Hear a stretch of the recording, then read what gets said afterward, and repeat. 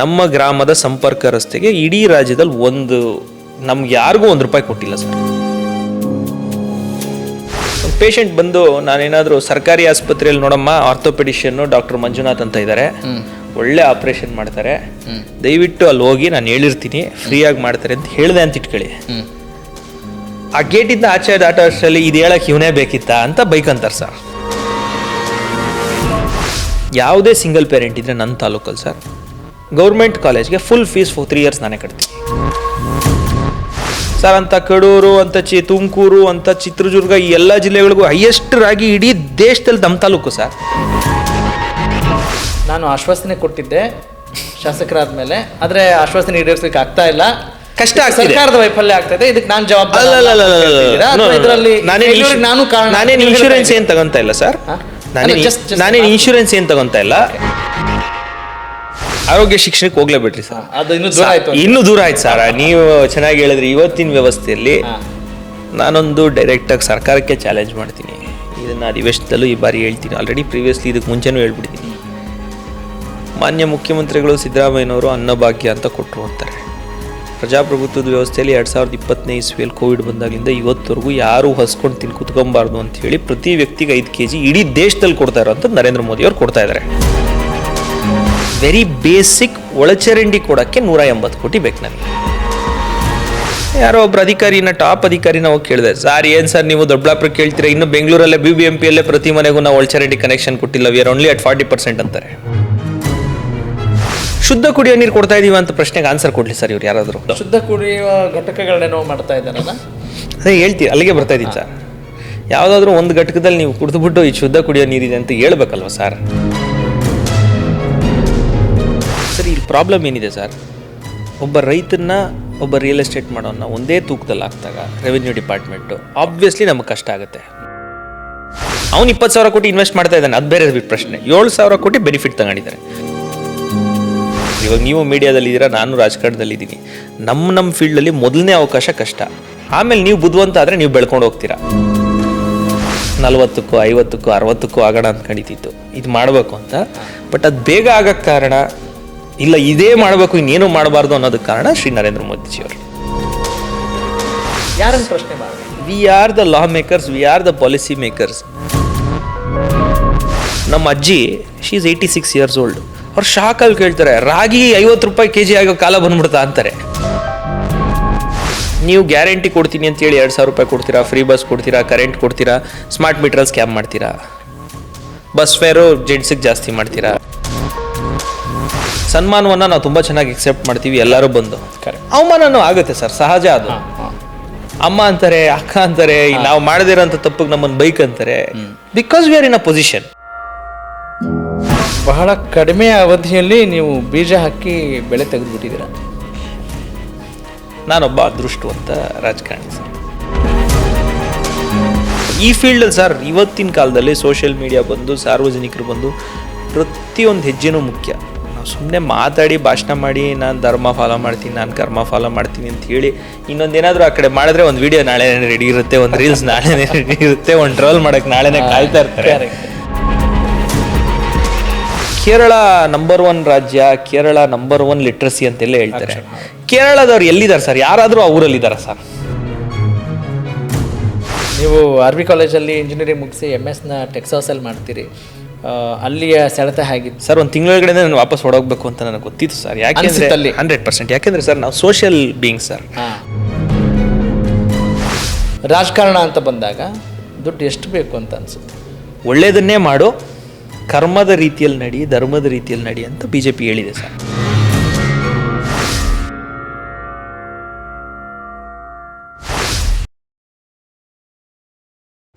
Education shapes minds, politics shapes Nations, together they shape our future. ಹೌದು, ಶಿಕ್ಷಣ ಮತ್ತು ರಾಜಕಾರಣ ಎರಡೂ ಕೂಡ ನಮ್ಮ ವ್ಯಕ್ತಿತ್ವವನ್ನು, ನಮ್ಮ ಭವಿಷ್ಯವನ್ನು ರೂಪಿಸುತ್ತವೆ ಅನ್ನೋ ಮಾತನ್ನು ನಾವೆಲ್ಲ ಕೇಳಿದ್ದೀವಿ. ಈ ಮಾತು ಈಗ ಯಾಕೆ ಅನ್ನೋ ಪ್ರಶ್ನೆಗೆ ಸದ್ಯದಲ್ಲೇ ನಿಮಗೆ ಉತ್ತರ ಸಿಗುತ್ತೆ. ಸ್ನೇಹಿತರೆ ನಮಸ್ಕಾರ. ಚಿಂತನ ಪ್ರಭಾ ಅರ್ಪಿಸುವ ವಿಶೇಷ ಕಾರ್ಯಕ್ರಮಕ್ಕೆ ತಮ್ಮೆಲ್ಲರಿಗೂ ಪ್ರೀತಿಯ ಮತ್ತು ಆತ್ಮೀಯ ಸ್ವಾಗತ. ನಾನು ನಿಮ್ಮ ರಾಘವ ಸೂರ್ಯ. ರಾಜಕಾರಣ ಅಂತ ಹೇಳಿದರೆ ಅದಕ್ಕೆ ಬೇಕಾಗಿರುವಂಥ ಲಕ್ಷಣಗಳೇನು, ಅಂಶಗಳೇನು? ದೂರದೃಷ್ಟಿ ಏನು, ವಿಷನ್ ಏನು, ಮಿಷನ್ ಏನು, ಹೀಗೆ ಬಹಳಷ್ಟು ಭಾಷಣಗಳನ್ನು ನಾವೆಲ್ಲ ಮಾಡ್ತಾ ಇರೋದನ್ನು, ಕೇಳ್ತಾ ಇರೋದನ್ನು ಗಮನಿಸಿರ್ತೀವಿ. ಆದರೆ ಒಬ್ಬ ಯುವಕ ರಾಜಕಾರಣಕ್ಕೆ ಬಂದರು ಅಂತ ಹೇಳಿದಾಗ ಬಹಳಷ್ಟು ನಿರೀಕ್ಷೆಗಳಿರುತ್ತವೆ, ಕನಸುಗಳಿರುತ್ತವೆ. ಆ ನಿರೀಕ್ಷೆ, ಕನಸು ಎಲ್ಲವೂ ಸಾಕಾರ ಆಗ್ತಾ ಇದೆಯಾ, ಆ ಹಾದಿಯಲ್ಲಿ ಇದೆಯಾ ಅನ್ನುವ ಒಂದು ಸುಂದರ ಅವಲೋಕನವನ್ನು ಮಾಡ್ತಾ ಲೆಟ್ಸ್ ವೆಲ್ಕಮ್ ದೊಡ್ಡಬಳ್ಳಾಪುರ ವಿಧಾನಸಭಾ ಕ್ಷೇತ್ರದ ಶಾಸಕರು, ಭಾರತೀಯ ಜನತಾ ಪಕ್ಷದ ಯುವ ಮೋರ್ಚಾ ಅಧ್ಯಕ್ಷರು ಆಗಿರುವಂಥ ಶ್ರೀಯುತ ಧೀರಜ್ ಮುನಿರಾಜು ನಮ್ಮ ಜೊತೆಗಿದ್ದಾರೆ. ನಮಸ್ಕಾರ ಧೀರಜ್ ಅವರಿಗೆ. ನಮಸ್ತೆ ಸರ್. ಹೇಗಿದ್ದೀರಿ? All well sir. All well. All well ಅಂತೀರಿ. ಓಕೆ, ಅದಕ್ಕೆ ಆಲ್ ವೆಲ್ ಅಂತ ಹೇಳೋದು ಅಷ್ಟು ಸುಲಭ ಇರಲ್ಲ. ಒಬ್ಬ ಯುವ ರಾಜಕಾರಣಿ, ಶಾಸಕರು, ಮೊದಲ ಬಾರಿ ಶಾಸಕರಾಗಿದ್ದೀರಿ. ಇಲ್ಲಿವರೆಗೂ ಸೋಫಾರ್ ಶಾಸಕರಾಗಿ ಕಳೆದಂಥ ದಿನಗಳು ಹೇಗಿದ್ದಾವೆ, ಒಬ್ಬ ತಮ್ಮ ವೈಯಕ್ತಿಕ ಬದುಕು ಹೇಗಿದೆ, ಹೀಗೆ ಹಲವು ಪ್ರಶ್ನೆಗಳು ಬರ್ತಾ ಇದ್ದಾವೆ. How do you start? ಶಾಸಕನಾಗಬೇಕು, ದೊಡ್ಡಬಳ್ಳಾಪುರ ತಾಲೂಕನ್ನು ಪ್ರತಿನಿಧಿಸಬೇಕು ಅಂತ ಹೇಳಿ ದೇವರು ಒಂದು ಅವಕಾಶ ಕೊಟ್ಟು, ಪಾರ್ಟಿ ಒಂದು ಅವಕಾಶ ಕೊಟ್ಟು, ಭಾರತೀಯ ಜನತಾ ಪಾರ್ಟಿ ಆಶೀರ್ವಾದದಿಂದ ಮೊದಲನೇದಾಗಿ ಪ್ರತಿ ವೇದಿಕೆಯಲ್ಲೂ ನಾನು ಹೇಳೋವಂಥದ್ದು, ಇವತ್ತು ಇಲ್ಲಿ ಕೂತು ನಾವು ಇಂಟರ್ವ್ಯೂ ಮಾಡ್ತೀವಿ ಅಂದರೆ ದೊಡ್ಡಬಳ್ಳಾಪುರ ತಾಲೂಕಿನ ಜನತೆ ಅವ್ರು ಕೊಟ್ಟಿರುವಂಥ ಆಶೀರ್ವಾದ, ನನ್ನನ್ನು ಅವ್ರ ಪ್ರತಿನಿಧಿಯಾಗಿ ಆಯ್ಕೆ ಮಾಡಿ ಕಳಿಸಿರುವಂಥದ್ದು. ಹಾಗಾಗಿ ನನಗೆ ಅವಕಾಶ ಸಿಕ್ಕಿದೆ. And this is by choice, it is not by chance. ಹೌದಾ? ನಾವೇನು ಬೈ ಚಾನ್ಸ್ ಪೊಲಿಟಿಷಿಯನ್ ಏನಲ್ಲ, ಬೈ ಚಾಯ್ಸ್. ಆಗಲೇಬೇಕು, ಸಾಧಿಸಲೇಬೇಕು, ಗುರಿ ಮುಟ್ಟಲೇಬೇಕು ಅಂಥೇಳಿ, ಜೀವನದ ಗುರಿ ಇದ್ದಂಥದ್ದು ಶಾಸಕ ಆಗಬೇಕು ಅಂಥೇಳಿ. ಆ ಗುರಿಗೆ ನಮ್ಮ ಪಾರ್ಟಿ, ನಮ್ಮೆಲ್ಲ ಹಿರಿಯ ನಾಯಕರು ಮತ್ತು ತಾಲೂಕಿನ ನಮ್ಮೆಲ್ಲ ಮುಖಂಡರು, ನಮ್ಮೆಲ್ಲ ನಾಯಕರು ಅವರೆಲ್ಲರ ಸಹಕಾರದಿಂದ, ಸಾರ್ವಜನಿಕರ ಆಶೀರ್ವಾದದಿಂದ ನಾನು ಇವತ್ತು ಶಾಸಕನಾಗಿ ಆಯ್ಕೆಯಾಗಿದ್ದೀನಿ. ಓಕೆ. ಆಬ್ವಿಯಸ್ಲಿ ಶಾಸಕನಾಗುವಾಗ ಸಾವಿರಾರು ಕನಸಿರುತ್ತೆ, ನೂರಾರು ಆಲೋಚನೆಗಳಿರ್ತವೆ. ತಾಲೂಕಿನ ಬಗ್ಗೆ ನಮ್ಮದೇ ಆದಂಥ ಒಂದು ದೂರದೃಷ್ಟಿ, ನಮ್ಮದೇ ಆದಂಥ ಒಂದು ಪ್ಲ್ಯಾನಿಂಗು, ನಮ್ಮದೇ ಆದಂಥ ಒಂದು ನಾವೇನು ಸಾಧಿಸ್ಬೇಕು ಅನ್ನೋವಂಥದ್ದು ಇರುತ್ತೆ. ಎಲ್ಲ ಸಾಧಿಸ್ತೀವ? ಖಂಡಿತವಾಗ್ಲೂ ಎಲ್ಲ ಸಾಧಿಸ್ಲಿಕ್ಕೆ ಸಾಧ್ಯ ಇಲ್ಲ. ಎಫರ್ಟ್ ನಮ್ಮ ಕೈಲಿದೆ. ಎಫರ್ಟ್ 100% ಆಗ್ತೀವ ಇಲ್ಲ ಅನ್ನೋಂಥ ಪ್ರಶ್ನೆ ಕೇಳಿದ್ರೆ ನಾನಂತೂ ಪಾಸಿಟಿವ್ಲಿ ಅಟ್ಲೀಸ್ಟ್ 80 to 90% ಪ್ರಾಮಾಣಿಕವಾದಂಥ ಎಫರ್ಟ್ ಆಗ್ತಾ ಇದ್ದೀನಿ. ಅದನ್ನು 110 ಮಾಡೋಣ ಅನ್ನೋಂಥ ಒಂದು ಆಸೆ ಇದೆ. ಬಟ್ ಸಿಸ್ಟಮ್ ಅದಕ್ಕೆ ಎಷ್ಟು ಅವಕಾಶ ಕೊಡುತ್ತೆ, ಕೊಡಲ್ಲ ಅನ್ನೋವಂಥದ್ದು ಪ್ರಶ್ನೆ ಬರುತ್ತೆ. ನೀವು ಸಿಸ್ಟಮ್ ಅಂತ ಬಳಸಿದ್ರಲ್ಲ, ಅದೇ ಕಾರಣಕ್ಕೋಸ್ಕರನೇ ಇವತ್ತಿನ ಸಂದರ್ಶನ ಮಹತ್ವ ಪಡೆದುಕೊಳ್ತಾ ಇರೋದು. ಕಾರಣ ಇಷ್ಟೇ, ಎಲ್ರಿಗೂ ಕನಸುಗಳಿರುತ್ತವೆ, ಆಸೆ ಆಕಾಂಕ್ಷೆಗಳಿರುತ್ತವೆ, ನಿರೀಕ್ಷೆಗಳಿರುತ್ತವೆ, ಪರೀಕ್ಷೆಗಳಿರುತ್ತವೆ, ಫೈನ್. ಆದರೆ ಒಬ್ಬ RV ಕಾಲೇಜಲ್ಲಿ ಇಂಜಿನಿಯರಿಂಗ್ ಮುಗಿಸ್ಕೊಂಡು ಟೆಕ್ಸಾಸ್ನಲ್ಲಿ MS ಮಾಡಿಕೊಂಡು ಬಂದಂಥ ವ್ಯಕ್ತಿಗೆ ಯಾವ ರೀತಿ ಕನಸಿತ್ತು, ನಿರೀಕ್ಷೆ ಇತ್ತು, ಈ ಸಿಸ್ಟಮ್ ಬಗ್ಗೆ ಏನು ಗೊತ್ತಿತ್ತು ಅನ್ನುವ ಪ್ರಶ್ನೆಗೆ ಏನು ನಿಮ್ಮ ಪ್ರಾಮಾಣಿಕ ಉತ್ತರ? ಯಾರಿಗೂ ಏನು ಗೊತ್ತಿರಲ್ಲ ಸರ್. ಹುಡ್ತಾನೆ ಏನು ಗೊತ್ತಿರುತ್ತೆ ಅಂತೇನಿಲ್ಲ. ಬಟ್ ನಾನು ಆಗಲೇ ಹೇಳ್ದಂಗೆ ಪ್ರತಿಯೊಬ್ಬರೂ ವಿಭಿನ್ನವಾಗಿರುವಂಥ, ನಮ್ಮ ದೇಶನೇ ವಿಭಿನ್ನತೆ. ಕರೆಕ್ಟು. ವಿಭಿನ್ನತೆಯಲ್ಲಿ ಏಕ್ಯತೆ. ನಮ್ಮಲ್ಲೂ ಅಷ್ಟೇ ಸಿಸ್ಟಮ್ಮು ಪ್ರತಿಯೊಬ್ಬರು ಬೇರೆ ಬೇರೆ. ನನ್ನ ಆಲೋಚನೆ ಬೇರೆ ಇರುತ್ತೆ, ನಿಮ್ಮ ಆಲೋಚನೆ ಬೇರೆ ಇರುತ್ತೆ. ನಮ್ಮ ರೀತಿ ನೀತಿಗೆ ಎಲ್ಲನೂ ಹ್ಯೂಮನ್ಸ್ ಆರ್ ಅಡ್ಯಾಪ್ಟಬಲ್. ನಾವು ಅಡ್ಯಾಪ್ಟ್ ಆಗ್ತೀವಿ, ಸಿಚುವೇಶನ್ ಪ್ರಕಾರ ನಾವು ಚೇಂಜ್ ಆಗ್ತೀವಿ. ವ್ಯವಸ್ಥೆ ಅನ್ನುವಂಥದ್ದನ್ನು ಬದಲಾಯಿಸಲಿಕ್ಕೆ ಯಾರ ಕೈಲೂ ಸಾಧ್ಯ ಇಲ್ಲ. ಆದರೆ ವ್ಯವಸ್ಥೆ ದಾರಿಗೆ ಹೋಗಿ ಆ ದಾರಿಯನ್ನು ಸರಿ ದಾರಿಗೆ ತರುವಂಥ ಪ್ರಯತ್ನವನ್ನು ಒಬ್ಬ ರಾಜಕಾರಣಿಯಾಗಿ, ಯಾಕಂದರೆ ಜನ ಅಧಿಕಾರ ಕೊಟ್ಟಿರುವಂಥದ್ದು ಪ್ರಜಾಪ್ರಭುತ್ವದ ವ್ಯವಸ್ಥೆಯಲ್ಲಿ as an MLA, as A legislator ನಮಗೆ ಬೇಕಾದಷ್ಟು ಅವಕಾಶಗಳನ್ನು ಬಾಬಾ ಸಾಹೇಬರು ನಮಗೆ ಸಂವಿಧಾನದ ಮೂಲಕ ಕೊಟ್ಟಿದ್ದಾರೆ. ಸಂವಿಧಾನದ ಆಶಯಗಳನ್ನು ಈಡೇರಿಸೋ ನಿಟ್ಟಿನಲ್ಲಿ ನಾವು ಪಾಸಿಟಿವ್ ಇಂಟೆಂಟ್ ಇಟ್ಕೊಂಡು ಕೆಲಸ ಮಾಡಬೇಕು. ಓಕೆ. ನಾನಾಗಲೇ ಹೇಳ್ದಂಗೆ ಮತ್ತೆ ನಾವು ಬೇರೆಯವ್ರನ್ನ ಬ್ಲೇಮ್ ಮಾಡೋದಕ್ಕಿಂತ ನಾವೇನು ಮಾಡ್ತೀವಿ ಅನ್ನೋದ್ರ ಮೇಲೆ ನಾವು ಕಾನ್ಸಂಟ್ರೇಟ್ ಮಾಡಬೇಕು. ಅದನ್ನು ಕಾನ್ಸಂಟ್ರೇಟ್ ಮಾಡಿ ಸಾಕಾರಗೊಳಿಸುವಂಥ ಕೆಲಸ ಮಾಡಬೇಕು. ಓಕೆ. ಧೀರಜ್ ಅವರೇ, let's be some more specific. ಇನ್ನೂ ನಾವು ನಿರ್ದಿಷ್ಟವಾಗಿ ಹೋಗೋಣ. Yes sir. ಏನು ಸಿಸ್ಟಮ್ ಅಂದರೆ ಏನು ನಿಮ್ಮ ಪ್ರಕಾರ? ಈಗ ಸಿಸ್ಟಮ್ ಅಂತ ಹೇಳಿದ್ವಿ, ನಾವು ಜನರಲ್ ಆಗಿ ಭಾಷಣ ಮಾಡ್ತೀವಿ, ಸಿಸ್ಟಮ್ ಸರಿ ಆಗಬೇಕು ಅಂತೀವಿ. What exactly according to you? Sir, ಮೊದಲನೇದು ಪ್ರಜಾಪ್ರಭುತ್ವದಲ್ಲಿ ನೀವು it's by the people for the people of the people ಅಲ್ವಾ ಸರ್? ಈಗ ಫಸ್ಟು ಮುಖ್ಯ ಅಂದರೆ ಜನ, ಸಾರ್ವಜನಿಕರು ನಾವು ಹೆಂಗಿರ್ತೀವಿ ಅನ್ನೋದ್ರ ಮೇಲೂ ಡಿಪೆಂಡ್ ಆಗುತ್ತೆ. ಇವಾಗ ಅಧಿಕಾರಿಗಳು ಸರ್ ಇಲ್ಲಿ ಪ್ರಾಬ್ಲಮ್ ಏನಿದೆ ಸರ್, ಒಬ್ಬ ರೈತನ್ನ ಒಬ್ಬ ರಿಯಲ್ ಎಸ್ಟೇಟ್ ಮಾಡೋನ್ನ ಒಂದೇ ತೂಕದಲ್ಲಿ ಹಾಕ್ದಾಗ ರೆವೆನ್ಯೂ ಡಿಪಾರ್ಟ್ಮೆಂಟು ಆಬ್ವಿಯಸ್ಲಿ ನಮಗೆ ಕಷ್ಟ ಆಗುತ್ತೆ. ರೈತನ್ನ ರಿಯಲ್ ಎಸ್ಟೇಟ್ ಮಾಡೋದು. ಈಗ ರಿಯಲ್ ಎಸ್ಟೇಟ್ ಮಾಡೋನಿಗೆ 1 lakh 2 lakh 3 lakhs is no big issue. Correct. That is equivalent to brokerage. ಒಂದು ಸೈಟ್ ಮಾಡಿದ್ರೆ ಇಷ್ಟು ಬ್ರೋಕರೇಜ್ ಕೊಡ್ತೀವಿ, ಅಷ್ಟು ಕೊಡ್ತೀವಿ, ಆ ಲೆಕ್ಕದಲ್ಲಿ ಅವ್ರು ಮಾತಾಡ್ತಾರೆ. ಇವಾಗ ನಮ್ಮಂಥ ಜಿಲ್ಲೆಗಳಲ್ಲಿ ಪ್ರಾಬ್ಲಮ್ ಏನಾಗುತ್ತೆ, ರೆವೆನ್ಯೂ ಡಿಪಾರ್ಟ್ಮೆಂಟು ಏನೋ ಒಂದು ಕೆಲಸ ಮಾಡ್ಕೊಳಕ್ಕೆ ಒಂದು ಪೌತಿ ಖಾತೆ ಮಾಡ್ಕೊಬೇಕು ಅಂದರೆ ಈಗ ನಾವು ಎಷ್ಟು ಟೇಬಲ್ ಟು ಟೇಬಲ್ ಇನ್ಫ್ಲುಯೆನ್ಸ್ ಮಾಡೋಕ್ಕಾಗತ್ತಾ ಯಾರಾದರೂ? ಇಟ್ಸ್ ಡಿಫಿಕಲ್ಟ್ ಅಂತ. VA, RI, case worker, DT, tahsildar, grade two tahsildar order issue ಮಾಡಿಸೋ ಅಷ್ಟರಲ್ಲಿ ಸಿಸ್ಟಮ್ ಅಂದರೆ ಇದು. We do not have any signing power, but we have powers to voice the opinion of our public and to speak out about their problems. ಅವ್ರ ಸಮಸ್ಯೆಗಳ ಬಗ್ಗೆ ಮಾತಾಡಿ ಅಧಿಕಾರಿಗಳಿಗೆ ನಿರ್ದೇಶನ ಕೊಡಲಿಕ್ಕೆ ಯಾವ ರೀತಿ ಈ ಸಮಸ್ಯೆಗೆ ಪರಿಹಾರ ಕಲ್ಪಿಸ್ಬೇಕು ಅಂತ ಹೇಳಿ ನಮ್ಗೆ ಕೊಡೋ ಅಷ್ಟು ನಮ್ಗೆ ಹಕ್ಕಿರೋವಂಥದ್ದು. ಅಷ್ಟರಲ್ಲಿ ಏನಾಗುತ್ತೆ ಸರ್, ನಾನು ಆಗಲೇ ಹೇಳ್ದಂಗೆ ಪ್ರತಿ ಸಿಸ್ಟಮ್ ಅಂದರೆ ಇದೆ ಸರ್. ಒಬ್ಬ VA ಇಂದ RI ಇಂದ ಕೇಸ್ ವರ್ಕರಿಂದ ಎಲ್ಲ ಕ್ಲಿಯರ್ ಮಾಡ್ಕೊಂಬರ್ಬೇಕು. ಈ ಸಮಸ್ಯೆ ಏನಿದೆಯಲ್ಲ, ಈ ಸಮಸ್ಯೆ ಬಗೆಹರಿಬೇಕು ಅಂದರೆ ಎಕ್ಸಿಕ್ಯೂಟಿವಲ್ಲಿ ಕಾರ್ಯಾಂಗದಲ್ಲಿ ಬೇಕಾದಷ್ಟು ಬದಲಾವಣೆಗಳು ಬರಬೇಕು. ಶಾಸಕಾಂಗ, ಕಾರ್ಯಾಂಗ ಮತ್ತು ನ್ಯಾಯಾಂಗದ ವ್ಯವಸ್ಥೆನ ಹೊರಗಡೆ ಇಟ್ಟರು ಸಹ ನಾವು 4ನೇ ಅಂಗ ನಿಮ್ದಿರ್ತದೆ. ಬಟ್ ಈ ಶಾಸಕಾಂಗ ಮತ್ತು ಕಾರ್ಯಾಂಗ ಸರಿಯಾಗಿ ಹ್ಯಾಂಡ್ ಇನ್ ಹ್ಯಾಂಡ್ ಜನರನ್ನು ಮೊದಲನೇ ಆದ್ಯತೆ ಸಾರ್ವಜನಿಕರನ್ನ ಇಟ್ಟರೆ ಖಂಡಿತವಾಗ್ಲೂ ಬದಲಾವಣೆ ಬರುತ್ತೆ. ಸಾರ್ವಜನಿಕರಲ್ಲೂ ಒಂದು ಅರಿವು ಬರಬೇಕು, ಸಾರ್ವಜನಿಕರಲ್ಲೂ ಒಂದು ಪ್ರಶ್ನೆ ಮಾಡೋ ಅಂಥ most important thing is questioning sir. ಯಾವತ್ತು ನಾವು ಪ್ರಶ್ನೆ ಮಾಡಕ್ಕೆ ಶುರು ಆಗ್ತೀವಿ ಅವತ್ತು ಸಿಸ್ಟಮ್ ಆಟೋಮೆಟಿಕ್ಲಿ ಒಂದಷ್ಟು ಸರಿ ಹೋಗಕ್ಕೆ ಸರ್. ಈಗ ನೀವು ಪ್ರಶ್ನೆ ಮಾಡಬೇಕು ಅಂತ ಹೇಳಿದ್ರಿ. ಈಗ ಪ್ರಶ್ನೆ ಏನು ಅಂತ ಹೇಳಿದ್ರೆ, ಯಾರನ್ರಿ ಪ್ರಶ್ನೆ ಮಾಡೋಣ, ಏನ್ ಪ್ರಶ್ನೆ ಮಾಡೋಣ, ಪ್ರತಿಯೊಂದು ಹಂತಕ್ಕೆ ಬಂದಿದೆ ಅಲ್ಲ, ಯಾರನ್ನ ಪ್ರಶ್ನೆ ಮಾಡೋಣ? ಪ್ರತಿಯೊಂದು ಹಂತದಲ್ಲೂ ಪ್ರಶ್ನೆ ಮಾಡಲೇಬೇಕು ಸರ್. ಈಗ ಈಗ ಜನ ಯಾರನ್ನ ಪ್ರಶ್ನೆ ಮಾಡಬೇಕು, ಶಾಸಕರು ಯಾರನ್ನ ಪ್ರಶ್ನೆ ಮಾಡಬೇಕು ಅಲ್ವಾ? ಸೊ ಲೆಟ್ಸ್ ಸರ್, ಈಗ ಮೂಲಭೂತ ಸೌಕರ್ಯ ಕಲ್ಪಿಸುವಂಥದ್ದು ಸರ್ಕಾರದ ಕರ್ತವ್ಯ. ಸರ್ಕಾರದ ಪ್ರತಿನಿಧಿ, ರಾಜ್ಯ ಸರ್ಕಾರದ ಪ್ರತಿನಿಧಿ ನಾನಿರ್ತೀನಿ, ಕೇಂದ್ರ ಸರ್ಕಾರದ ಪ್ರತಿನಿಧಿ MP ಇರ್ತಾರೆ, ಸ್ಥಳೀಯ ಸಂಸ್ಥೆ ಪ್ರತಿನಿಧಿ ಅಲ್ಲಿ ಕೌನ್ಸಿಲರು, ಅಲ್ಲಿ ಗ್ರಾಮ ಪಂಚಾಯತಿ ಮೆಂಬರು, ಅಲ್ಲಿ ಗ್ರಾಮ ಪಂಚಾಯತಿ ಅಧ್ಯಕ್ಷರು, ತಾಲೂಕ್ ಪಂಚಾಯತಿ ಮೆಂಬರ್, ಜಿಲ್ಲಾ ಪಂಚಾಯತಿ ಮೆಂಬರ್ ಇರುತ್ತೆ. ಆನೆಸ್ಟ್ಲಿ ನಮ್ಮ ಸಿಸ್ಟಮ್ ಅದ್ಭುತವಾಗಿದೆ. ನಮ್ಮಲ್ಲಿರುವಂಥ ಸಿಸ್ಟಮ್ಮು ಅತಿ ಅದ್ಭುತವಾಗಿದೆ. ಅದರ ಸದುಪಯೋಗ ಆಗ್ತಿಲ್ಲ, ಸಾರ್ವಜನಿಕರಿಗೆ ಸದುಪಯೋಗ ಆಗ್ತಿಲ್ಲ. ಪ್ರಶ್ನೆ ಮಾಡಬೇಕು ಅನ್ನುವಂಥದ್ದು ನಮ್ಮಲ್ಲಿ ಚುನಾಯಿತ ಪ್ರತಿನಿಧಿಗಳು 3 ಹಂತದಲ್ಲಿ ಪ್ರಶ್ನೆ ಮಾಡಬಹುದು. ಇಂಟರ್ವ್ಯೂನ್ ಆಗ್ತಿದ್ದೀನಿ. Yes sir.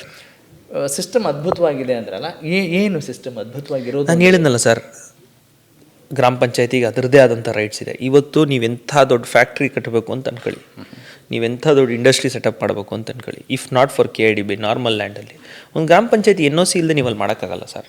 ಅಷ್ಟು ಪವರು ನಮಗೆ ಕೊಟ್ಟಿದೆ ಲೋಕಲ್ ಬಾಡಿಗೆ.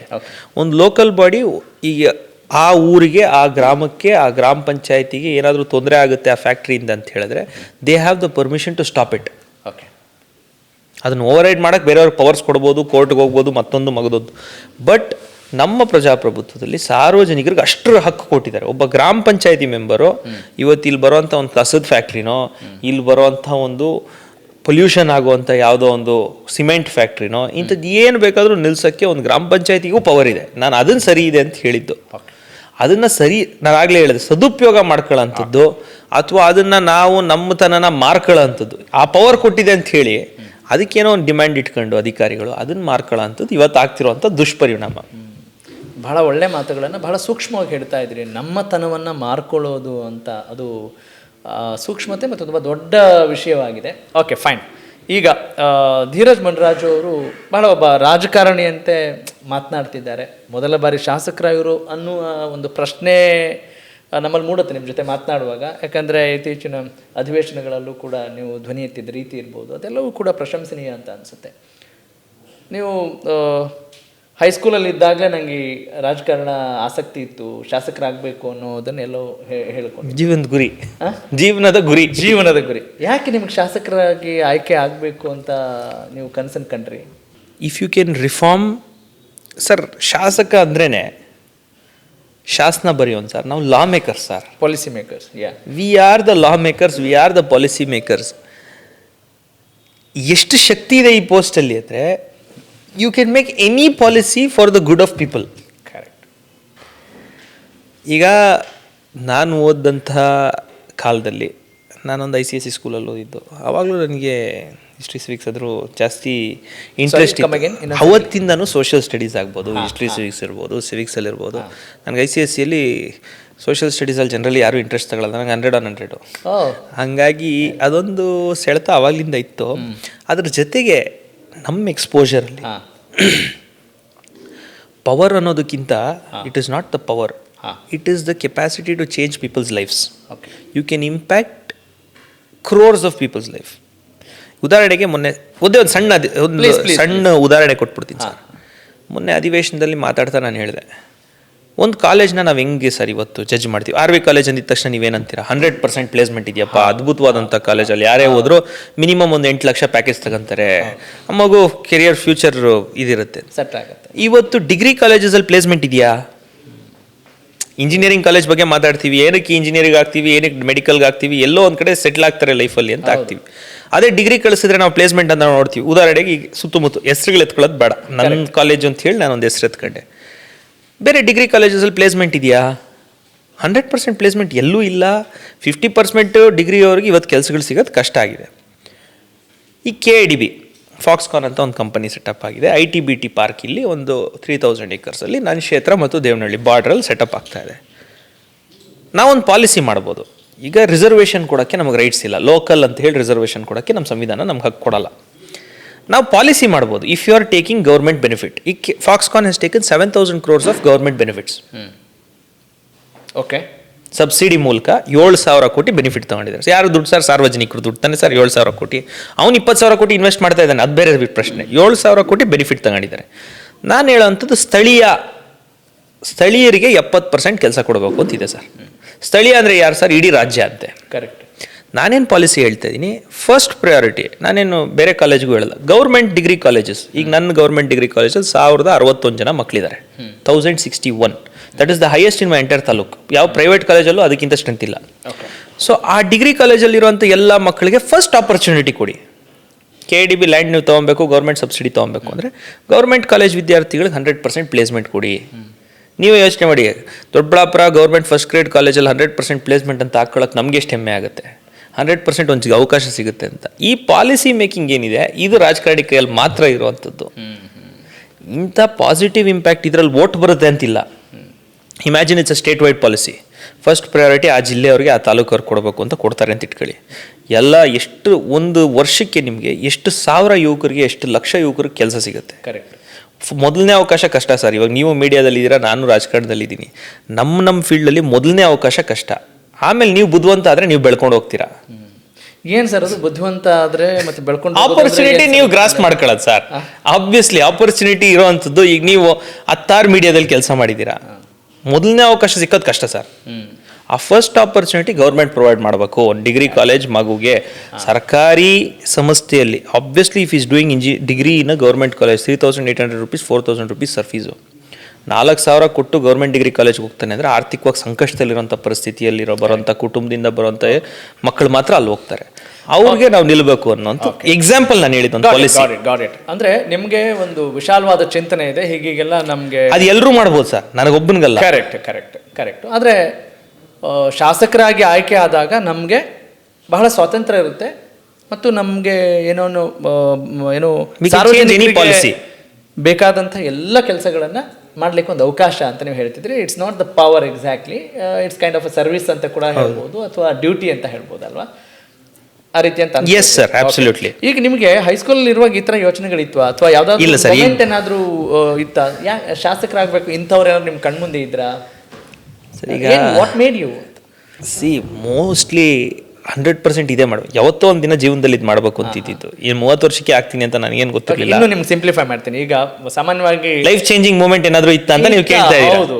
ಈಗ ಪೊಲಿಟಿಕಲ್ ಬ್ಯಾಕ್ ಗ್ರೌಂಡ್ ಇದ್ದವರು, 2013 ಪೊಲಿಟಿಕಲ್ ಬ್ಯಾಕ್ ಗ್ರೌಂಡ್ ಇದ್ದಂಥವ್ರಲ್ಲ ಸರ್. ಅದೇ ನರೇಂದ್ರ ಮೋದಿ ಅವ್ರ ಇಂಪ್ಯಾಕ್ಟ್ ಜಾಸ್ತಿ ಸರ್, ಪರ್ಸ್ನಲಿ ಮಾತಾಡಬೇಕು ಅಂದರೆ. ಬಿಕಾಸ್ 2013 ಅವ್ರು ಆಯ್ಕೆ ಆದ ನಂತರ, ಅದಕ್ಕೆ ಮುಂಚೆನೂ ಫಾಲೋ ಮಾಡ್ತಾ ಇದ್ವಿ, ರಾಜಕಾರಣ ಫಾಲೋ ಮಾಡಲ್ಲ ಅಂತಲ್ಲ, ಬಟ್ ಫುಲ್ ಫ್ಲೆಶ್ಡ್ ಆಗಿ ಹಿಂಗೂ ಮಾಡ್ಬೋದು, ರಾಜಕಾರಣ ಪಾಸಿಟಿವ್ಲಿ ಮಾಡ್ಬೋದು, ಜನರ ಪರವಾಗಿ ಮಾಡ್ಬೋದು. ಆ nationalism factor that he bought in ನಮ್ಮ ಪಾರ್ಟಿ, ನಮ್ಮ ಐಡಿಯಾಲಜಿ ಜೊತೆಗೆ the nationalistic approach that was in mister Narendra Modi. Okay. ಅದನ್ನು ನಮ್ಮನ್ನು ನನ್ನ ಅಂತೂ ವೈಯಕ್ತಿಕವಾಗಿ ಜಾಸ್ತಿ ಸೆಳೀತು. ನನ್ನಂತ ನನಗೆ ಗೊತ್ತಿರೋ ಪ್ರಕಾರ ಅವ್ರು ಲಕ್ಷಾಂತರ ಯುವಕರಿಗೆ ರಾಜಕೀಯದತ್ತ ಸೆಳೆದಂಥ ಮಹಾನ್ ವ್ಯಕ್ತಿ ಪ್ರಧಾನಿಗಳು ಶ್ರೀ ನರೇಂದ್ರ ಮೋದಿಜಿಯವರು. ಅವರ ಒಂದು ಆದರ್ಶಗಳು, ಅವರ ಒಂದು ವ್ಯಕ್ತಿತ್ವ, ಅವರ ಒಂದು ಭಾಷಣ, ಅವರ ಒಂದು ಆರ ಇದೆಲ್ಲ ಸೇರಿ ರಾಜಕಾರಣನೇ ಮಾಡಬೇಕು ಅನ್ನೋವಂಥದ್ದು ಫಿಕ್ಸ್ ಆಗಿದೆ. ರಾಜಕೀಯ as I told you some fine day 40ಕ್ಕೋ 50ಕ್ಕೋ 60ಕ್ಕೋ ಆಗೋಣ ಅಂದ್ಕೊಂಡಿತ್ತು ಇದು ಮಾಡಬೇಕು ಅಂತ. ಬಟ್ ಅದು ಬೇಗ ಆಗಕ್ಕೆ ಕಾರಣ ಇಲ್ಲ, ಇದೇ ಮಾಡಬೇಕು ಇನ್ನೇನು ಮಾಡಬಾರ್ದು ಅನ್ನೋದಕ್ಕೆ ಕಾರಣ ಶ್ರೀ ನರೇಂದ್ರ ಮೋದಿಜಿಯವರು. ಈಗ ಫಸ್ಟ್ ಟೈಮ್ ಕಂಟೆಸ್ಟ್ ಮಾಡಿಬಿಟ್ಟು ಅದರಲ್ಲಿ ಜಯ ಸಾಧಿಸೋದು ಸುಲಭ ಅಲ್ಲ. ನೀವು ಸೋಷಿಯಲ್ ಸ್ಟಡೀಸಲ್ಲಿ ಔಟ್ ಇರ್ಬೋದು, ಕರೆಕ್ಟ್. ಆದರೆ ನಿಜವಾದ ಪರೀಕ್ಷೆ ನೀವು ಶಾಸಕರಾಗಿ ಆಯ್ಕೆ ಆದಮೇಲೆ ಅಂತ ಅನ್ನಿಸ್ತಾ? ಡಿಫ್ರೆನ್ಸ್ ಏನಾದ್ರು ಕಾಣ್ತಾ? ನೀವು ಓದ್ತಾ ಇರುವಂಥ ಸೋಷಿಯಲ್ ಸ್ಟಡೀಸ್ಗೂ ಪ್ರಾಕ್ಟಿಕಲ್ಗೂ ಥಿಯರಿಟಿಕಲ್ಗೂ ಸಿಕ್ಕಾಪಟ್ಟೆ ಡಿಫ್ರೆನ್ಸ್ ಇದೆ, ಅದರಲ್ಲೇನು ಡೌಟ್ ಇಲ್ಲ. ಅಲ್ಲ, ಅದು ನಾನು ಓದಿರೋಂಥದ್ದು ಸ್ಕೂಲಲ್ಲಿ ಓದಿರೋಂಥದ್ದು ನಾನು ಹೇಳಿದ್ದು. ಬಟ್ ಇಂಟ್ರೆಸ್ಟ್ ಇತ್ತು ಅಂತ ನಾನು ಹೇಳಿದ್ದು. I had okay interest and inclination towards it ಅನ್ನೋದು ನನ್ನ ಪಾಯಿಂಟು. ಬಟ್ ಪ್ರಾಕ್ಟಿಕಲಿ ತುಂಬ ಡಿಫ್ರೆನ್ಸ್ ಇದೆ ಸರ್, ತುಂಬ ಡಿಫ್ರೆನ್ಸ್ ಇದೆ, ತುಂಬ ಕಷ್ಟ ಇದೆ. ಧೀರಜ್ ಅವ್ರಿಗೆ ಏನೇನು ಡಿಫ್ರೆನ್ಸ್ ಕಾಣ್ತು? ತುಂಬ ಕಷ್ಟ ಇದೆ ಸರ್. ನಾನು ಹೇಳಿದ್ನಲ್ಲ ಸರ್, ಜನಕ್ಕೆ ಅವರ ಅಪೇಕ್ಷೆಗಳು ವಿಪರೀತ ಇರುತ್ತೆ. ಪಬ್ಲಿಕ್ ಫೀಲ್ಡಲ್ಲಿ ನೀವು ಯಾವುದೇ ಕಾರಣಕ್ಕೂ you cannot satisfy everybody completely. Correct. ಈಗ ನಮ್ಮ ಮನೆಯಲ್ಲಿ ಅಂತ ಹೇಳಿದ್ರೆ ಮಕ್ಕಳಿಗೆ ಪಾಪ ಎಲ್ಲರೂ ಕೇಳ್ತಾರೆ ಕಾರ್ ಬೇಕು ಅಂತ ಕೇಳ್ತಾರೆ, ನಾವೊಂದು ಎಲೆಕ್ಟ್ರಿಕ್ ಸ್ಕೂಟ್ರ್ ಕೊಡಿಸ್ತೀವಿ. ಈಗ ಮಗನಿಗೆ ಮನೆಯಲ್ಲಿ ಎಲೆಕ್ಟ್ರಿಕ್ ಸ್ಕೂಟ್ರ್ ಕೊಡಿಸ್ತಾರೆ ಅಂತ ಇಟ್ಕೊಳ್ಳಿ. ಈಗ ನಾನು ಗಾಡಿ ಕೇಳಿದ್ರೆ ನಮ್ಮಪ್ಪ ಇಲ್ಲ ಕಾರ್ ತಗೊಂಡ್ರು. ಅದಾದ್ಮೇಲೆ ನಾನು ಬೇರೆ ಯಾವುದಾದ್ರೂ ಕೇಳ್ಬೋದು. ಈಗ ನಮ್ಮ ಕೈಯಲ್ಲಿ ಆಗೋದು ಇಷ್ಟೇನಪ್ಪ, ನಮ್ಮ ಶಕ್ತಿ ಇರೋದು ಇಷ್ಟೇನಪ್ಪ, ಇದು ಇಟ್ಕೊ ಅಂತ ಹೇಳ್ತಾರೆ ಅಂತ ಇಟ್ಕೊಳ್ಳಿ. ಸಾರ್ವಜನಿಕರಿಗೆ ಹಂಗೆ ಹೇಳಂಗಿಲ್ಲ. Their expectations are extreme. ಏನೇನು ಕೇಳ್ತಾರೆ ಸಾರ್ವಜನಿಕರಿಗೆ? ಏನು ಯಾರು ಕೇಳಬಾರ್ದು ಕೇಳ್ತಾರೆ ಅಂತ ಏನಿಲ್ಲ ಸರ್.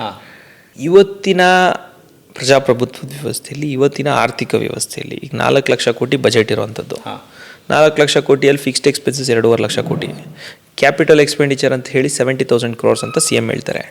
70,000 crores ನಮ್ಮ ಲಿಮಿಟ್. ಅಂದರೆ ನನಗೆ ಇವಾಗ ಆದಾಯ ಇಷ್ಟಿದೆ ಅಂದರೆ ಅಷ್ಟೇ ನಾನು ಖರ್ಚು ಮಾಡೋಕ್ಕಾಗೋದು. ಬಟ್ ಜನ ಏನು ಪ್ರತಿ ಗ್ರಾಮ, ಈಗ ನನ್ನಲ್ಲೇ ಕ್ಲೋಸ್ ಟು ಅಬೌಟ್ 370 ಗ್ರಾಮ ಇದೆ. 370 ಗ್ರಾಮಕ್ಕೂ ಎಲ್ಲ ವ್ಯವಸ್ಥೆ ಕೊಡುವಂಥದ್ದು ನಮ್ಮ ಕರ್ತವ್ಯ. ಈಗ ನಮ್ಮ ನಗರಸಭೆ ಉದಾಹರಣೆಗೆ ತಗೊಳ್ಳಿ, ಜನ ಏನು ಕೇಳಲ್ಲ, ತುಂಬ ಸಿಂಪಲ್ಲೇ ಕೇಳ್ತಾರೆ, ಒಳಚರಂಡಿ ಕೊಡಿ ಅಂತ ಕೇಳ್ತಾರೆ. 180 crores ಬೇಕು ನನಗೆ, 180 ಕೋಟಿ ವೆರಿ ಬೇಸಿಕ್ ಒಳಚರಂಡಿ ಕೊಡೋಕ್ಕೆ 180 ಕೋಟಿ ಬೇಕು ನನಗೆ. ಏನು ಸರ್, ಬೇಸಿಕ್ ಅಲ್ವಾ ಸರ್ ಅದು? ಸುವೇಜ್ ಆಚೆ ಹೋಗ್ಲೇಬೇಕು ನಮ್ಮ ಮನೆಯಿಂದ. ಈಗ ನಾವು ಬರೀ ಜನರಿಗಲ್ಲ, ಎಲ್ಲರಿಗೂ ಮೂಲಭೂತ ಸೌಕರ್ಯ ಸರ್ ಅದು. ರಾಜಕಾರಣಿಗಳಿಗೂ ಅಲ್ಲ, ಮೂಲಭೂತ ಸೌಕರ್ಯ. ಒಬ್ಬ ವ್ಯಕ್ತಿ ಅಂದ್ಮೇಲೆ ಮೂಲಭೂತ ಸೌಕರ್ಯ. ನಮ್ಮ ಹ್ಯೂಮನ್ ಬಾಡಿ ಡಿಸೈನ್ ಆಗಿರೋದು ಆ ಥರ, ವೇಸ್ಟ್ ಸೆಕ್ರೆಟ್ ಮಾಡೇ ಮಾಡುತ್ತೆ, ಅದು ಆಚೆ ಹೋಗ್ಲೇಬೇಕು. 180 ಕೋಟಿ ಗೌರ್ಮೆಂಟ್ ಹತ್ರ ಇಲ್ಲ ಇವತ್ತು. ನಾನು 2 ವರ್ಷದಿಂದ ಫೈಟ್ ಮಾಡ್ತಾನೆ ಇದ್ದೀನಿ. ಯಾರೋ ಒಬ್ರು ಅಧಿಕಾರಿನ, ಟಾಪ್ ಅಧಿಕಾರಿನ ಹೋಗಿ ಕೇಳಿದೆ, ಸರ್ ಏನು ಸರ್ ನೀವು ದೊಡ್ಡಬಳ್ಳಾಪುರ ಕೇಳ್ತೀರಾ, ಇನ್ನು ಬೆಂಗಳೂರಲ್ಲೇ BBMPಯಲ್ಲೇ ಪ್ರತಿ ಮನೆಗೂ ನಾವು ಒಳಚರಂಡಿ ಕನೆಕ್ಷನ್ ಕೊಟ್ಟಿಲ್ಲ, ವಿ ಆರ್ ಓನ್ಲಿ ಅಟ್ 40% ಅಂತಾರೆ. ನಾನು ಹೇಳ್ತಾ ಇರೋದು ಆ ಆಸ್ಪೆಕ್ಟ್ ಇದೆಯಲ್ಲ, ದೇರ್ ಇಸ್ ಅ ಲಿಮಿಟ್. ಈಗ 180 ಕೋಟಿ ನಮ್ಗೆ ಕೊಡೋಕ್ಕಾಗ್ತಾರೆ. 56 crores ಕೇಳಿದ್ದೀನಿ. ಏನಕ್ಕೆ 56 crores? ಇರುವಂಥ STP ಕೆರೆ ಅಂಗಳದಲ್ಲಿ ಮಾಡಿಬಿಟ್ಟಿದ್ದಾರೆ, NGT ಕೇಸ್ ಆಗಿದೆ. ಅದನ್ನು ಸ್ಥಳಾಂತರ ಮಾಡಿ ಹೊಸ NGT ನಾರ್ಮ್ಸ್ ಪ್ರಕಾರ ಹೊಸ STP ಸೆಟಪ್ ಮಾಡ್ಬೇಕು, ಸುವೇಜ್ ಟ್ರೀಟ್ಮೆಂಟ್ ಪ್ಲಾಂಟ್ ಸೆಟಪ್ ಮಾಡೋಕ್ಕೆ 56 crores ಕೇಳ್ತಾ ಇದ್ದೀವಿ. ಅದಕ್ಕೂ 1 ವರ್ಷ ಆಗಿದೆ. I am just giving an example. ಜನ ಏನೋ ಕೇಳ್ತಾರೆ ಅಂತಲ್ಲ, but there is a limitation on the government. ಈ ಗೌರ್ಮೆಂಟ್ಗೆ ದುಡ್ಡಿದ್ದು ಕೊಡಬೇಕು ಅನ್ನೋಂಥ ಮನಸ್ಥಿತಿನೂ ಇರಬೇಕು. ದುಡ್ಡಿನ ಸ್ಕೇರ್ಸಿಟಿ ಎಷ್ಟಿದೆ ಅಂತ ನಾನೇನು ಹೇಳ್ಬೇಕಾಗಿಲ್ಲ, ಸಾರ್ವಜನಿಕವಾಗಿ ಜನನೇ ಹೇಳ್ತಾ ಇದ್ದಾರೆ. ಜನರಿಗೆ ಹೆಂಗೆ ಗೊತ್ತಾಗುತ್ತೆ? ಏನು ಟ್ರಾನ್ಸ್ಪರೆನ್ಸಿ ಇರುತ್ತಾ? 100% ಟ್ರಾನ್ಸ್ಪರೆನ್ಸಿ ಇದೆ. ಯಾವ್ದ್ರಲ್ಲಿ ಟ್ರಾನ್ಸ್ಪರೆನ್ಸಿ ಇದೆ? ನಮ್ಮ ರಾಜಕಾರಣದಲ್ಲಿ, ಆಡಳಿತ ವ್ಯವಸ್ಥೆಯಲ್ಲಿ ಯಾವ್ದ್ರ ಬಗ್ಗೆ ಪಾರದರ್ಶಕತೆ ಇದೆ ಅಂತ ಹೇಳ್ತೀರಿ? ತಿಳ್ಕೊಳ್ಳೋರಿಗೆ ಅಲ್ಲಲ್ಲ, ಪಾರದರ್ಶಕ ಕರೆಕ್ಟ್ ಸರ್, 100% ಪಾರದರ್ಶಕತೆ ಇದೆ. ಏನಿದೆ ಧೀರಜ್ ಅವರು? ಸರ್, ಈಗ ನೀವು you go to any government website, ನಾನು ಸಿಂಪಲ್ ಆಗಿ ಹೇಳ್ತೀನಿ, ನಿಮ್ಗೆ ಯಾವ ಇಲಾಖೆಗಾದರೂ ಹೋದ ವರ್ಷದ್ದು ನಿಮಗೆ ಎಕ್ಸ್ಪೆಂಡಿಚರ್ ಶೀಟ್ ಸಿಗುತ್ತೆ. ಓಕೆ. ಅವಲೋಕನ ಅಂತ ವೆಬ್ಸೈಟ್ ಇದೆ ಸರ್. ಮತ್ತೆ ಹೇಳ್ತಾ ಇದ್ದೀನಿ ಸರ್, ಅವಲೋಕನ ಅಂತ ವೆಬ್ಸೈಟು. ಬಿಕಾಸ್ ಅಟ್ಲೀಸ್ಟ್ ತಿಳುವಳಿಕೆ ಇರೋರು ನೋಡಲಿ, ಪ್ರತಿ ಇಲಾಖೆಯ ಎಕ್ಸ್ಪೆಂಡಿಚರ್ ಇದೆ ಸರ್ ಅಲ್ಲಿ. avalokan.karnataka.nic.in. ಪ್ರತಿ ಇಲಾಖೆಯಲ್ಲಿ ಎಷ್ಟು ಆದಾಯ, ಎಷ್ಟು ತೆರಿಗೆ ಬಂತು, ಎಷ್ಟು ಎಕ್ಸ್ಪೆಂಡಿಚರ್ ಇದೆ, ನಗರಾಭಿವೃದ್ಧಿ ಇಲಾಖೆ ಏನಕ್ಕೆ ಖರ್ಚು ಮಾಡಿದ್ರು ಕನ್ನಡ ಅಲ್ಲ ಸರ್, ಪ್ರತಿಯೊಂದಕ್ಕೂ it is accountable, it is public money sir. ಅಲ್ಲ, ನಾನು ಏನು ಯಾವ ಉದ್ದೇಶದಿಂದ ಕೇಳ್ತಾ ಇದ್ದೀನಿ ಅಂದರೆ, ಆ ರೀತಿ ವ್ಯವಸ್ಥೆ ಇರೋದನ್ನು ನಾವು ನೋಡ್ತಾ ಇದ್ದೀವಿ, ಕರೆಕ್ಟ್ ಅಲ್ವಾ? ಆದರೆ ಎಷ್ಟರ ಮಟ್ಟಿಗೆ ಇಂಪ್ಲಿಮೆಂಟ್ ಆಗ್ತಾಯಿದೆ, ಜನರಿಗೆ ಏನೇನು ಗೊತ್ತಾಗ್ತಾ ಇದೆ, ಯಾಕೆ ನಿಮ್ಗೆ ಇಷ್ಟು ಈಗ ಅವರು ಅರ್ಥ ಮಾಡ್ಕೊಂಡಿದ್ರೆ ನಿಮ್ಮ ಹತ್ರ ಕೇಳ್ಕೊಳ್ಳುವಂಥದ್ದಿರಲ್ಲ, ನಿಮ್ಗೆ ಎಷ್ಟು ಅಪೇಕ್ಷೆಗಳು ಜಾಸ್ತಿ ಇರುತ್ತವೆ ಅಂತ ಒಬ್ಬ ಶಾಸಕರು ಹೇಳುವಂಥ ಅವಕಾಶ ಇರಲಿಲ್ಲ ಇವತ್ತು. ಸರ್ ಅಪೇಕ್ಷೆಗಳು ಜಾಸ್ತಿ ಇರುತ್ತೆ ಅಂದರೆ ಸರ್, ಈಗ 100% ಅಪೇಕ್ಷೆ ಪಡೋವಂಥದ್ದು ಸಾರ್ವಜನಿಕರ ಅವ್ರ ಕೆಲಸ ಮಾಡ್ತಾರೆ ಸರ್. ಕೇಳ್ತಾ ಇದ್ದಾರಲ್ಲ, ಅದಕ್ಕೆ ನಿಮಗೆ ಅಲೋಕೇಶನ್ ಅಷ್ಟೇ ಇರಬೇಕಲ್ಲ ಸರ್. ಆರೋಗ್ಯ ಶಿಕ್ಷಣ ಮತ್ತಿನ್ನೇನು ಕೇಳ್ತಾರೆ? ನಾನು ಹೇಳಿದ್ನಲ್ಲ ಸರ್, ಆರೋಗ್ಯ ಶಿಕ್ಷಣಕ್ಕೆ ಹೋಗ್ಬೇಡ್ರಿ ಸರ್. ನೀವು ಆರೋಗ್ಯ ಶಿಕ್ಷಣಕ್ಕೆ ಹೋಗ್ಲೇಬೇಡ್ರಿ ಸರ್, ಅದು ಇನ್ನೂ ದೂರ ಆಯ್ತು ಸರ್. ನೀವು ಚೆನ್ನಾಗಿ ಹೇಳಿದ್ರಿ. ಇವತ್ತಿನ ವ್ಯವಸ್ಥೆಯಲ್ಲಿ ನಾನೊಂದು ಡೈರೆಕ್ಟಾಗಿ ಸರ್ಕಾರಕ್ಕೆ ಚಾಲೆಂಜ್ ಮಾಡ್ತೀನಿ. ಇದನ್ನು ಅಧಿವೇಶನದಲ್ಲೂ ಈ ಬಾರಿ ಹೇಳ್ತೀನಿ, ಆಲ್ರೆಡಿ ಪ್ರೀವಿಯಸ್ಲಿ ಇದಕ್ಕೆ ಮುಂಚೆನೂ ಹೇಳ್ಬಿಟ್ಟಿದ್ದೀನಿ. ಮಾನ್ಯ ಮುಖ್ಯಮಂತ್ರಿಗಳು ಸಿದ್ದರಾಮಯ್ಯನವರು ಅನ್ನಭಾಗ್ಯ ಅಂತ ಕೊಟ್ಟರು ಅಂತಾರೆ. ಪ್ರಜಾಪ್ರಭುತ್ವದ ವ್ಯವಸ್ಥೆಯಲ್ಲಿ 2020ನೇ ಇಸ್ವಿಯಲ್ಲಿ ಕೋವಿಡ್ ಬಂದಾಗಲಿಂದ ಇವತ್ತವರೆಗೂ ಯಾರೂ ಹಸ್ಕೊಂಡು ಕುತ್ಕೊಬಾರ್ದು ಅಂತ ಹೇಳಿ ಪ್ರತಿ ವ್ಯಕ್ತಿಗೆ 5 kg ಇಡೀ ದೇಶದಲ್ಲಿ ಕೊಡ್ತಾ ಇರೋಂಥದ್ದು ನರೇಂದ್ರ ಮೋದಿ ಅವ್ರು ಕೊಡ್ತಾ ಇದ್ದಾರೆ FCA ಮೂಲಕ. ಆಯ್ತಾ? ಇವರು ಅಡಿಷ್ನಲಿ 5 kilos ಇಲ್ಲಿ ಕೊಟ್ಟಿದ್ದಾರೆ ಅನ್ನಭಾಗ್ಯ ಅಂತೇಳಿ. ಅಲ್ಲ, ಇದು ನೀವು ಹೇಳ್ಬಿಡ್ತೀನಿ ಸರ್. ನೀವು ಅಕ್ಕಿ ಕೊಟ್ಟಿದ್ದೀರಾ, ಸಂತೋಷ. ಯಾಕೆಂದರೆ ಬೇಕಾದಷ್ಟು ಜನ ನಾವು ಇಲ್ಲಿ ನಮ್ಮಲ್ಲಿ ರಾಗಿ ಬೆಳೆಯೋದು ಜಾಸ್ತಿ ಸರ್, ಮುದ್ದೆ. ಎಲ್ಲರೂ ಏನು ಹೇಳ್ತಾರೆ, ನಾವು ಉಗಾದಿಗೆ ದೀಪಾವಳಿಗೆ ಮುಂಚೆ ಅನ್ನ ತಿಂತಾ ಇದ್ವಿ, ಇವತ್ತು ಸರ್ಕಾರಗಳು ಸುಭದ್ರವಾಗವಪ್ಪ, ದಿನ ಅನ್ನ ತಿನ್ನೋತ್ರ ಸೀರಿಯಸ್ ಪರಿಸ್ಥಿತಿ ಸರ್. ಸಾಮಾನ್ಯ ವ್ಯಕ್ತಿಯ ಪರಿಸ್ಥಿತಿ. ಬರೀ ರಾಗಿ ನಾವು ಮುದ್ದೆ ತಿಂತಾ ಇದ್ವಿ, ಇವತ್ತು ಅನ್ನ ಸುಭದ್ರವಾಗಿದೆ ಅಂತ ಹೇಳ್ತಾರೆ. Very good progress. ಶುದ್ಧ ಕುಡಿಯೋ ನೀರು ಕೊಡ್ತಾ ಇದೀವಿ ಅಂತ ಪ್ರಶ್ನೆಗೆ ಆನ್ಸರ್ ಕೊಡ್ಲಿ ಸರ್ ಇವ್ರು ಯಾರಾದರೂ. ಮೂಲಭೂತ ಸೌಕರ್ಯ ನೀವು ಚರಂಡಿ, ಒಳಚರಂಡಿ, ಆಮೇಲೆ ಒಳಚರಂಡಿ ಚರಂಡಿ, ಆಮೇಲೆ that is great, okay, appreciated. Sir Narendra Modi ಅವ್ರು ನಾನು ಹೇಳಿದ್ದೀನಲ್ಲ ಸರ್, ಎಲ್ಲ ಸರ್ಕಾರಗಳು ಇವತ್ತಿನ ಆರ್ಥಿಕ ವ್ಯವಸ್ಥೆಯಲ್ಲಿ, ಆರ್ಥಿಕ ಬದ್ಧತೆಯಲ್ಲಿ ಪ್ರತಿಯೊಬ್ಬರಿಗೂ ಅನ್ನ ತಲುಪಿಸ್ಬೇಕು ಅನ್ನೋ ಒಂದು ಪಾಸಿಟಿವ್ ಇಂಟೆಂಟ್ ಇಟ್ಕೊಂಡು ಪ್ರತಿಯೊಬ್ಬರು ತಲುಪಿಸ್ತಾ ಇದ್ದಾರೆ ಸರ್. ಕೇಂದ್ರ ಸರ್ಕಾರ 5 kg ಕೊಡ್ತಾ ಇದೆ, ರಾಜ್ಯ ಸರ್ಕಾರ ಅದ್ರ ಮೇಲೆ 5 kg. ಶುದ್ಧ ಕುಡಿಯೋ ನೀರು ನೀವು ಕೊಡ್ತಾ ಇದ್ದೀರಾ? ಈಗ ನಮ್ಮ ಜಿಲ್ಲೆಗಳದ ಎಕ್ಸಾಂಪಲ್, ಶುದ್ಧ ಕುಡಿಯುವ ಘಟಕಗಳನ್ನೇನೋ ಮಾಡ್ತಾ ಇದ್ದಾರಲ್ಲ, ಅದೇ ಹೇಳ್ತೀವಿ, ಅಲ್ಲಿಗೆ ಬರ್ತಾ ಇದ್ದೀನಿ ಸರ್. ಯಾವುದಾದ್ರೂ ಒಂದು ಘಟಕದಲ್ಲಿ ನೀವು ಕುಡಿದ್ಬಿಟ್ಟು ಈ ಶುದ್ಧ ಕುಡಿಯೋ ನೀರಿದೆ ಅಂತ ಹೇಳ್ಬೇಕಲ್ವ ಸರ್? ಓಕೆ. ಈಗ ಕೋಲಾರ, ಚಿಕ್ಕಬಳ್ಳಾಪುರ, ಬೆಂಗಳೂರು ಗ್ರಾಮಾಂತರ sir, this is a very unique terrain. ಇಲ್ಲಿ ಯಾವುದೇ ನದಿ ಇಲ್ಲ, ಕರೆಕ್ಟ್, ಯಾವುದೇ ಇರಿಗೇಷನ್ ಪ್ರಾಜೆಕ್ಟ್ ಇಲ್ಲ. ಇಷ್ಟು ವರ್ಷ ಆಗಿದೆ ಎಲ್ಲ ಸರ್ಕಾರಗಳನ್ನು ನಾನು ಕೇಳೋಂಥದ್ದು. ಒಂದೇ ಒಂದು ಸಿಹಿ ನೀರು ಇವತ್ತರೆಗೂ ಕೊಡೋಕ್ಕಾಗಿಲ್ಲ ಅಂದರೆ, ನೀವು ಮೂಲಭೂತ ಸೌಕರ್ಯ ಸೆಕೆಂಡ್ರಿ, ಶಿಕ್ಷಣ ಸೆಕೆಂಡ್ರಿ, ಆರೋಗ್ಯ ಸೆಕೆಂಡ್ರಿ, ಕುಡಿಯೋ ನೀರಾದ್ರೂ ಕೊಡಬೇಕಲ್ಲ. ಬಿಟ್ಟು ಹೇಳ್ತಾ ಇದ್ದೀನಿ. ಇವಾಗ ಹೇಮಾವತಿ ನದಿ ನೀರು ತುಮಕೂರಿಗೆ ನದಿ ಜೋಡಣೆ ಆಗಿದೆಯಾ? ಆಂಧ್ರದಲ್ಲಿ ಎಂತೆಂಥ ಪ್ರಾಜೆಕ್ಟ್ಸು ಸರ್. ಇಲ್ಲಿಂದ ನಾವೆಲ್ಲಿ ಕೂತಿದ್ದೀವಿ ನಮ್ಮ ಮನೆಯಲ್ಲಿ, ಇಲ್ಲಿಂದ Hindupur 80 to 90 kilometers sir. Correct. Kia ಅನ್ನೋ ಒಂದು ಫ್ಯಾಕ್ಟ್ರಿ ಸೆಟಪ್ ಮಾಡಿದ್ದಾರೆ ಸರ್. ಅಲ್ಲಿ ಕಿಯಾ ಫ್ಯಾಕ್ಟ್ರಿಯಲ್ಲಿ ನಿಮಗೆ 6 TMC ವಾಟರ್ ಕೊಟ್ಟಿದ್ದಾರೆ ಸರ್. 2016-17 ಪ್ರಾಜೆಕ್ಟ್ ಸ್ಟಾರ್ಟ್ ಆಯಿತು, 17ಗೆ ಅಲ್ಲಿ ಕೊಟ್ಬಿಟ್ರು ಸರ್. 16ಗೆ ಪ್ರಾಜೆಕ್ಟ್ ಸ್ಟಾರ್ಟ್ ಆಯಿತು, 17 6 TMC ವಾಟರ್ ಕೊಟ್ಟಿದ್ದಾರೆ ಸರ್. ಒಂದು ಕಾರ್ ಮ್ಯಾನುಫ್ಯಾಕ್ಚರಿಂಗ್ ಕಂಪನಿಗೆ ಆಂಧ್ರ ಸರ್ಕಾರ 6 TMC ನೀರು ಕೊಟ್ಬಿಡ್ತು ಸರ್. ನಾವಿಲ್ಲಿ ಕೂತಿದ್ದೀವಿ ಸರ್. 2013 ಬುದ್ಲಿ ಪೂಜೆ ಆಯಿತು. ಯಾವುದು? ಎತ್ತಿನೊಳೆ ಯೋಜನೆ. 18,750 ಕೋಟಿ ಖರ್ಚಾಗಿದೆ. 18,750 ಕೋಟಿ ಇವತ್ತರೆಗೂ ಒಂದು ಡ್ರಾಪ್ ನೀರು ನಮ್ಮ ಜಿಲ್ಲೆಗೆ. ಅಂದರೆ ನಿಮ್ಮ ಪ್ರಕಾರ ಯಾವುದನ್ನ, ಅಂದರೆ ಎಲ್ಲಿ ಸಮಸ್ಯೆ ಆಯಿತು ಅಂತ ಹೇಳ್ತಾ ಇದ್ದೀರಿ? ಆಗ್ಲೇ ಹೇಳಿದ್ನಲ್ಲ ಸರ್, ಇಂಟೆಂಟ್ ಮೋಸ್ಟ್ ಇಂಪಾರ್ಟೆಂಟ್ಲಿ, ಇಚ್ಛಾಶಕ್ತಿ ಮತ್ತು ಪ್ರಯಾರಿಟೀಸ್. ಈಗ ಪ್ರಯಾರಿಟೀಸ್ ಅಲ್ಲೇ ಬರ್ತಾ ಇದ್ದೀನಿ ಸರ್. ಗ್ಯಾರಂಟಿಗೆ ನಾವು ಘೋಷಣೆ ಮಾಡಿದ್ವಿ, ನಾವು 70,000 ಕೋಟಿ ಗ್ಯಾರಂಟಿ ಕೊಡ್ತೀವಿ, ಅಥವಾ 56,000 ಕೋಟಿ ಖರ್ಚಾಯಿತು ಅಂತ ಲೆಕ್ಕ ಕೊಡ್ತಾ ಇದ್ದಾರೆ. ಇದೇ 56,000 ಕೋಟಿ ಇದ್ದಿದ್ರೆ ಇಡೀ ರಾಜ್ಯದಲ್ಲಿರುವಂಥ ಪ್ರತಿ ಹೆಕ್ಟೇರ್ ಭೂಮಿಗೂ ನೀರಾವರಿ ಕಲ್ಪಿಸೋಕ್ಕಾಗ್ತಿತ್ತಾ ಇಲ್ವಾ ಅಂತ ನಿಮ್ಮ ಪ್ರಶ್ನೆ. ರೈತನಿಗೆ ಸಾಲ ಮನ್ನಾ ಮಾಡೋದು ಏನು ದೊಡ್ಡ ವಿಷಯ ಅಲ್ಲ. ರೈತನಿಗೆ ನೀರಾವರಿ ಕೊಟ್ಟರೆ ಆಟೋಮೆಟಿಕ್ಕಾಗಿ ಬೆಳ್ಕೊಂತಾನೆ ಸರ್.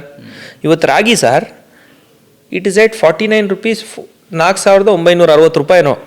ಇನ್ನೂ ಜಾಸ್ತಿ ಮಾಡಿರ್ಬೇಕು. ಮೊನ್ನೆ MSP ಮತ್ತೆ ಇನ್ನೊಂದು 10% 20% ಸೆಂಟ್ರಲ್ ಗೌರ್ಮೆಂಟಿಂದ MSP ಜಾಸ್ತಿ ಮಾಡಿದ್ದಾರೆ. ನಮ್ಮ ಅಜ್ಜಿ, ಶಿ ಈಸ್ 86 years old. ಅವ್ರು ಶಾಕಲ್ಲಿ ಕೇಳ್ತಾರೆ, ರಾಗಿ 50 ರೂಪಾಯಿ kg ಆಗೋ ಕಾಲ ಬಂದ್ಬಿಡ್ತಾ ಅಂತಾರೆ. ಓಕೆ, MSP ಇದೆ. ಸೊ ರೈತನ ಫಸ್ಟ್ ನೀವು ನೀರಾವರಿ ಕೊಟ್ಟರೆ ಅವ್ನು ರಾಗಿ ಬೆಳ್ಕೊಂತಾನೆ. ಇವಾಗ ನಮ್ಮ ಕಡೆ ಎಲ್ಲೂ ಯೂಕ್ಲಿಪ್ಟಸ್ ಹಾಕೇ ಇಲ್ಲ, ಎಲ್ಲ ಕಿತ್ತಾಕ್ಬಿಟ್ಟು ರಾಗಿನೇ ಬೆಳೀತಾ ಇದ್ದಾರೆ. 10 ಕ್ವಿಂಟಲ್ ಬರುತ್ತೆ ಒಂದು ಎಕರೆಗೆ.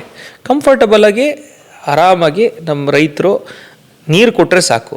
ನೀವು ಗ್ಯಾರಂಟಿ ಕೊಡ್ತೀನಿ ಅಂತೇಳಿ 2,000 ರೂಪಾಯಿ ಕೊಡ್ತೀರಾ, ಫ್ರೀ ಬಸ್ ಕೊಡ್ತೀರಾ, ಕರೆಂಟ್ ಕೊಡ್ತೀರಾ, ಸ್ಮಾರ್ಟ್ ಮೀಟ್ರಲ್ಲಿ ಸ್ಕ್ಯಾಮ್ ಮಾಡ್ತೀರಾ, ಬಸ್ ಫೇರು ಜೆಂಟ್ಸಿಗೆ ಜಾಸ್ತಿ ಮಾಡ್ತೀರಾ. Okay fine. ಅಂದರೆ ಪ್ರೆಸೆಂಟ್ ಏನು ಸಿಸ್ಟಮ್ ಏನಿದೆ ಅನ್ನೋದ್ರ ವಾಸ್ತವ ಚಿತ್ರಣವನ್ನು ನೀವು ಹೇಳ್ತಾ ಇದ್ರಿ. ಓಕೆ, ಧೀರಜ್ ಮುನ್ರಾಜ್ ಅವರು ಶಾಸಕರಾಗಲಿಕ್ಕಿಂತ ಮುಂಚಿತವಾಗಿ ಚುನಾವಣೆ ಬಂದಾಗ ಮತದಾರರಿಗೆ ಏನು ಆಶ್ವಾಸನೆ ಕೊಟ್ಟಿದ್ರು, ಈಗ ಯಾವ ಆಶ್ವಾಸನೆಗಳನ್ನು ಎಷ್ಟು ಈಡೇರಿಸೋಕೆ ಅನುಕೂಲ ಆಗಿದೆ, ಏನು ಸವಾಲುಗಳನ್ನು ಫೇಸ್ ಮಾಡ್ತಾ ಇದ್ದಾರೆ? ಸವಾಲುಗಳು ಜಾಸ್ತಿ. ಏನು ಆಶ್ವಾಸನೆ ಕೊಟ್ಟಿದ್ರಿ ಜನರಿಗೆ? ಸರ್, ಈಗ this is high growth zone sir. ಇಡೀ ರಾಜ್ಯದಲ್ಲಿ ಹೈಯೆಸ್ಟ್ ಗ್ರೋತ್ ಇರುವಂಥದ್ದು ಬೆಂಗಳೂರು ಗ್ರಾಮಾಂತರ ಜಿಲ್ಲೆ. ಬೆಂಗಳೂರು ನಗರ ಜಿಲ್ಲೆಗಿಂತ ಗ್ರಾಮಾಂತರ ಜಿಲ್ಲೆ ಅಂದರೆ ಇವಾಗ ಬೆಂಗಳೂರು ಉತ್ತರ ಜಿಲ್ಲೆ ಅಂತ ಏನು ಹೆಸರಿಟ್ಟಿದ್ದಾರೆ, ಹೈಯೆಸ್ಟ್ ಗ್ರೋತ್ ಇರೋದು ಇಲ್ಲೇ ಸರ್. ಇಡೀ ದೇಶದಲ್ಲಿ ಸೆಕೆಂಡ್ ಬಿಸಿಯೆಸ್ಟ್ ಏರ್ಪೋರ್ಟ್ ನಮ್ಮ ರಾಜ್ಯದಲ್ಲಿ, ನಮ್ಮ ಜಿಲ್ಲೆಯಲ್ಲಿರೋವಂಥದ್ದು. ಹೈಯೆಸ್ಟ್ ಇಂಡಸ್ಟ್ರೀಸ್ ಬರ್ತಿರೋವಂಥದ್ದು ನಮ್ಮ ಜಿಲ್ಲೆಗೇ. Reason is social infrastructure. Bengaluru ಹತ್ರ ಇದೆ, ಏರ್ಪೋರ್ಟ್ ಹತ್ರ ಇದೆ, ಹೈವೇ ಚೆನ್ನಾಗಿದೆ, STRR ರೋಡ್ ಬಂದಿದೆ. ಇದೆಲ್ಲ ಫ್ಯಾಕ್ಟರ್ಸ್ ಇಟ್ಕೊಂಡು ಹೈ ಗ್ರೋತ್ ಝೋನ್ ಆಗಿದೆ ಸರ್. ಈ ಹೈ ಗ್ರೋತ್ ಝೋನ್ ಸಪೋರ್ಟ್ ಮಾಡಬೇಕು ಅಂದರೆ ಇಲ್ಲಿ ಸ್ಪೆಷಲ್ ಪ್ಯಾಕೇಜಸ್ ಯಾವುದೇ ಸರ್ಕಾರ ಕೊಡ್ತಿಲ್ಲ ಸರ್. ಸ್ಯಾಟಲೈಟ್ ಟೌನ್ ಸೆಟಪ್ ಮಾಡ್ತೀವಿ ಅಂತ ಹೇಳಿ 2000. ನನ್ನ ಪ್ರಶ್ನೆ ಏನಾಗಿತ್ತು, ನಾವು ಅದೇ ಜನ ಏನು ನಿಮ್ಮ ಹತ್ರ ಕೇಳ್ತಾ ಇದ್ರು ಅಥವಾ ನೀವು ಜನರ ಹತ್ರ ಏನು ಹೇಳ್ತಾ ಇದ್ರಿ? ಅಂದರೆ ಸ್ವಲ್ಪ ಇನ್ನು ನಿರ್ದಿಷ್ಟ ಹೋಗೋಣ ಅಂತ ಹೇಳಿ ಸರ್. ಜನಕ್ಕೆ ನಾವು ಡೆವಲಪ್ಮೆಂಟ್ ಅಜೆಂಡಾ ಇಟ್ಕೊಂಡೇ ಹೋಗಿರೋವಂಥದ್ದು ಸರ್. ಅಬ್ಸಲ್ಯೂಟ್ಲಿ ಇನ್ಯಾವ ಅಜೆಂಡಾನೂ ಇಲ್ಲ, ಡೆವಲಪ್ಮೆಂಟ್ ಅಜೆಂಡಾ ಒಂದೇ ಇಟ್ಕೊಂಡು ಹೋಗಿರೋವಂಥದ್ದು. ಡೆವಲಪ್ಮೆಂಟ್ ವೈಸು ಮಾಡಬೇಕಾಗಿರೋಂಥ ಬೇಕಾದಷ್ಟು ಕೆಲಸಗಳಿದ್ದಾವೆ. ನಾನು ಆಗಲೇ ನೀವು ಹೇಳ್ದಂಗೆ ಬೇಸಿಕ್ಕಿಂದ ಹೋಗ್ತಾ ಇದ್ದರೆ ಶಿಕ್ಷಣ, ಆರೋಗ್ಯ, ಉದ್ಯೋಗ ಅವಕಾಶಗಳು, ಉದ್ಯೋಗ ಸೃಜನೆ, ನೇಚರ್, ಕುಡಿಯೋ ನೀರಿನ ವ್ಯವಸ್ಥೆ ಬೇಸಿಕ್ ಮಾಡಲೇಬೇಕಾಗುತ್ತೆ. ಮೂಲಭೂತ ಸೌಕರ್ಯಗಳ ಅಡಿಯಲ್ಲಿ lakes and parks development, tourism development, ನಮ್ಮಲ್ಲಿ ಪುಣ್ಯ ಸ್ಥಳಗಳಿದ್ದಾವೆ, ಅದಕ್ಕೆ ಟೂರಿಸಮ್ ಡೆವಲಪ್ಮೆಂಟ್ ಮಾಡೋ ಅಂಥದ್ದು. ಈ ಎಲ್ಲ ಯೋಜನೆಗಳನ್ನ ಇಟ್ಕೊಂಡೆ ನಾವು ಹೋಗಿದ್ದು ಸರ್. ಸದ್ಯಕ್ಕೆ ಈಗ ಒಂದು ಅಬ್ಸಲ್ಯೂಟ್ಲಿ ಏನೂ ಇಲ್ಲ ಅನ್ನೋದು ತಪ್ಪಾಗುತ್ತೆ. ಅಲ್ಪ ಸ್ವಲ್ಪ ನಮ್ಮ ಗ್ರ್ಯಾಂಟ್ಸ್ ಬಂದಿದ್ದಾವೆ, ಬಟ್ ತುಂಬ ಕಮ್ಮಿ ಬಂದಿರೋವಂಥದ್ದು. ಬಂದಿರೋದ್ರಲ್ಲಿ ಏನೆಲ್ಲ ಮಾಡ್ಬೋದು ಅದನ್ನೆಲ್ಲ ಮಾಡೋವಂಥ ಪ್ರಯತ್ನ ನಡೀತಾ ಇದೆ. ಈ ಕಾಂಗ್ರೆಸ್ ಸರ್ಕಾರದಲ್ಲಿ ಒಂದೇನಾಗಿದೆ, 2 ವರ್ಷ ಅವ್ರಿಗೆ ಇನ್ನೂ ಗ್ರ್ಯಾಂಟ್ ಯಾರಿಗೆ ಕೊಡಬೇಕು ಅನ್ನೋದ್ರಲ್ಲೇ ಡಿಸೈಡ್ ಮಾಡೋದ್ರಲ್ಲೇ 2 ವರ್ಷ ಹೊಟ್ಟೋಯ್ತು. ಹೌದಾ?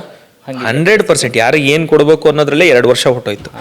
PWD ಅವು ಇವು ರೆಗ್ಯುಲರ್ ಆಗಿ ಏನು ಬರಬೇಕು, ರೋಡ್ಸ್ ನೋಡಿ ಸರ್, ರೋಡ್ಸ್ಗೆ ಇನ್ನೊಂದಕ್ಕೆ ಮತ್ತೊಂದಕ್ಕೂ ನೀವು ನಿರ್ದಿಷ್ಟವಾಗಿ PWD ರಸ್ತೆ, ಜಿಲ್ಲಾ ಮುಖ್ಯ ರಸ್ತೆನೇ ಮಾಡಬೇಕು ಅಂದರೆ ನಮ್ಗೇನು ಮಾಡೋಕ್ಕಾಗಲ್ಲ ಸರ್. ಜನ ಏನು ಕೇಳ್ತಾರೆ ಇವತ್ತು, ನಮ್ಮ ಹಳ್ಳಿಗೆ ಸಂಪರ್ಕ ರಸ್ತೆ ಮಾಡಿಕೊಡು ಅಂತ ಹೇಳ್ತಾರೆ. ಸಂಪರ್ಕ ರಸ್ತೆಗೆ 2 ವರ್ಷದಲ್ಲಿ ₹1 ಬಂದಿಲ್ಲ sir. Again I will go on record. Village roads 3054 ರೋಡ್ಸ್ಗೆ, ನಮ್ಮ ಗ್ರಾಮದ ಸಂಪರ್ಕ ರಸ್ತೆಗೆ ಇಡೀ ರಾಜ್ಯದಲ್ಲಿ ನಮ್ಗೆ ಯಾರಿಗೂ ₹1 ಕೊಟ್ಟಿಲ್ಲ ಸರ್. ಕಾಂಗ್ರೆಸ್ ಶಾಸಕರಿಗೆ ಏನೋ ಕೊಟ್ಟಿದ್ದಾರೆ ಅಂತ ಹೇಳ್ತಾರೆ, BJP ಶಾಸಕರು, JDS ಶಾಸಕರು, ಇತರೆ ಪಕ್ಷದ ಶಾಸಕರಿಗೆ ₹1 ಕೊಟ್ಟಿಲ್ಲ. ನಾವು ಹೇಳ್ಕೊಂಬಂದಿದ್ದೀವಿ ಸರ್. ನಾವು ಹೇಳಿದ್ದೀವಿ, ನಿಮ್ಮೂರಿಗೆ 20 ವರ್ಷದಿಂದ ರಸ್ತೆ ಇಲ್ಲ, 50 ವರ್ಷದಿಂದ ರಸ್ತೆ ಇಲ್ಲ, ಸ್ವತಂತ್ರ ಬಂದಾಗಲಿಂದ ರಸ್ತೆ ಇಲ್ಲ, ಹಾಕ್ಕೊಡ್ತೀವಿ ಅಂತ ಹೇಳಿದ್ದೀವಿ. ಇದು ಯಾವಾಗಲೂ ವಿರೋಧ ಪಕ್ಷದಲ್ಲಿ ಇರುವಂಥ ಶಾಸಕರ ಮನದಾಳದ ಮಾತುಗಳು, ಯಾವಾಗಲೂ ಅವರ ಅಳಲು ಇದು ಯಾವಾಗಲೂ ಇರುತ್ತೆ.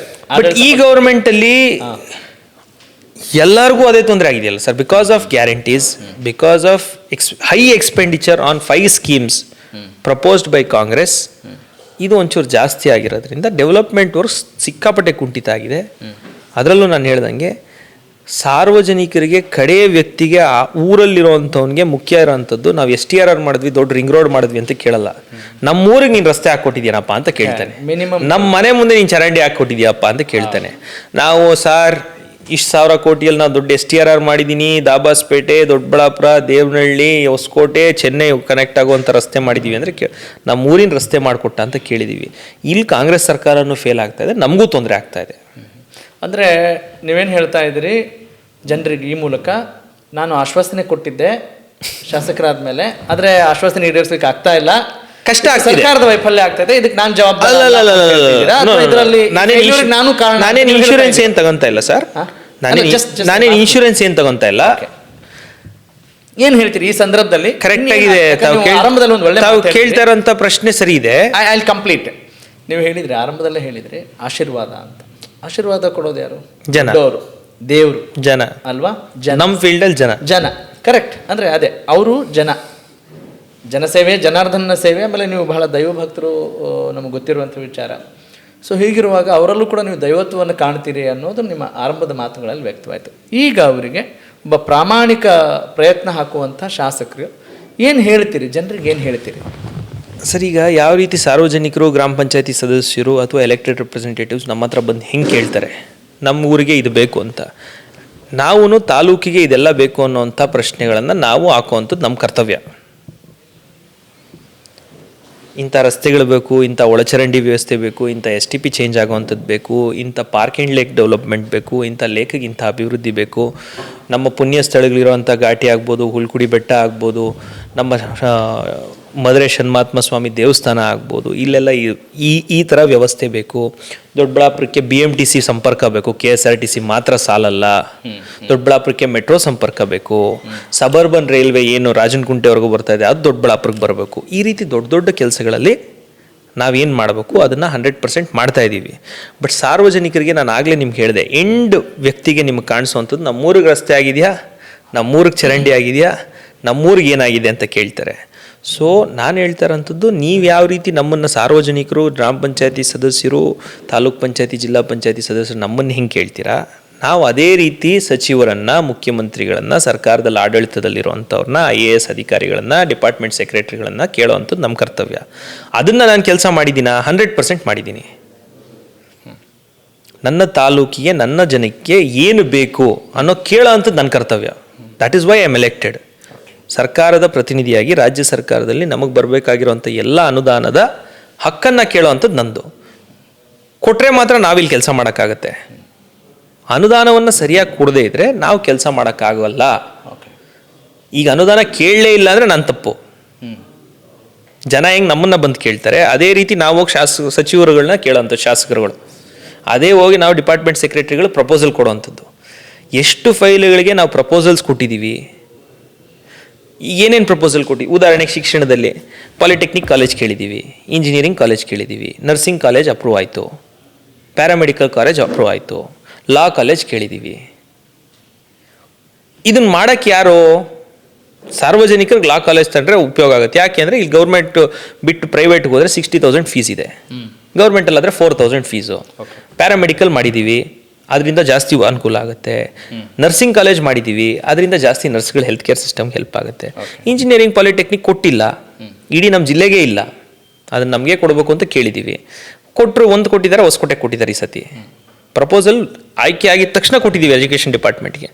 ಸೊ ಈ ರೀತಿ ಕೆಲಸಗಳಲ್ಲಿ ನಮಗೂ ಒಂದು ಸ್ಯಾಟಿಸ್ಫ್ಯಾಕ್ಷನ್ ಬರಬೇಕು ಅಂದರೆ ಇದೆಲ್ಲ ನಾವು ಪ್ರಾಮಿಸ್ ಮಾಡಿದ್ದೀವಿ. ಪಾಲಿಟೆಕ್ನಿಕ್ ಕಾಲೇಜ್ ತಂದೇ ತರ್ತೀವಿ ಅಂತ ನಾನು ಪ್ರಾಮಿಸ್ ಮಾಡಿದ್ದೀನಿ. ಎಜುಕೇಷನ್ ಫೀಲ್ಡಲ್ಲಿ PU ಕಾಲೇಜಸ್, ನನ್ನ ತಾಲೂಕಲ್ಲಿ 4 PU ಕಾಲೇಜ್ ಇತ್ತು ಸರ್ ನಾನು ಆಯ್ಕೆ ಆದಾಗ, ಗೌರ್ಮೆಂಟ್ PU ಕಾಲೇಜ್. ಇವತ್ತು 2 ಎಕ್ಸ್ಟ್ರಾ KPS, 2 PU ಕಾಲೇಜ್, ಒಟ್ಟು 8 PU ಕಾಲೇಜಸ್ ಮಾಡ್ಕೊಂಡಿದ್ದೀವಿ. ಇದುವರೆಗೂ ಇದ್ದಿದ್ದು 4, ಲಾಸ್ಟ್ 2 ಇಯರ್ಸಲ್ಲಿ 4 ಆ್ಯಡ್ ಮಾಡಿದ್ದೀವಿ. ಓಕೆ.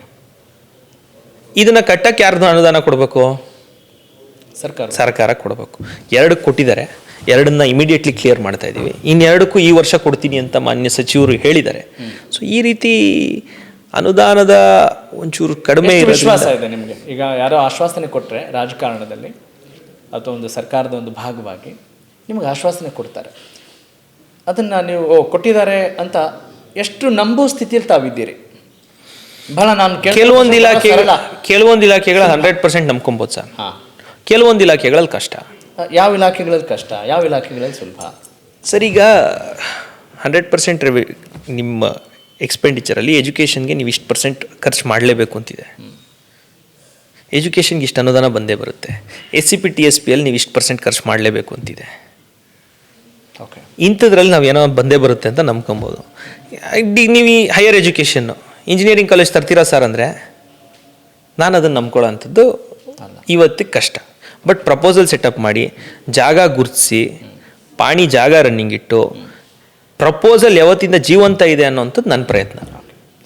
ಈಗ ರಾಜಕಾರಣದಲ್ಲಿ ಬಹಳಷ್ಟು ವರ್ಷಗಳ ಕಾಲ ಆಗಿದ್ದು, ಆ ರಾಜಕಾರಣವನ್ನು ಅಭ್ಯಾಸ ಮಾಡಿಕೊಂಡವರು ಅವ್ರಿಗೆ ಗೊತ್ತಾಗತ್ತೆ ಈ ಪಾಲಿಟಿಕ್ಸ್ ಅಂದರೆ ಹಿಂಗೆ ರೀ, ಜನರಿಗೆ ಆಶ್ವಾಸನೆ ಕೊಟ್ಟರೆ ಸಾಕು, ನಮ್ಗೆ ಓಟ್ ಹಾಕಿದರೆ ಸಾಕು ಅನ್ನೋ ಒಂದು ಹಂತಕ್ಕೆ ಬಂದಿರೋರನ್ನ ನಾವು ನೋಡಿದ್ದೀವಿ. ಅವ್ರಿಗೆ ಮದುವೆಗೋ ಮುಂಜಿಗೋ ಕಾರ್ಯಕ್ರಮಗಳಿಗೆ ಹೋದರೆ ಸಾಕು, ಹೆಗಲ ಮೇಲೆ ಕೈ ಹಾಕ್ಕೊಂಡ್ರೆ ಮಾತಾಡಿದರೆ ಸಾಕು ಅನ್ನೋ ವಾತಾವರಣ ಇರುವಾಗ ಒಬ್ಬ ವಿದ್ಯಾವಂತ ರಾಜಕಾರಣಿಯಾಗಿ ಸಾಕಷ್ಟು ಕನಸುಗಳಿರುತ್ತವೆ. ಆ ಕನಸುಗಳಿಗೆ ಪೆಟ್ಟು ಬೀಳ್ತಾ ಇದೆಯಾ, ಬಿದ್ದಿದೆಯಾ, ಅಥವಾ ಬಿದ್ದರೆ ಅದನ್ನು ಹೆಂಗೆ ಸರಿಪಡಿಸ್ಕೊಳ್ಬೇಕು ಅಂತಿದ್ರಿ? ಸ್ವಲ್ಪ ವಿವರವಾಗಿ ಮಾತನಾಡ್ಬೋದಾ ಇದ್ರ ಬಗ್ಗೆ? ಸರ್ ನಾನು ಹಾಗೆ ಹೇಳಿದೆ, ನಮ್ಮ ಎಕ್ಸ್ಪೆಕ್ಟೇಷನ್ ನಮ್ಮ ಜನರ ಥರನೇ ಹೈಯೆಸ್ಟ್ ಎಕ್ಸ್ಪೆಕ್ಟೇಷನ್ ನಾವು ಇಟ್ಕೊತೀವಿ ಸರ್ಕಾರದ ವ್ಯವಸ್ಥೆ ಮೇಲೆ. ಹೈಯೆಸ್ಟ್ ಎಕ್ಸ್ಪೆಕ್ಟೇಷನ್ ಇಟ್ಕೊಳ್ಳೋದ್ರಿಂದ ನಾವು ನಮ್ಮ ಗೋಲ್ ರೀಚ್ ಆಗ್ತೀವ, ನಮಗೆ ಸ್ಯಾಟಿಸ್ಫ್ಯಾಕ್ಷನ್ ಬರುತ್ತಾ ಅಂದರೆ ಕಮ್ಮಿ ಬರುತ್ತೆ. ಓಕೆ, ಏನಕ್ಕೆ ಕಮ್ಮಿ ಬರುತ್ತೆ? ಇವಾಗ ಪ್ರತಿಯೊಂದಕ್ಕೂ ಪ್ರಪೋಸಲ್ ಕೊಡ್ತಾ ಹೋಗ್ತೀವಿ ಸರ್ ನಾವು. ಏನಾಗುತ್ತೆ ನಮ್ಮ ಕಡೆಯಿಂದ, ಈಗ ನನಗೆ ಲಾಲ್ಬಾಗ್ ಥರ ಒಂದು ಮಾಡಬೇಕು ಇಲ್ಲಿ ಅಂತ ಹಾರ್ಟಿಕಲ್ಚರ್ ಡಿಪಾರ್ಟ್ಮೆಂಟಲ್ಲಿ ಆಸೆ. ಓಕೆ, ಈಗ ಲಾಲ್ಬಾಗ್ ಸಿಟಿ ಒಳಗಡೆ ಆಯಿತು, ನಮ್ಮ ಸಾಸ್ ಹೋಬಳಿಯಲ್ಲಿ ಅತಿ ಹೆಚ್ಚು ಜಮೀನಿದೆ, ಅಲ್ಲಿ ಹಾರ್ಟಿಕಲ್ಚರಲ್ಲಿ ಲಾಲ್ಬಾಗ್ ಥರ ಒಂದು ಉದ್ಯಾನವನ ಓಕೆ, ವಿಶೇಷವಾಗಿರುವಂಥದ್ದು ಒಂದು 2000 ಎಕರೆಯಲ್ಲಿ ಮಾಡಬೇಕು ಅಂತ ಆಸೆ. ಓಕೆ, ಹಾರ್ಟಿಕಲ್ಚರ್ ಯೂನಿವರ್ಸಿಟಿ ಮಾಡಬೇಕು ಸಾಸ್ ಹೋಬಳಿಯಲ್ಲಿ ಅಂತ ಆಸೆ. ಹಾಂ ಹಾಂ, ನನ್ನ ಆಸೆಗಳಿವೆಲ್ಲ. ಅದು ಏನು ನನಗೋಸ್ಕರ ಅಲ್ಲ, ನನ್ನ ತಾಲೂಕಿಗೋಸ್ಕರ ನಾನು ಆಯ್ಕೆ. ಜನರು ಕೂಡ, ಜನರಿಗೆ ಗೊತ್ತಾ ಈ ನಿಮ್ಮ ಸಂಕಲ್ಪಗಳು ಗೊತ್ತಾ? 100% ಸರ್. ನಾವು ಪ್ರಣಾಳಿಕೆಯನ್ನ ಕೊಟ್ಟಿರುವಂಥದ್ದು, ಆಯ್ಕೆ ಆಗಕ್ಕೆ ಮುಂಚೆನೆ ಪ್ರಣಾಳಿಕೆ ಅಂತ ಕೊಟ್ಟಿರುವಂಥದ್ದು. ಏನಂದ್ರೆ ಅವಾಗ ನಮ್ಮ ಎಕ್ಸ್ಪೆಕ್ಟೇಷನ್ ಒಂಚೂರು ಕಮ್ಮಿ ಇತ್ತು. ಈಗ ನಮಗೆ ಸರ್ಕಾರದ ಮೇಲೆ ನಮಗೂ ಎಕ್ಸ್ಪೆಕ್ಟೇಷನ್ಸ್ ಜಾಸ್ತಿ ಇದೆ. ನನ್ನ ಪ್ರಣಾಳಿಕೆಯಲ್ಲಿ ನಾನು ಹೇಳಿರೋಂಥದ್ರಲ್ಲಿ 90 to 95% ನಾನು ಕೆಲಸ ಮಾಡ್ಬೋದು ಅಂತ ಅನ್ಕೊಂಡಿದ್ದೀನಿ ಈ ಬಾರಿ. ಓಕೆ, 90 to 95% ಕೆಲಸ ಮಾಡ್ಬೋದು ಅಂತ ಅನ್ಕೊಂಡಿದ್ದೀನಿ. ಬಟ್ ಸರ್ಕಾರ ನಮ್ಮ ಗ್ರೇಟ್ ನಂಬರ್ ನಾನು ಕೊಟ್ಟಿರುವಂಥ ಪ್ರಣಾಳಿಕೆಯಲ್ಲಿ ನಾನು ಮಾಡ್ಬೋದು ಅಂತ ಅನ್ಕೊಂಡಿದ್ದೀನಿ. What ever I release before I became N MLA, okay, ಅದರಲ್ಲಿ ಒಂದು 90% ರೀಚ್ ಆಗ್ತೀನಿ ಸರ್. ಒಂದು ಮನೆ ಅಂದ್ರೂ ಕುಟುಂಬ, ಹಾಗೆ ಈ ವ್ಯವಸ್ಥೆ ಅಂದ್ರೆ ಕುಟುಂಬ. ಹಾಗಿರುವಾಗ ನೀವೇನು ಹೇಳ್ತಾ ಇದ್ರಿ, ಧೀರಜ್ ಮುನ್ರಾಜ್ ಒಬ್ಬರೇ ಎಲ್ಲ ಮಾಡಿಬಿಡಲ್ಲ, ಸರ್ಕಾರದ ಭಾಗವಾಗಿ ನಾನಿದ್ದೀನಿ, ಆ ಆಶ್ವಾಸನೆಗಳನ್ನ ಈಡೇರಿಸ್ತೀನಿ ಅಂತ ಹೇಳಿದರೆ you are praising the government ಅಲ್ಲ? ಪ್ರೈಸಿಂಗ್ ದ ಗೌರ್ಮೆಂಟ್ ಹೆಂಗಾಗುತ್ತೆ ಸರ್?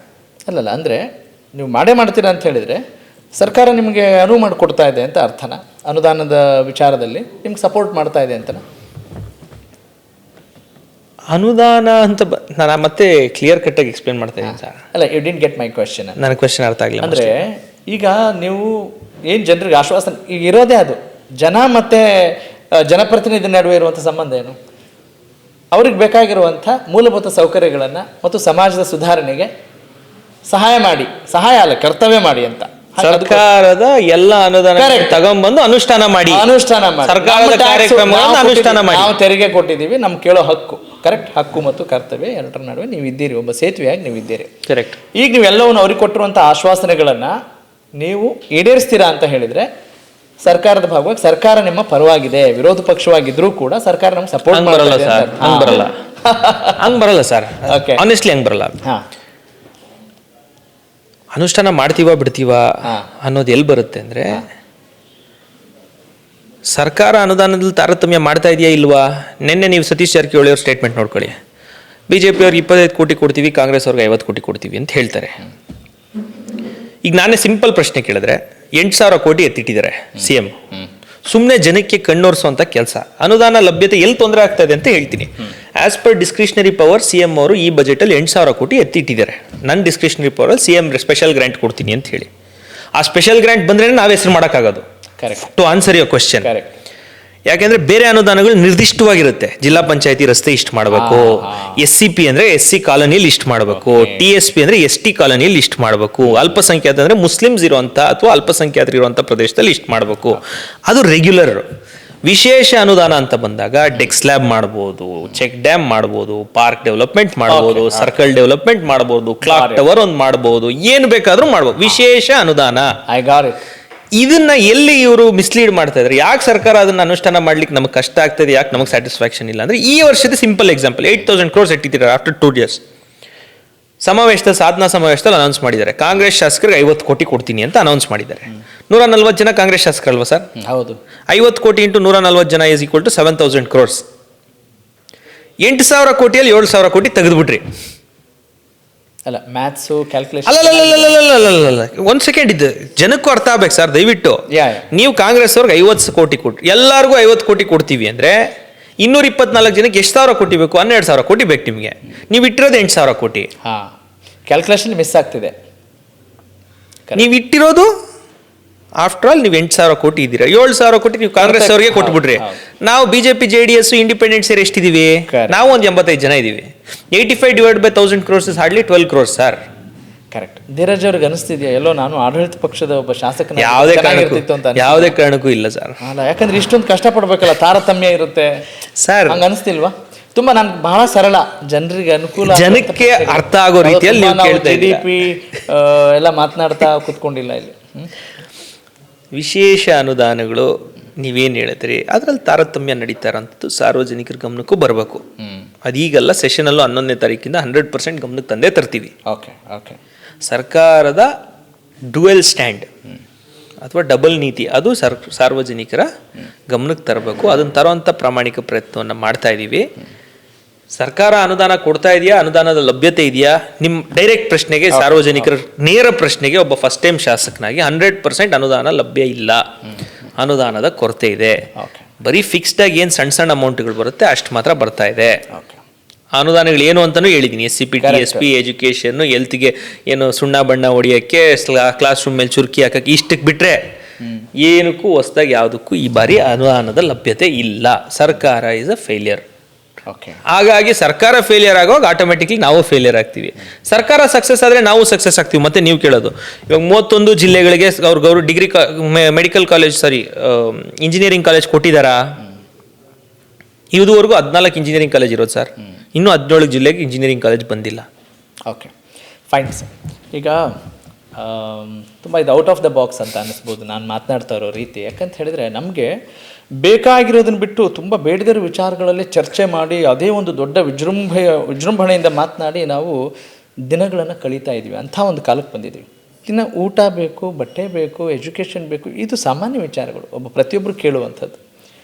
ಇದರ ಆಧಾರವಾಗಿ ನಾನು ಎಲ್ಲ ಪ್ರಶ್ನೆಗಳು ನಿಮಗೆ ಇವತ್ತು ಕೇಳ್ತಾ ಇದ್ದೀನಿ. ನಾವು ಹೋರಾಟ ಅನ್ನೋದನ್ನು ಎಲ್ಲಿ ಮಾಡಬೇಕಾಗಿತ್ತು? ನಮ್ಮನಿಗೆ ಬಂದು ಯಾರೋ ಬ್ರಿಟಿಷರು ನಮ್ಮನ್ನು ಆಳ್ತಿದ್ರು, ಅಲ್ಲಿ ಯುದ್ಧ ಮಾಡ್ತಿದ್ವಿ, ಸ್ವತಂತ್ರ ಸಂಗ್ರಾಮ, ಅದಕ್ಕೊಂದು ಅರ್ಥ ಇದೆ. ಆದರೆ ನಾವು ಒಂದು ಮನೆಗೆ ಬಂದು ನಾನು ಅವನ ವಿರುದ್ಧ ಫೈಟ್ ಮಾಡ್ತೀನಿ, ಇವನ ವಿರುದ್ಧ ಫೈಟ್ ಮಾಡ್ತೀನಿ, ತಾರತಮ್ಯ ಆಗ್ತಾ ಇದೆ ಅಂತ ಹೇಳಿದಾಗ ಒಬ್ಬ ಯುವ ರಾಜಕಾರಣಿಯಾಗಿ ನಿಮಗೆ ಏನು ಯೋಚನೆಗಳು ಬಂದವು? ಯಾಕಂತ ಹೇಳಿದ್ರೆ ನಿಮ್ಗೆ ಬಹಳಷ್ಟು ಕನಸುಗಳು ಇರುತ್ತವೆ, ಒಳ್ಳೇದು ಮಾಡಬೇಕು, ಏನೋ ಒಂದು ಉತ್ಸಾಹದಿಂದ ಬಂದಿರ್ತೀರಿ.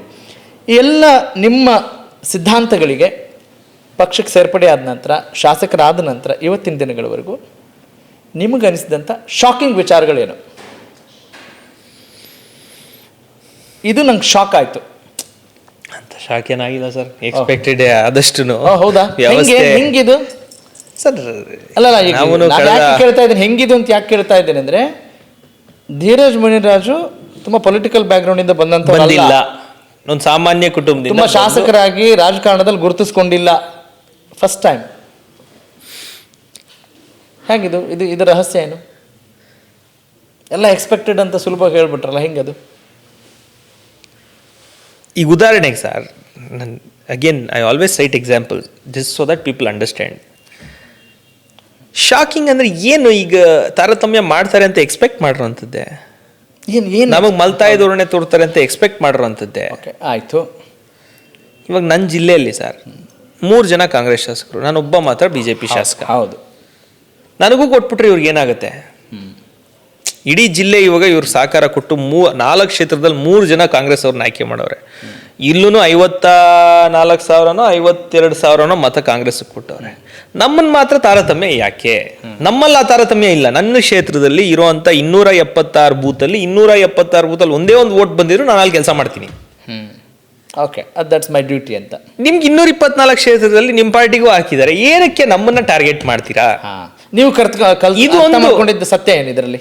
ಇದೊಂದು ಎಕ್ಸ್ಪೆಕ್ಟ್ ಮಾಡಿದ್ವಿ, ಬಟ್ ಈ ಲೆವೆಲ್ಗೆ ಎಕ್ಸ್ಪೆಕ್ಟ್ ಮಾಡಿಲ್ಲ. ಶಾಕಿಂಗ್ ಅಂತ ಕೇಳಿದ್ರೆ ನೀವು, as per my experience I thought ಒಂದಷ್ಟು ಜನ ಸರ್, ಈಗ ಉದಾಹರಣೆಗೆ ಯಡಿಯೂರಪ್ಪ ಸಾಹೇಬರು is a great aura personality, CMಗೆ ಸೂಟಬಲ್ ಪರ್ಸನ್ನು. ಕುಮಾರಸ್ವಾಮಿ ಸಾಹೇಬರು, ಕುಮಾರಣ್ಣವರು ಅವರನ್ನು ಸೂಟಬಲ್ ಪರ್ಸನ್, ಸಿದ್ದರಾಮಯ್ಯನವರು ಸೂಟಬಲ್ ಪರ್ಸನ್ನು. ಬಡವರ ಪರವಾದಂಥ ಮುಖ್ಯಮಂತ್ರಿಗಳು ಸಿದ್ದರಾಮಯ್ಯನವರು ಬಡವರ ಪರವಾಗಿ ನಾವು ಏನೇ ಕೇಳಿದ್ರು ಕೊಡ್ತಾರೆ ಅನ್ನೋ ಒಂದು ನನಗೆ ಅಭಿಪ್ರಾಯ ಇತ್ತು ಸರ್. ಆನೆಸ್ಟಿ ಹೇಳ್ತೀನಿ ಸರ್, ಒಂದು 10 ಸತಿ ಹೋದ್ರೂ ಒಂದೇ ಒಂದು ಫೈಲ್ಗೂ ಒಂದು ಸೈನ್ ಹಾಕಲ್ಲ ಸರ್. ಮುಂಚೆ ಇದ್ದಂಥ ಸಿದ್ದರಾಮಯ್ಯನವ್ರು ಹಿಂಗಿರ್ಲಿಲ್ಲ ಸರ್. ಯಾವುದೇ ಇಲಾಖೆಯಲ್ಲಿ ಯಾರೇ ಏನಾದರೂ ಬಡವರ ಪರವಾಗಿ ಅದು ನೈಜತೆ ಇದ್ದು, ಅದು ನಿಜ ಇದ್ದು, ಅದು ನಿಜವಾಗ್ಲೂ ಬೇಕಾಗಿದೆ ಅಂದರೆ ಅಲ್ಲೇ ಸೈನ್ ಹಾಕಿ ಕಳಿಸೋದು ಅಂತ ಹೇಳಿ ನನ್ನ ಸಹಪಾಠಿಗಳು ನನ್ನ ಶಾಸಕ ಮಿತ್ರಗಳು ಅನುಭವ ಉಳ್ಳಂತ ಸೀನಿಯರ್ಸ್ ಹೇಳಿರೋಂಥದ್ದು ಸರ್. ಈ ಬಾರಿ ನನ್ನ ಎಕ್ಸ್ಪೀರಿಯನ್ಸ್ ಅಲ್ಲಿ ಸರ್, ಒಂದು ಸ್ಟೇಡಿಯಂಗೆ 5 ಕೋಟಿ ಬೇಡ ಸರ್, ಒಂದು ವಾಲ್ಮೀಕಿ ಭವನಕ್ಕೆ 50 ಲಕ್ಷ ಕೇಳಿದ್ರು ಸೈನ್ ಆಗ್ತಾ ಇಲ್ಲ ಸರ್. ಹೌದಾ? ಅಂದರೆ ನಿಮ್ಮ ಪ್ರಕಾರ ದುಡ್ಡಿಲ್ಲ ಅಂತನಾ ಅಥವಾ ಇವರು BJP ಅವರು ಅಂತನಾ? ಆ ತಾರತಮ್ಯ ಈ ಸಲ ಜಾಸ್ತಿ ಬಂದಿದೆ ಅನ್ನೋದು ನನ್ನ ಶಾಕಿಂಗ್ ವಿಷಯ. ಇದು ಶಾಕಿಂಗ್ ವಿಚಾರ. ಇದು ಸರ್ಕಾರಕ್ಕೆ ಸಂಬಂಧಪಟ್ಟಾಗ ಹೇಳಿದ್ರಿ. ಆದರೆ ನೀವೊಂದು ನನ್ನ ಮನೆ ಅಂತ ಅನ್ಕೊಂಡು ಒಂದು ಪಕ್ಷ ಸೇರ್ಪಡೆ ಆಗೋದು, ನಮ್ಮವರು ಅಂತ ಅನ್ಕೊಂಡು ನೀವು ಆರಾಧಿಸೋದು ಇದ್ದಾಗ ನಿಮ್ಮ ಪಕ್ಷದಲ್ಲಿ ನಿಮ್ಮ ಕುಟುಂಬದಲ್ಲಿ ಅಂತ ಕಂಡಾಗ ನಿಮಗಾದಂಥ ಶಾಕಿಂಗ್ ವಿಚಾರಗಳೇನು? ಏನಿಲ್ಲ ಸರ್, ಅಂತ ಶಾಕಿಂಗ್ ಏನಿಲ್ಲ. ರಾಜಕೀಯ ಅಂದ್ರೆ ನೋಡಿ ಸರ್, ಈಗ ರಾಜಕೀಯ ಅಂದರೆ ಒಂದು politics is day in day out sir. ನನಗೆ ಯಾರೋ ದೊಡ್ಡವರು ಒಂದು ತುಂಬ ಚೆನ್ನಾಗಿ ಹೇಳಿದರು ಸರ್, ಇದು ನಾನ್ ಸ್ಟಾಪ್ ಅಂತೆ ಸರ್. ಯಾವ್ದು non stop? Politics is non stop. There is no stop, there is no end to it. Development also there is no stop, there is no end to it. It is endless. ಇಲ್ಲಿಗೆ ಮುಕ್ತಾಯ ಆಯಿತು ಅನ್ನೋಂಥದ್ದು ಏನಿಲ್ಲ.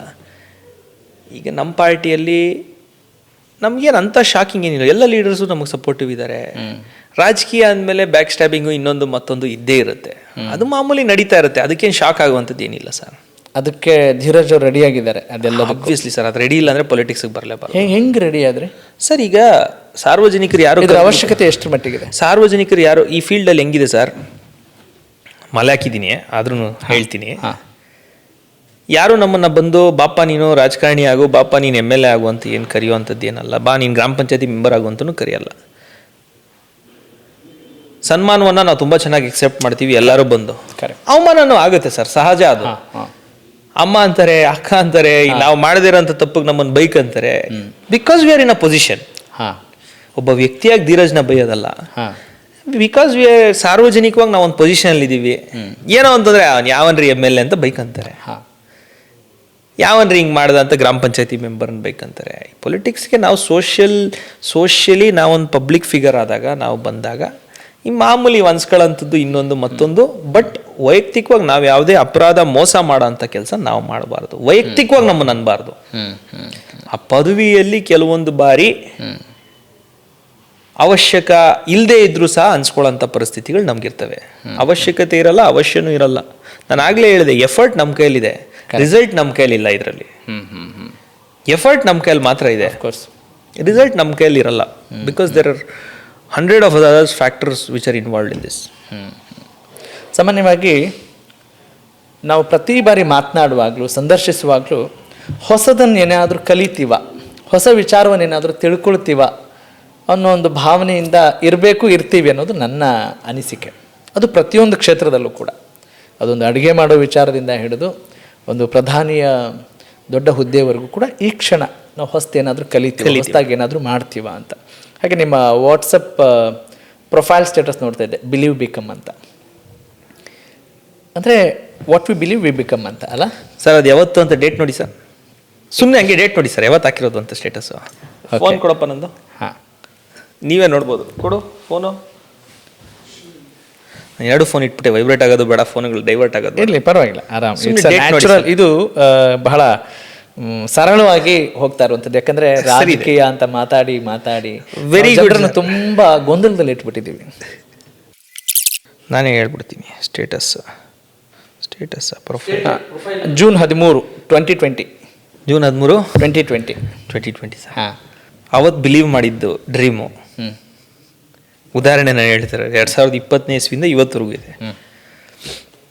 Actually ಒಂದು ಕಂಪನಿದು, ನಾನು I think HP ಯಾವುದೋ company ಇರಬೇಕು ಅದು, ಬಿಲೀವ್ ಬಿಕಮ್ ಅನ್ನೋವಂಥದ್ದು. ಕ್ರಿಕೆಟ್ ನೋಡೋದು ನಂಗೆ ಜಾಸ್ತಿ ಹುಚ್ಚು. ಮೋಸ್ಟ್ಲಿ ನಮ್ಮ ರಾಬಿನ್ ಉತ್ತಪ್ಪ ಅವ್ರ ಬ್ಯಾಟ್ ಮೇಲೋ KL ರಾಹುಲ್ ಅವ್ರ ಬ್ಯಾಟ್ ಮೇಲೋ ಹಾಕಿರುತ್ತೆ ಬಿಲೀವ್ ಬಿಕಮ್ ಅಂತ. 2019ನೇ ಇಸ್ವಿಯಲ್ಲಿ ನನಗೆ ತುಂಬ ಕ್ಯಾಚ್ ಆಯಿತು. ನಾವೇನಾದರೂ ಒಂದು we have to believe in something, we have to become ಅನ್ನೋವಂಥದ್ದು ಇಟ್ ಫೆಲ್ಟ್ ವೆರಿ, ನನಗೆ ತುಂಬ ಹತ್ರ ಅನಿಸ್ತು. ಆವತ್ತು ಈ ಡ್ರೀಮ್, ಒಬ್ಬ ಶಾಸಕ ಆಗಬೇಕು ಅಂತ ಅವತ್ತು ಅಂದ್ಕೊಂಡಂಥದ್ದು, ಆ ಬಿಲೀಫ್ ಇತ್ತು. ಇವತ್ತು ಅದು ಆಗಿದ್ದೀವಿ. ಸೊ ಹಾಗಾಗಿ ಆ ಸ್ಟೇಟಸ್ನ ನಾನು ಇವತ್ತು ಚೇಂಜ್ ಮಾಡಿಲ್ಲ, ಮುಂದಕ್ಕೂ ಚೇಂಜ್ ಮಾಡಲ್ಲ. That is my WhatsApp status, believe become ಅನ್ನೋವಂಥದ್ದು. ಓಕೆ, ಅಂದರೆ ಬಹಳ ಕಡಿಮೆ ಅವಧಿಯಲ್ಲಿ ನೀವು ಬೀಜ ಹಾಕಿ ಬೆಳೆ ತೆಗೆದುಬಿಟ್ಟಿದ್ದೀರಾ ಅಲ್ಲ, ಅನ್ಸತ್ತಲ್ಲ ಇದು ನೋಡಿ. ರಾಜಕಾರಣ ಎಷ್ಟು ವರ್ಷಗಳಿಂದ ಮಣ್ಣು ಹೊತ್ತಿದ್ದೀನಿ ರೀ, ಒಂದು ಪೊಸಿಷನ್ ಸಿಗಲ್ಲ, ಒಂದು ಗ್ರಾಮ ಪಂಚಾಯತಿ ಮೆಂಬರ್ ಆಗಬೇಕು ಅಂದರೂ ಕೂಡ ಹರಸಾಹಸ 99% ಎಫರ್ಟ್ ಇದ್ದರೆ 1% ಆದರೂ ಲಕ್ ಅನ್ನುವಂಥದ್ದು, ದೇವರ ಆಶೀರ್ವಾದ ಅನ್ನುವಂಥದ್ದು, ಅವ್ರ ಇದೇನೋ ಚೆನ್ನಾಗಿ ಹೇಳ್ತಾರೆ, 99% ಶ್ರಮ ಇದ್ರೂ 1% ಅದೃಷ್ಟ ಇರಬೇಕಂತೆ. ನಾನೊಬ್ಬ ಅದೃಷ್ಟವಂತ ರಾಜಕಾರಣಿ ಸರ್. ನೀವು ಕೇಳಿದ ಪ್ರಶ್ನೆಗೆ ಏನೋ ಏಕಾಏಕಿ ನಾವೇ ಮಾಡಿಬಿಟ್ಟಿದ್ದೀವ ಅಂತಲ್ಲ ಸರ್. ಈ ಫೀಲ್ಡಲ್ಲೆಲ್ಲ ಎಲ್ಲ ಸ್ಟಾರ್ಸ್ ಅಲೈನ್ ಆಗಬೇಕು, ಸಾರ್ವಜನಿಕರು ನಿಮ್ಮನ್ನು ಇಷ್ಟಪಡಬೇಕು, ನಿಮ್ಮ ನಡವಳಿಕೆ ಸರಿ ಇರಬೇಕು. 30 seconds ಇಸ್ ಎಲ್ಲ ಸ್ಟಾರ್ಸ್ ಅಂದರೆ ನೀವು ಪ್ಲಾನೆಟ್ ಪೊಸಿಷನ್ ಹೇಳ್ತಾ ಇದ್ದೀರಾ? Okay sir. ಆಮೇಲೆ ಪೊಸಿಷನ್ ಸಿ ಗ್ರಹಗತಿಗಳು 30 seconds ಸಾಕು ಸರ್ ಹಾಳು ಮಾಡ್ಕೊಳಕ್ಕೆ ನಿಮ್ಮ ಕೆರಿಯರ್ನ. 30 seconds is enough to destroy your entire career in this field.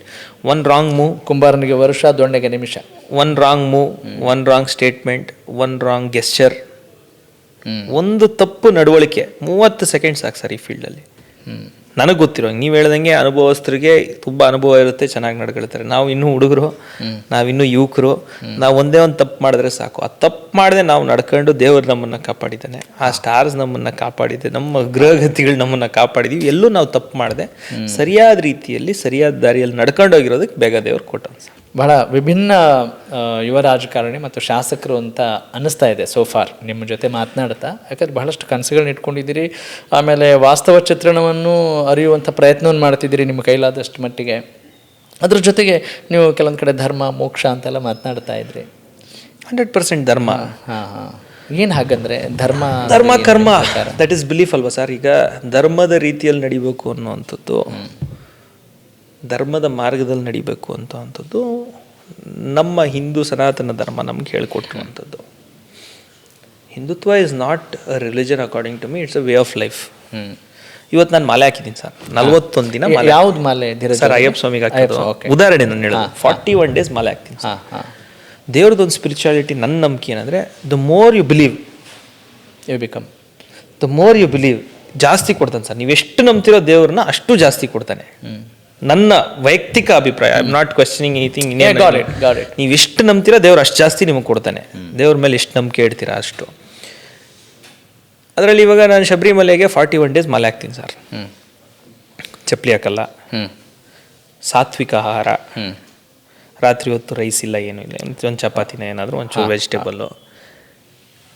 ಬೆಳಗ್ಗೆ ಎದ್ದಿದ ತಕ್ಷಣ ಕರೆಕ್ಟಾಗಿ ಒಂದು 7 ಗಂಟೆ 6:30 7 ಗಂಟೆಗೆ ದೇವಸ್ಥಾನಕ್ಕೆ ಹೋಗ್ತೀವಿ. ಹೂಗಳ ಪರಿಮಳ, ಇನ್ಸೆನ್ಸ್ ಸ್ಟಿಕ್ಸು, ಕ್ಯಾಂಫರು, ಆ ದೇವಸ್ಥಾನದಲ್ಲಿರುವಂಥ ಪಾಸಿಟಿವಿಟಿ, ನಾವು ಗಂಧ ಹಚ್ಕೊತೀವಿ, ಆ ಗಂಧದ smell. Correct. Over all it's a spiritual way of life which is a positive way. ಇವಾಗ ನಾವು ನಾನು ಹೇಳಿದ ಅಷ್ಟೂ ಪಾಸಿಟಿವ್ ಸರ್. ಹೌದು, ಸತ್ಯ. ಯಾವುದು ನಮ್ಮ ಲೈಫ್ ಸ್ಟೈಲ್ ಆಗ್ಬೋದು, ನಮ್ಮ ಹೆಲ್ತ್ನ ಆಗ್ಬೋದು, ನಮ್ಮ ತನನ ಆಗ್ಬೋದು ಡಿಟಿರಿಯೇಟ್ ಮಾಡೋದೇನೂ ಇಲ್ಲ. ಎಲ್ಲ ನಮಗೆ ಪಾಸಿಟಿವ್ ಆ್ಯಡ್ ಆಗ್ತಾ ಹೋಗುವಂಥದ್ದು. ಸೊ ಔಟ್ ಆಫ್ ನನ್ನೋನ್ ಆಸೆಯಿಂದ, ನನ್ನೋನ್ ಇಷ್ಟದಿಂದ ನಾನು 41 ದಿನ ಮಾಡ್ತೀನಿ, ಕಷ್ಟದಿಂದ ಮಾಡಲ್ಲ. I enjoy it.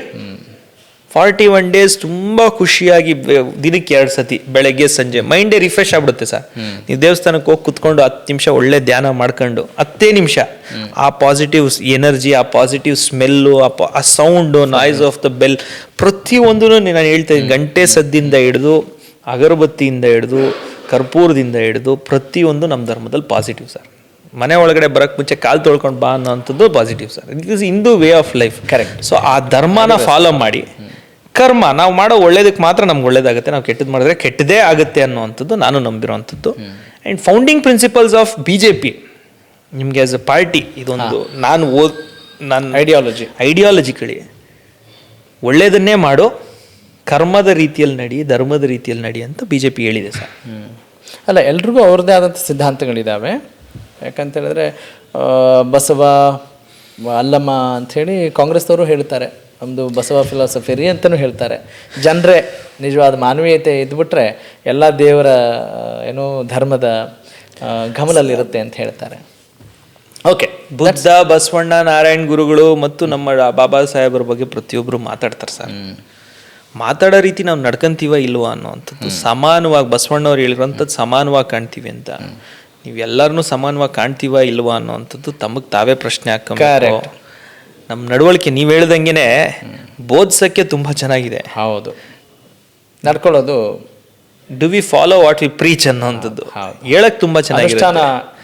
ಆಗ್ತಾ ಇದೆಯಾ? ಹೇಳೋದನ್ನ ನಾವು ಪಾಲಿಸ್ತೀವ ಇಲ್ವಾ ಅನ್ನೋಂಥದ್ದು ಮುಖ್ಯ ಆಗುತ್ತೆ. ಜನ ಅದನ್ನು ನೋಡ್ತಾ ಇರ್ತಾರೆ. ಈ ಫೀಲ್ಡಲ್ಲಿ ಸರ್ ಇವತ್ತಿನ ಕಾಲದಲ್ಲಿ ಸೋಷಿಯಲ್ ಮೀಡಿಯಾ ಬಂದು, ಸಾರ್ವಜನಿಕರು ಬಂದು, ಪ್ರತಿಯೊಂದು ಹೆಜ್ಜೆನೂ ಮುಖ್ಯ. ನಾವು ಸುಮ್ಮನೆ ಮಾತಾಡಿ ಭಾಷಣ ಮಾಡಿ ನಾನು ಧರ್ಮ ಫಾಲೋ ಮಾಡ್ತೀನಿ, ನಾನು ಕರ್ಮ ಫಾಲೋ ಮಾಡ್ತೀನಿ ಅಂತ ಹೇಳಿ ಇನ್ನೊಂದೇನಾದರೂ ಆ ಕಡೆ ಮಾಡಿದ್ರೆ ಒಂದು ವಿಡಿಯೋ ನಾಳೆ ರೆಡಿ ಇರುತ್ತೆ, ಒಂದು ರೀಲ್ಸ್ ನಾಳೆನೇ ರೆಡಿ ಇರುತ್ತೆ, ಒಂದು ಟ್ರೋಲ್ ಮಾಡೋಕ್ಕೆ ನಾಳೆನೇ ಕಾಯ್ತಾ ಇರ್ತಾರೆ. ಹಂಗಾಗಿ ಒಂದು ಒಳ್ಳೆ ಜಂಕ್ಷರು ಈ ಟೆಕ್ನಾಲಜಿ ಈ ಹೆವಿ ಜಾಸ್ತಿ ಬೂಮ್ ಆಗ್ತಾರಂಥ ಪರಿಸ್ಥಿತಿಯಲ್ಲಿ ನಾವು ರಾಜಕಾರಣದಲ್ಲಿರುವಂಥದ್ದು ನಮ್ಮ ಪೂರ್ವಜನ್ಮದ ಪುಣ್ಯ, ಅದ್ಭುತವಾದಂಥ ಅವಕಾಶ ದೇವ್ರು ನಮಗೆ ಕೊಟ್ಟಿದ್ದಾನೆ.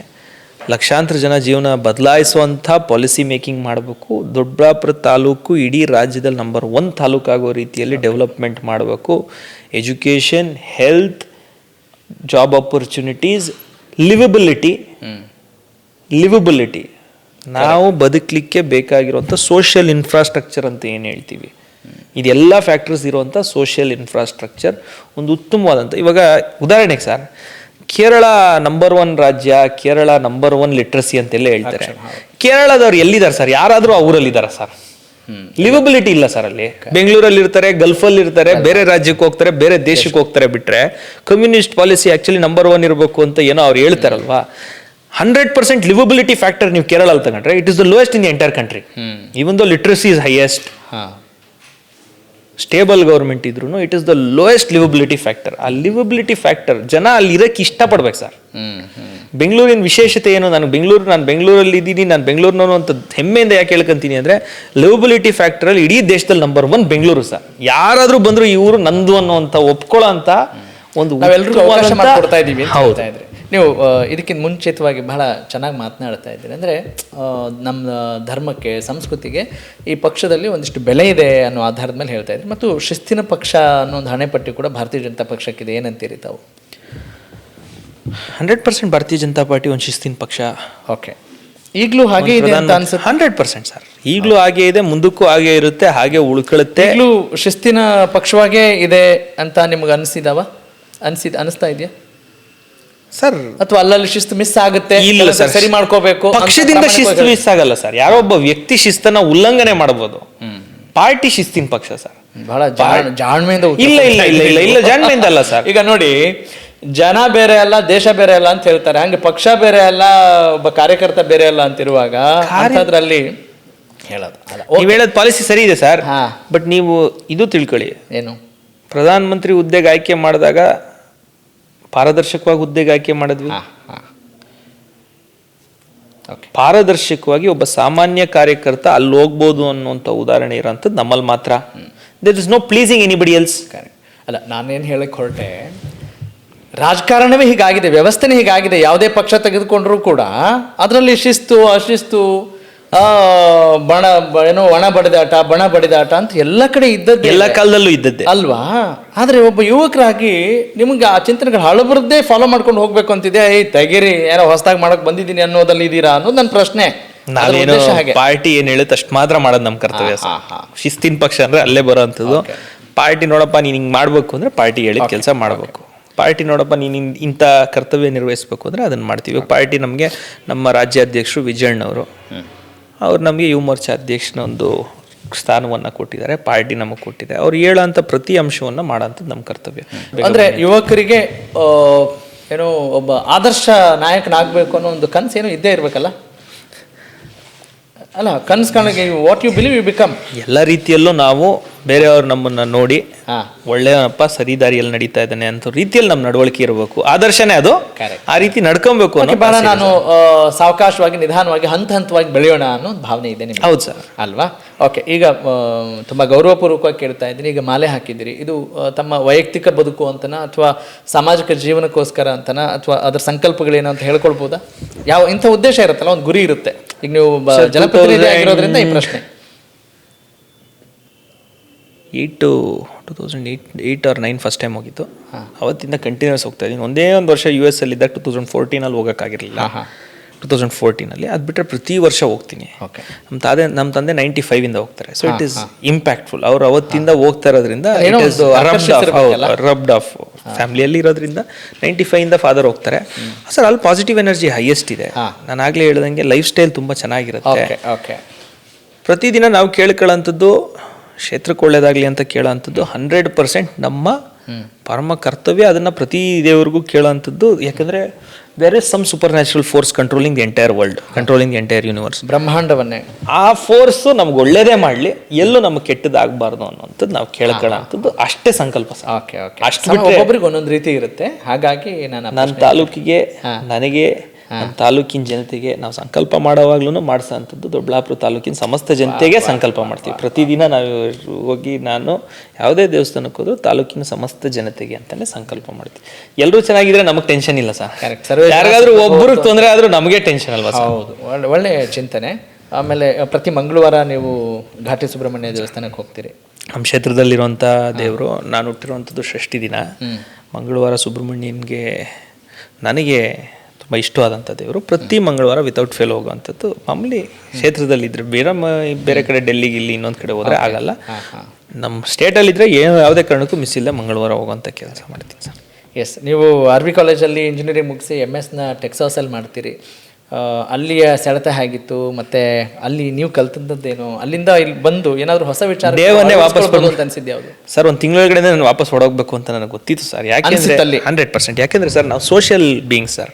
ನಾವು ಮನೇಲಿ 10 ನಿಮಿಷ ಕುತ್ಕೊಂಡು ನಮ್ಗೇನಿಲ್ಲ, ಏನಾದರೂ ಫ್ರೀ ಇದ್ರೆ ಎಲ್ಲೋ ಒಂದು ಕಡೆ ಊರು ಸುತ್ಕೊಂಡಿರೋ ಅಂಥದ್ದೇ ಅವತ್ತಿಂದನೂ ನಮ್ಮ ಇದು ಸ್ವಭಾವ ಸೋಷಿಯಲ್ ಬೀಯಿಂಗ್. ಅಲ್ಲೋದಾಗ ಹೆಂಗೆ ಅಂದರೆ ನನ್ನ ತಮ್ಮ ಹೋಗೋವಾಗಲೂ ಹೇಳಿದೆ, ನೀನೊಂದು 5 ಸ್ಟಾರ್ ಹೋಟ್ಲಿಗೆ ಹೋಗ್ಬಿಟ್ಟು ಒಂದು ವಾರ ಇದ್ಬಿಡು, ಹೈ ಸ್ಪೀಡ್ ಇಂಟರ್ನೆಟ್ ಇರುತ್ತೆ, ಎಲ್ಲ ಇರುತ್ತೆ, ಊಟ ಕೇಳಿದ್ದಿರುತ್ತೆ, ಅಲ್ಲಿ ನೀನು ಒಬ್ಬನೇ ಬದುಕಕ್ಕಾದ್ರೆ ನೋಡೋ ನಿನ್ಗೆ ಅದು ಸೂಟಬಲ್ ಜಾಗ ಅಂತ ಹೇಳಿದೆ. ಸೋಷಿಯಲ್ ಬೀಯಿಂಗ್ಗೆ ಅಲ್ಲೆಲ್ಲ ಸೂಟಬಲ್ ಇಲ್ಲ ಸರ್. ಅಲ್ಲೆಲ್ಲ ಮೆಕ್ಯಾನಿಕಲ್ ಲೈಫು. ಅಲ್ಲಿ ಬೇಕಾದಂಗೆ ಅವ್ರ ಮೂಡು, ಅವ್ರ ನೀಡ್ ಪ್ರಕಾರ ನಮ್ಮನ್ನು ಉಪಯೋಗಿಸ್ಕೊತಾರೆ. ನಮ್ಮ ನೀಡು ನಮ್ಮ ಮೂಡಲ್ಲ ಸರ್. ಸೊಸೈಟಿ ನೀಡು ಮೂಡ್ ಪ್ರಕಾರ ನಮ್ಮನ್ನು ಉಪಯೋಗಿಸ್ಕೊಂತಾರೆ. ಇಲ್ಲ ಹಂಗಿಲ್ಲ ಸರ್. ಇಲ್ಲಿ ನಮ್ಮ ಆತ್ಮೀಯತೆ ಇದೆ, ನಮ್ಮ ಸ್ನೇಹಿತರಿದ್ದಾರೆ, ಹುಟ್ದಾಗ್ಲಿಂದ ಜೊತೆಲಿರೋರು ಇದ್ದಾರೆ. ಯಾರಿಲ್ಲ ಅಂದ್ರೆ ಫೋನ್ ಹಾಕಿದ್ರೆ ಒಂದು 10 ಜನ ಫ್ರೀಯಾಗಿ ಸಿಗ್ತಾರೆ. ಒಂದು ಲವಲವಿಕೆ ಸೋಷಿಯಲ್ ಬೀಯಿಂಗ್ ಸರ್. ಅಲ್ಲಿ 11 ಸತಿ ವಾಪಸ್ ಬಂದೆ ಸರ್ 2 ವರ್ಷದಲ್ಲಿ. 11 ಸತಿ ಬೆಂಗಳೂರು ವಾಪಸ್ ಬಂದೆ. 3 ದಿನ ರಜೆ ಸಿಕ್ಕಿದ್ರೆ ಫ್ಲೈಟ್ ಹತ್ಬಿಡ್ತಾ ಇದ್ದೆ. ಹೇಳಿದ್ನಲ್ಲ, ಶಬರಿಮಲೆ ಮಾಲೆ ಹಾಕಕ್ಕೂ 1 ವರ್ಷ ಮಿಸ್ ಆಗ್ಬಿಟ್ಟೆ first year. Second time Sabarimala ಮಾಲೆ ಹಾಕಕ್ಕೆ ಅಂತ ಹೇಳಿ ಫ್ಲೈಟ್ ಅಲ್ಲಿ ಬಂದು ಇಲ್ಲಿ ಬಂದ್ಬಿಟ್ಟು ಹೋಗಿದ್ದು. ಏನು ಅನ್ಕೊಂಡು ನೀವು ಹೋಗಿದ್ರಿ ಆ್ಯಕ್ಚುಲಿ? ಸರ್ ಎಜುಕೇಷನ್ ವೈಸು ನಾನು ಇಲ್ಲಿ EC ಮಾಡಿದೆ. EC ಮಾಡಿದಾಗ ಆಪರ್ಚುನಿಟೀಸ್ ಮ್ಯಾಕ್ಸಿಮಮ್ಮು ಬರೀ ಕೋಡಿಂಗು, CS ಇಂಥ ಜಾಬ್ಸ್ ಸಿಗ್ತಾ ಇತ್ತು. ನಾನೊಬ್ಬ ಇಂಡಸ್ಟ್ರಿಯಲಿಸ್ಟ್ ಆಗಬೇಕು, ಒಳ್ಳೆ ಫ್ಯಾಕ್ಟ್ರಿ ಸೆಟಪ್ ಮಾಡಬೇಕು, ಬೇಕಾದಷ್ಟು ಜನಕ್ಕೆ ಉದ್ಯೋಗಾವಕಾಶಗಳು ಸೆಟಪ್ ಮಾಡಬೇಕು ಅಂತ ಇಂಡಸ್ಟ್ರಿಯಲ್ ಇಂಜಿನಿಯರಿಂಗಲ್ಲಿ MS ಮಾಡಿದ್ದು ಸರ್. ಅಲ್ಲೋಗಿ MS in industrial and systems engineering ಓದಿದ್ದು ನಾನು. ಇಂಟೆಂಟ್ ಇದ್ದಿದ್ದದು. ವಾಪಸ್ ಬಂದು ಇಂಡಸ್ಟ್ರಿಯಲ್ ವೇರ್ ಹೌಸಸ್ ಮಾತ್ರ ಡೆವಲಪ್ ಮಾಡೋಕ್ಕೆ ಆ್ಯಸ್ ಅ ಪ್ರೊಫೆಷನ್ ತಗೊಂಡೆ. ಇಂಡಸ್ಟ್ರಿಯಲಿಸ್ಟ್ ಆಗಲಿಕ್ಕೆ ಟೈಮು, ಬ್ಯಾಂಡ್ ಬಿಡ್ತು, ಪ್ಲಸ್ ರೈಟ್ ಪ್ರಾಡಕ್ಟ್ ನನಗೆ ಸಿಗಲಿಲ್ಲ. So I construct industrial warehouses sir. About 120 clients. Bengaluru east, Bengaluru ನಾರ್ತಲ್ಲಿ ಬೇಕಾದಷ್ಟು ವೇರ್ ಹೌಸಸ್ ಇದ್ದಾವೆ, ಇಂಡಸ್ಟ್ರಿಯಲ್ ಲ್ಯಾಂಡ್ಸ್ ಇದ್ದಾವೆ, ಅದರಲ್ಲಿ ಫ್ಯಾಕ್ಟ್ರೀಸು ಇದಾವೆ ಸರ್ ನಮ್ಮಲ್ಲಿ. That is my profession. ಅಲ್ಲಿ ಹೋಗಿದ್ದು ಹೊಸ್ದಾಗಿ ಏನಾದರೂ ಕಲಿತು ಒಂದು ಹೊಸ ಪ್ರೊಫೆಷನ್ ಮಾಡೋಣ ಅಂತ ವಾಪಸ್ ಬಂದು ಫಾದರ್ ಲೈನಲ್ಲೇ ಅಲೈನ್ ಆಗಿ industrial and logistics, majorly warehouses and industrial godowns and industrial setup ಮಾಡೋಂಥ ಜಾಗಗಳು ಇವೆಲ್ಲ ಮಾಡಿದ್ದೀನಿ ಸರ್. ಮುಂಚೆ ಒಂದು ಕಾಲ ಇತ್ತು, ನಮ್ಮ ಅಪ್ಪ ಏನು ಮಾಡ್ತಿದ್ರು, ಅವ್ರು ಏನು ಹೇಳ್ತಾರೋ ಮಾಡ್ಕೊಂಡು ಬರಬೇಕು ಅಂತ. ಈಗ ಚಿಕ್ಕ ವಯಸ್ಸಿನಲ್ಲೇ ಜವಾಬ್ದಾರಿಗಳು ಬರ್ತಾ ಇದ್ದಾವೆ ಮತ್ತು ಇವತ್ತಿನ ಆಧುನಿಕ ಪ್ರಪಂಚದಲ್ಲಿ ಎಲ್ಲರೂ ಕೂಡ ಯೋಚನೆ ಮಾಡಲಿಕ್ಕೆ ಸ್ವತಂತ್ರರು ಮತ್ತು ಸಮರ್ಥರು. ಹಾಗೆ ಬಹಳಷ್ಟು ಕನಸುಗಳನ್ನ ಇಟ್ಕೊಂಡಿದ್ದಾರೆ. ನೀವು ಒಂದು ಸಂಸ್ಥೆಯಲ್ಲಿ ಕೆಲಸ ಮಾಡ್ಕೊಂಡಿದ್ರಿ ಶಾಸಕರಾಗಲಿಕ್ಕಿಂತ ಮುಂಚಿತವಾಗಿ. ಅಲ್ಲಿಂದ ಇಲ್ಲಿಗೆ ಬರಬೇಕು ಅನ್ನೋದಕ್ಕೇನಾದರೂ ಮೇಜರ್ ಶಿಫ್ಟ್ ಆಗಲಿಕ್ಕೆ ಏನಾದರೂ ಕಾರಣಗಳಿದ್ದಾವೆ? ಕೋವಿಡ್ ಬಂದಿದ್ದರಿಂದ ಸೋಷಿಯಲಿ ಅವತ್ತಿನ ಕಾಲದಲ್ಲಿ ಸಂಕಷ್ಟದ ಪರಿಸ್ಥಿತಿಯಲ್ಲಿ ಇಲ್ಲಿ ಸರ್ವಿಸ್ ಮಾಡೋಕ್ಕೆ ಮುಂದೆ ಬಂದಂಥದ್ದು. ಏನು ಸುತ್ತು ಇದ್ದಂಥ ನಮ್ಮ ಸ್ನೇಹಿತರುಗಳು, ನಮ್ಮ ಮುಖಂಡರು, ಇಲ್ಲ ಇಂಥ ಪರಿಸ್ಥಿತಿ ಇದೆ, ಇಲ್ಲಿ ಯಾರು ಒಂದು ಸರ್ವಿಸ್ ಮಾಡಲಿಕ್ಕೂ ಮುಂದೆ ಬರ್ತಿಲ್ಲ ಅಂತ ಹೇಳಿದಾಗ ನಾನು ಮುಂದೆ ಬಂದಂಥದ್ದು. ಕೋವಿಡ್ ಬಂದಿದ್ದರಿಂದ it was a blessing in disguise. ನನಗೊಂದು ರಾಜಕೀಯವಾಗಿ ಪ್ರತಿ ಹಳ್ಳಿ, ಪ್ರತಿ ಮನೆ ಸಂಪರ್ಕ ಮಾಡಲಿಕ್ಕೆ ನಾನು ಅವತ್ತಿನ ಕಾಲದಲ್ಲಿ ಅದು ಇವತ್ತು ಅವಕಾಶ ಅನ್ಸುತ್ತೆ. ಅವತ್ತು ನಾನು ನಿಲ್ಬೇಕು, ಜನ ನಮ್ಮನ್ನು ನಮ್ಗಿದೆ. Money is just a means of life, money is not everything ಅನ್ನೋದು ನನ್ನ ಪಾಯಿಂಟ್ ಸರ್. ನಮಗೆ ಬೇಕು, ದುಡ್ಡಿಲ್ಲದೆ ಆಗಲ್ಲ. ಕರೆಕ್ಟ್. ದುಡ್ಡಿಲ್ಲದೆ ಜೀವನ ನಡ್ಸೋಕ್ಕೆ ಆಗಲ್ಲ ಅಂತ ದುಡ್ಡೇ ಇಲ್ಲ ಅನ್ನೋಂಥದ್ದು ನನ್ನ ಪಾಲಿಸಿ ಅಲ್ಲ. ನಮಗೆ ಬೇಕಾಗೋಷ್ಟು ನಮ್ಮ ಲೈಫ್ ಸ್ಟೈಲಿಗೆ ಬೇಕಷ್ಟೇ. ಅದು ಬಿಟ್ಟು ಇನ್ನೆಲ್ಲ ಮಿಕ್ಕಿದ್ದು ಒಳ್ಳೆ ಸಾರ್ವಜನಿಕ ಕೆಲಸಕ್ಕೆ ಉಪಯೋಗಿಸೋಣ ಅನ್ನೋವಂಥದ್ದು ಆಸೆಗಳಿರೋವಂಥದ್ದು ಮುಂದಕ್ಕೂ. ಅದನ್ನು ಶುರುವಾಗಿದ್ದು ಅವತ್ತು ಹತ್ರ 70-80 ಸಾವಿರ ಇಡೀ ತಾಲೂಕಲ್ಲಿರುವಂಥ ಪ್ರತಿ ಮನೆಗೂ ಕಿಟ್ಗಳು ಕೊಡುವಂಥದ್ದು, ಹೆಲ್ತ್ ಕ್ಯಾಂಪ್ಗಳು, ರಾಮಯ್ಯ ಅವ್ರ ಜೊತೆ ನಮ್ಮ ಹಾಸ್ಪಿಟಲ್ ಜೊತೆ ಟೈ ಅಪ್ ಇತ್ತು. ಸೊ ಈ ರೀತಿ ಹೆಲ್ತ್ ಕ್ಯಾಂಪ್ಸ್ ಮಾಡ್ಕೊಳ್ತಾ ನಮ್ಮ ಶಂಕರ ಐ ಹಾಸ್ಪಿಟಲ್ ಜೊತೆ ಟೈ ಅಪ್ ಮಾಡಿಕೊಂಡು ಎಲ್ಲ ಐ ಕ್ಯಾಂಪ್ಸ್ ಮಾಡ್ಕೊಳ್ತಾ ಈಗಲೂ ಮಾಡ್ಕೊಂಬರ್ತಾ ಇದ್ದೀವಿ. ಅದನ್ನು ತಿಂಗಳಿಗೆ 2 ಐ ಕ್ಯಾಂಪು, 1 ಹೆಲ್ತ್ ಕ್ಯಾಂಪ್ ಮಾಡ್ತೀವಿ. ಸೊ ಈ ರೀತಿ ಸಾರ್ವಜನಿಕವಾಗಿ ಅದು ಕೋವಿಡ್ ಬಂದಿದ್ದು ಏನಾಯಿತು, ಇದೆಲ್ಲ ಮಾಡೋಕ್ಕೆ ಹೆಚ್ಚಿನ ಅವಕಾಶ ಕೊಡ್ತು, ಬೇಗ MLA ಆದ ಸರ್. ಕೋವಿಡ್ ಬರದೇ ಇದ್ರೆ ಇನ್ನೂ 10 ವರ್ಷ ಆಗ್ಬೋದಿತ್ತೇನೋ, ನನಗೂ ಗೊತ್ತಿಲ್ಲ sir. You are so thankful to Covid. ಇಲ್ಲ sir, thankful to God. Thankful to God. It was just ಅಲ್ಲ ಅಂದ್ರೆ ಬ್ಲೆಸ್ಸಿಂಗ್ ಇನ್ ಡಿಸ್ಗೈಸ್. ಸೇವೆ ಮಾಡಲಿಕ್ಕೆ ಒಂದು ನಮಗೂ 3 ಸತಿ ಕೋವಿಡ್ ಬಂತು, ಅದರಲ್ಲಿ ಎಲ್ಲ ರೀತಿಯಿಂದಲೂ ಅವಕಾಶ ಆಯಿತು ಅಂತ. ರಾಜಕಾರಣಕ್ಕೂ ಆಯಿತು, ನಿಮ್ಮ ಎಸ್ ಸರ್, ವೈಯಕ್ತಿಕವಾಗೂ ಸಾರ್ವಜನಿಕ ಸೇವೆಗೆ ನನಗೆ ಒಳ್ಳೆ ಒಂದು ಪ್ಲಾಟ್ಫಾರ್ಮ್ ಸಿಕ್ತು ಸರ್. ದುಡ್ಡು ಮಾತನಾಡಿದ್ರಿ, money is not everything but we need it ಅಂತ. ರಾಜಕಾರಣ ಅಂತ ಬಂದಾಗ ದುಡ್ಡು ಎಷ್ಟು ಬೇಕು ಅಂತ ಅನಿಸುತ್ತೆ, ಯಾವುದಕ್ಕೆ ಬೇಕಾಗತ್ತೆ ಅಂತ? ಸರ್, ಜನ ಏನೇ ಹೇಳ್ಬೋದು, ಇವತ್ತು ಯಾರೋ ಒಬ್ರು ಬರ್ತಾರೆ ಇಲ್ಲಿಗೆ ಅಂತ ಅನ್ಕೊಳ್ಳಿ ನಮ್ಮ ಮನೆಗೆ. ಬೆಳಗ್ಗೆ ಇವಾಗ ಒಂದಷ್ಟು ಜನ ಭೇಟಿ ಮಾಡಿ ಕಳಿಸ್ತೆ. ಒಂದು ಪೇಷಂಟ್ ಬಂದು, ನಾನೇನಾದರೂ ಸರ್ಕಾರಿ ಆಸ್ಪತ್ರೆಯಲ್ಲಿ ನೋಡಮ್ಮ, ಆರ್ಥೋಪೆಡಿಷಿಯನ್ನು ಡಾಕ್ಟರ್ ಮಂಜುನಾಥ್ ಅಂತ ಇದ್ದಾರೆ, ಒಳ್ಳೆ ಆಪ್ರೇಷನ್ ಮಾಡ್ತಾರೆ, ದಯವಿಟ್ಟು ಅಲ್ಲಿ ಹೋಗಿ ನಾನು ಹೇಳಿರ್ತೀನಿ ಫ್ರೀಯಾಗಿ ಮಾಡ್ತಾರೆ ಅಂತ ಹೇಳಿದೆ ಅಂತ ಇಟ್ಕೊಳ್ಳಿ. ಆ ಗೇಟಿಂದ ಆಚೆ ದಾಟೋ ಅಷ್ಟರಲ್ಲಿ ಇದು ಹೇಳಕ್ಕೆ ಇವನೇ ಬೇಕಿತ್ತಾ ಅಂತ ಬೈಕ್ ಅಂತಾರೆ ಸರ್. ಹೌದಾ? ಉದಾಹರಣೆ ನಾನು ಹೇಳ್ತೀನಿ ಸರ್, ನನ್ನ ಎಕ್ಸ್ಪೀರಿಯನ್ಸ್. ಹಂಗಂತ 100 ಜನ ಹಂಗಿರ್ತಾರಲ್ಲ, 190 ಜನ ಹಂಗಿದ್ದಾರೆ. ಅದೇ ನಾನು 5,000 10,000 ಕಟ್ಬಿಟ್ಟು, ನೋಡಮ್ಮ ಇದು ಖರ್ಚಿಗೆ ಇಟ್ಕೊಳಮ್ಮ, ಅಲ್ಲೆಲ್ಲ ಹೇಳಿದ್ದೀನಮ್ಮ, ಚೆನ್ನಾಗಿ ನೋಡ್ಕೊಳಮ್ಮ, ಏನಾದರೂ ಅವಶ್ಯಕತೆ ಇರೋದು ತಗೋ ಅಂದರೆ, ನಮ್ಮ MLA ಅಂತ ಒಳ್ಳೆ ಮನುಷ್ಯ ರೀ, ಮನೆಗೆ ಹೋಗಿ ಕಷ್ಟ ಅಂತ ಹೇಳಿದ ತಕ್ಷಣ ನಮ್ಗೆ ಸಹಾಯ ಮಾಡ್ದ ಅಂತ ವ್ಯವಸ್ಥೆ ಹಂಗೆ ಆಗ್ಬಿಟ್ಟಿದೆ ಸರ್. ಅದೇನು ನಾನು ಶುರು ಮಾಡಿರೋದಲ್ಲ, ಇನ್ನೊಬ್ರು ಶುರು ಮಾಡಿರೋದಲ್ಲ. ಅಂದರೆ 10ರಲ್ಲಿ 11 ಇವರು ನಮ್ಮ ಧೀರಜ್ ಅವರು, ಅಥವಾ ಇಲ್ಲಪ್ಪ ಈ ವ್ಯವಸ್ಥೆ ಎಲ್ಲ ಸ್ವಲ್ಪ ಏನಾದ್ರು ಮಾಡಬೇಕು ಅಂತ ಚಿಂತನೆ ಇದೆಯಾ, ಸರಿ ಮಾಡಬೇಕು ಅನ್ನೋ ನಮ್ಮ ವ್ಯವಸ್ಥೆ ಏನಾದ್ರು ಅಷ್ಟು ಹೈಟೆಕ್ ಆಗಿದ್ರೆ ನಮ್ಮವರೆಗೂ ಹುಡ್ಕೊಂಡೇ ಬರ್ತಾ ಇರಲಿಲ್ವಲ್ಲ ಸರ್ ಅವರು. ಅದೇ ಅದಕ್ಕೆ ನಿಮ್ಮ ಶಾಸಕರಾಗಿ ಸರಿ ಮಾಡೋ ಕೆಲಸ ಏನು ಅನ್ಕೊಂಡಿದ್ದೀರಿ? ನನ್ನ ಫ್ಯೂಚರ್, ನನ್ನ ಅವಧಿಯಲ್ಲಿ ನಾನು ಇರೋ ಅಷ್ಟರಲ್ಲಿ, ನನ್ನ ಜೀವಿತಾವಧಿಯಲ್ಲಿ ಈಗ ನೀವೇನು ಹೇಳಿದ್ರಲ್ಲ, ಆ ಸಿಸ್ಟಮ್ ಎಷ್ಟು ಚೆನ್ನಾಗಿರ್ಬೇಕು ಅಂದರೆ, ಯಾರು ನಮ್ಮನ್ನು ಹುಡ್ಕೊಂಡು ನಮಗೆ ಸ್ಕೂಲಿಗೆ ಸೀಟ್ ಬೇಕು ಅಂತ ಬರಬಾರ್ದು, ಯಾರು ನಮ್ಮನ್ನು ಹುಡ್ಕೊಂಡು ನಮಗಿಂತ ಕಾಲೇಜಲ್ಲಿ ನಮಗೆ ಸಿಗ್ತಾ ಇಲ್ಲ ಅಂತ ಬಂದಬಾರ್ದು. There should be sufficient opportunity for all my constituents in all basic necessities, from health to education to jobs. ಯಾರು ನಮ್ಮನ್ನು ಬಂದು ನಮ್ಗೆ ಇನ್ಫ್ಲುಯೆನ್ಸ್ ಮಾಡಿ ಸರ್ ನಮಗೊಂದು ಕೆಲಸ ಬೇಕು ಅಂತ ಕೇಳಬಾರ್ದು. ಆ ರೀತಿಯಲ್ಲಿ ನಮ್ಮ ಸೋಷಿಯಲ್ ಇನ್ಫ್ರಾಸ್ಟ್ರಕ್ಚರ್ ಸೆಟಪ್ ಮಾಡಬೇಕು ಅನ್ನೋಂಥದ್ದು ನನ್ನ ವಿಷನ್. ಓಕೆ, ಅಲ್ಲ, that is your vision and wish. What is your action? ಹೇಳಿದ್ನಲ್ಲ ಸರ್ ರಿಗಾರ್ಡಿಂಗ್ ದಟ್. ಅಂದರೆ ಈಗ ನೀವು ಹೇಳ್ತೀರಿ, ಈಗ ಬಂತಿದ್ದಾರೆ, ನೀವು ಒಂದು ಸ್ವಲ್ಪ ದುಡ್ಡಿಟ್ಟು ಕಳಿಸಿದ್ರೆ ಅವರು ನಿಮ್ಮ ಒಳ್ಳೆಯವರು ಅನ್ಕೊಂಡು, ಇವತ್ತು ದುಡ್ಡು ಏನಕ್ಕೆ ಅವಶ್ಯಕತೆ ಇದೆ ಅಂತ ಕೇಳಿದ್ದಕ್ಕೆ ಕಂಪ್ಲೀಟ್. ಈಗ ನೀವು ಬಹಳ ಒಳ್ಳೆ ಮಾತುಗಳನ್ನು ಹೇಳಿದ್ರಿ, ವಾಸ್ತವಾಂಶವನ್ನು ಹೇಳಿದ್ರಿ. Correct, I do agree. Practical situation ಆಗಿ I am not here to give counter attack. ನಾನು ನಿಮಗೆ ಕೌಂಟರ್ ಕೊಡಬೇಕು ಅಂತ ಕೇಳಿದೆ. ಈಗ ಯಾವುದೋ ಒಂದು ಹಾಸ್ಪಿಟ್ಲಿಗೆ ನೀವು ಡಾಕ್ಟರ್ನ ಸಜೆಸ್ಟ್ ಮಾಡ್ತೀರಿ, ನಾನು ಹೇಳ್ತೀನಿ ಹೋಗಿ ಅದಕ್ಕೆ ಪ್ರಿಫರೆನ್ಸ್ ಕೊಡ್ತೀರೋ, ಅಥವಾ ಇಲ್ಲ ಅವರಿಗೆ ಒಂದಿಷ್ಟು ದುಡ್ಡು ಕೊಟ್ಟರೆ ಸಮಾಧಾನ ಆಗ್ತಾರೆ, ನನ್ನನ್ನು ಒಳ್ಳೆಯವರು ಅನ್ಕೊಳ್ತಾರೆ ಅಂತ ಒಂದಿದೆ. ಅದರಲ್ಲಿ ನಿಮ್ಮ ಪ್ರಿಫರೆನ್ಸ್ ಯಾವುದು ಮತ್ತು ನಿಮ್ಮ ಆ್ಯಕ್ಷನ್ ಏನಾಗಿದೆ? ನಾನು ಆ್ಯಕ್ಷನ್ ಏನು ಮಾಡ್ತಾ ಇದ್ದೀನಿ ಅಂದರೆ, ಹಾಸ್ಪಿಟ್ಲ್ ಹೇಳಿ ಲೆಟರ್ ಕೊಟ್ಟು ಅದ್ರ ಜೊತೆಗೆ ಪಾಪ ಅವ್ರಿಗೆ ಹೋಗಿ ಬರೋಕ್ಕೂ ದುಡ್ಡು ಕೊಟ್ಟು ಕಳಿಸ್ತಾ ಇದೀವಿ ಸರ್. ಇವತ್ತಿನ ಪರಿಸ್ಥಿತಿಯಲ್ಲಿ ಇದು ಅಂದರೆ ಕರೆಕ್ಟು, ಅಂದರೆ ಇಂಥ ಅವಶ್ಯಕತೆ ಇದೆ ಅನ್ಸುತ್ತಾ, ಅಥವಾ ಹೆಂಗೆ? ಇದು ಬೇಜಾರಾಗಲ್ವ ನಿಮಗೆ? ಏನು ಬೇಜಾರು ಏನು ಮಾಡ್ಕೊಳ್ಳೋ ಸಿಸ್ಟಮಿಗೆ ನೀವು ಅದಕ್ಕೆ ಅಭ್ಯಾಸ ಆಗ್ಬಿಟ್ಟಿದ್ದೀರಾ? ಬೇಜಾರು ಮಾಡ್ಕೊಳ್ಳೋ ಅಂಥದ್ದು ಅನ್ನೋಂಥದ್ದು. ಈಗ ನಾನು ತುಂಬ ಸೀನಿಯರ್ ಪೊಲಿಟಿಷಿಯನ್ ಆದರೆ ಹಿಂಗೆ ಕೇಳಲ್ಲ, ನಾ ಇದನ್ನು ಹೇಳ್ತೀನಿ ಸರ್. ಐಡೆಂಟಿಫೈ ಮಾಡ್ಬಿಡ್ಬೋದು sir. As a politician, if you are street smart, ನಿಮಗೆ ಪ್ರಜ್ಞಾವಂತಿಕೆ ಇದ್ರೆ, ಬುದ್ಧಿವಂತಿಕೆ ಅಲ್ಲ, ಪ್ರಜ್ಞಾವಂತಿಕೆ ಇದ್ರೆ, ಬಂದಿರೋ ನಿಜವಾಗ್ಲೂ ನೆಸಿಟಿ ಇದು ಬಂದಿದ್ದಾನ, ಅವ್ರು ಕಷ್ಟದಲ್ಲಿದ್ದಾರ, ಯಾರೋ ಬಂದವ್ರಿಗೆಲ್ಲ ಕೊಟ್ಟು ಕಳಿಸೋಂಥದ್ದೇನು ನನಗೂ ಏನಿದಿಲ್ಲ ಸರ್. ಸುಮ್ಮನೆ ಯಾರ್ಯಾರು ಸುಮ್ಮನೆ ಬರ್ತಾರೆ, ಯಾರ್ಯಾರು ನಿಜವಾಗಿ ಬರ್ತಾರೆ ಅಷ್ಟು ಐಡೆಂಟಿಫೈ ಆಗುತ್ತೆ. ನಿಜವಾಗ್ಲೂ ಕಷ್ಟದಲ್ಲಿರುವಂಥವ್ರು, ದುಡಿಯೋನ್ ಪಾಪ ಯಪ್ಪ ಒಬ್ಬನೇ ಇರ್ತಾನೆ, ಅವ್ರ ಪಾಪ ಆಂಬ್ಯುಲೆನ್ಸ್ಗಳಿಗೂ ದುಡ್ಡುಗಳಿರಲ್ಲ, ಅಂಥ ಪರಿಸ್ಥಿತಿಗಳು 1900 ಇದಾವೆ ಸರ್. ಅಂಥದ್ದು ನಾವು ಮಾಡೋ ಅಂಥದ್ದು ನಮ್ಮ ಕರ್ತವ್ಯ ಆಗುತ್ತೆ. ಯಾಕಂದರೆ ನಮಗೂ ಒಂದು ಸೊಸೈಟಲ್ ಸ್ಟೇಟಸಲ್ಲಿ ಇವತ್ತು ನಾವು ಒಬ್ಬರು ಶಾಸಕರಾಗಿದ್ದೀವಿ.